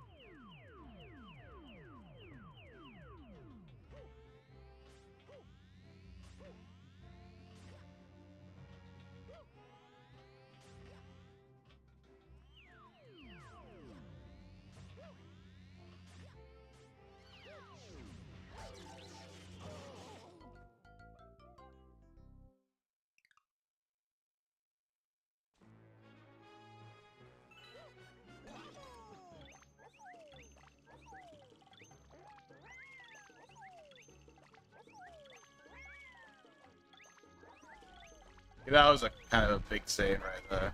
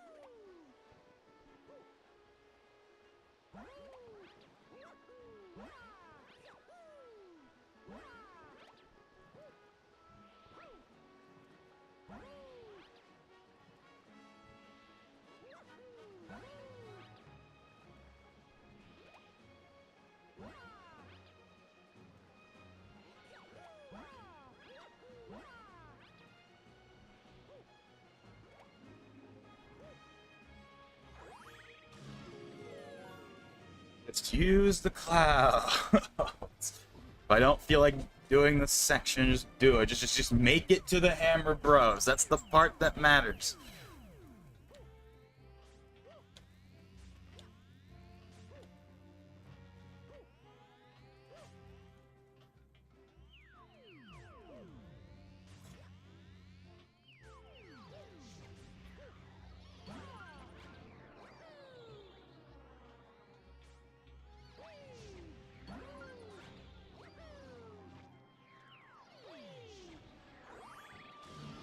Yeah, as long as I have the one clad, that's fine. I just need the one clad for that one section in the Hammer Bros.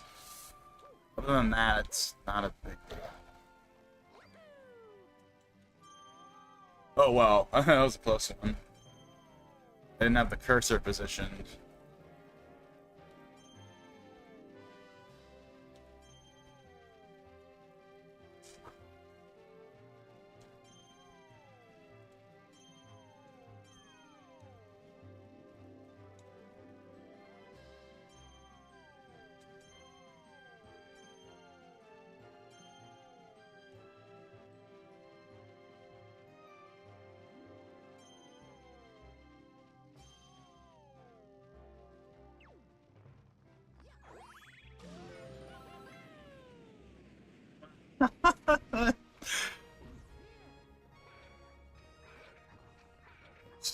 Stop trying to be cute with the Hammer Bros. Stop trying to, I'm gonna kill this one. No, no, no, no, no. Get past them. That is the most important thing. Just get past them as fast as humanly possible.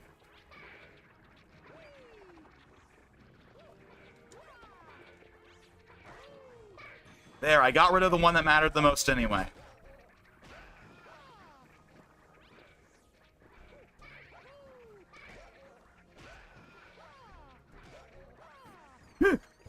Yes! Yes! Yes! Yes! Yeah!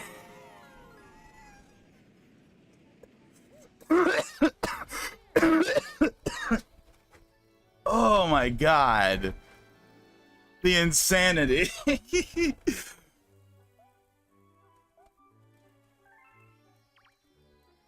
uh.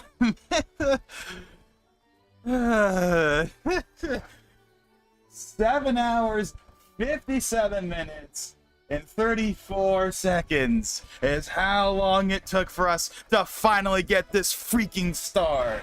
Oh my god. Okay, that's not actually how long it took us to get that specific star, but that's how long it took us to finally do to finish the stream, basically. 8 hours. That's not the longest. The longest is not 8 hours still. It's not 8 hours. It's like 9 hours, I think, or like some. I don't know. I'd have to check again. But this is certainly up there. This is longer than the rest of the parts. Man, that took way, way too long for its own good. And it really didn't help that I had to do all that Starbit farming in the meantime.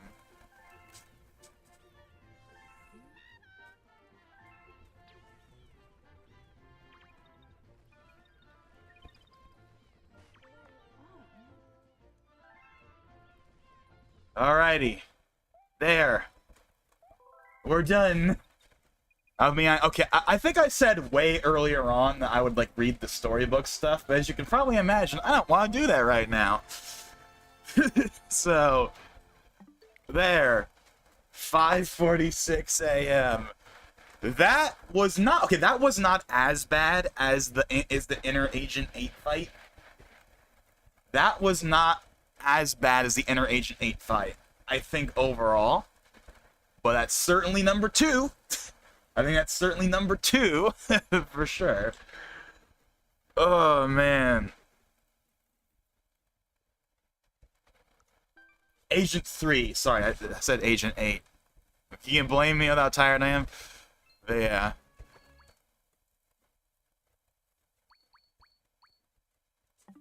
Alrighty. So. Whew. Is there still no light? We still check. Yeah, I don't see any light. I think we still got probably another 30 minutes before we see light outside. But whatever. Point is, we did it. It took way long. This stream was supposed to be like 3 hours, 30 minutes. It ended up being almost... Actually, no, it literally just a second ago hit the 8-hour mark. And here I am, where if this was June, the direct would be starting in like 15 minutes. But, oh well. At least it's finally done. I wish it could have been less stressful than that, but... Hey, I'm sure, hopefully that was entertaining to everyone, watching me struggle like crazy on that level. I didn't think it'd be that bad. I really didn't think it would be that bad. I thought it would be like, oh, it'll take me like a couple of tries. Like, I won't do it on the first try, but like, on like maybe the 5th or 6th try. Like, I didn't think it would take that long. I really did not think it would be that bad. Maybe if I wasn't streaming at 5 in the morning, it would have gone over better. but hey, for what it's worth, that was a lot of fun still, even through the frustration. So, I definitely don't regret doing any of this. I'm very glad that we did this series. It was a lot of fun. I had a lot of fun talks. And, I mean, the fact that this stream is still going, I think, is a testament to the fact that I'm having such a good time. I'm still streaming way past the point when I would normally. But, of course, a big reason for that is thanks to Valentine. He's been here the entire stream. I mean, he's a regular viewer, of course, but he's been here the entire stream, and he's like 3 hours ahead of me. So he's probably totally, his sleep schedules, whatever. I don't even know what's going on with him right now, but that he's been here the whole time, so big props to you, and also thank you for Antonio for being here at the very end, and also thank you to that other guy that was here earlier on the stream many hours ago. And of course, to anyone watching this after the fact, thank you for watching me suffer through the final level. So, now that this series is officially wrapped up and done, what is next? Well, I've been thinking about doing a Smash stream again. I think it's been long enough. We haven't done one since October. I think it's about time. I also kind of want to do one, but at the same time, I also kind of want to just play Smash just in general. Like, I just play with, like, Dylan or whatever. We don't stream it, we just play it, like, normal. I feel like I might also want to do that. I don't know. But, other than that, I don't really have any other streaming plans for right now. Obviously, if some direct or something gets announced, we'll do that. But my expectation is we are waiting until June for the next like big direct that we've been waiting for a while now. What about Smash Bros. Part 3 with Brawl? Well, I know I've said this multiple times. This point kind of is a meme, but I think it's pretty safe to say that series, in its current form, is never being finished. I have thought about it. I still think about it every once in a while, and I've actually been thinking about like maybe like redoing the whole series, but as like a discussion video to make it easier. Because at this rate, I'm kind of like, you know what? Finishing the series is just in some form is more important than not finishing it at all. But, you know, that's not going to be happening anytime soon. But I do think about it. I do think about the fact that I still have those first 2 parts. They're still the most recent main videos on the channel, and they've still never been finished. I'd like to conclude the series in some form, even though I'm probably never going to do it in its current iteration. You know, maybe I could do parts 3, 4, and 5 as discussion videos as a way of wrapping up the series, so we can finally move on from that, or I don't know. But as far as streaming is concerned, I really don't have anything else planned, at least right now. Again, I might do a Smash stream at some point, soon-ish, but I'm not even that. I'm not certain of just yet. But I've been thinking about it. But other than that, I really don't have any other streams planned. But as for videos, I mean, I said this earlier on, but of course, when I do see the Galaxy movie on April 4th, I do plan on doing a discussion video on that, just like I did for the first movie when that came out. So, of course, look forward to that. And I'm going to say right now, obviously, we'll see what I say at the beginning of the video, but I believe in my Galaxy, in the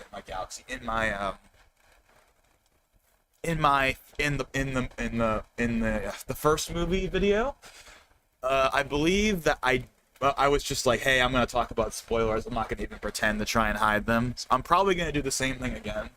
So, like I'm not going to put it in the title or anything, but, like, I'm going to say at the very beginning, like, hey, there's going to be a spoiler video. So if you don't want spoilers, you know, come back after you've seen it, you know, whatever.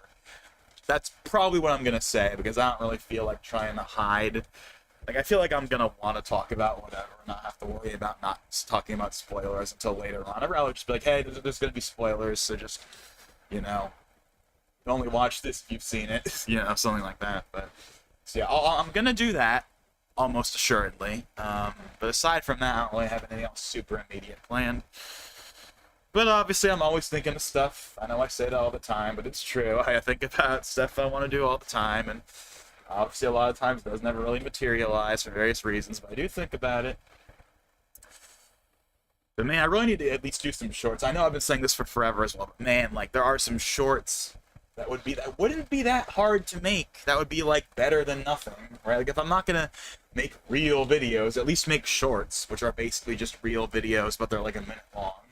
That's better than, like, you know, if I don't want to make a 5, 6, 7, 10-minute long video, at least make like a short. Something.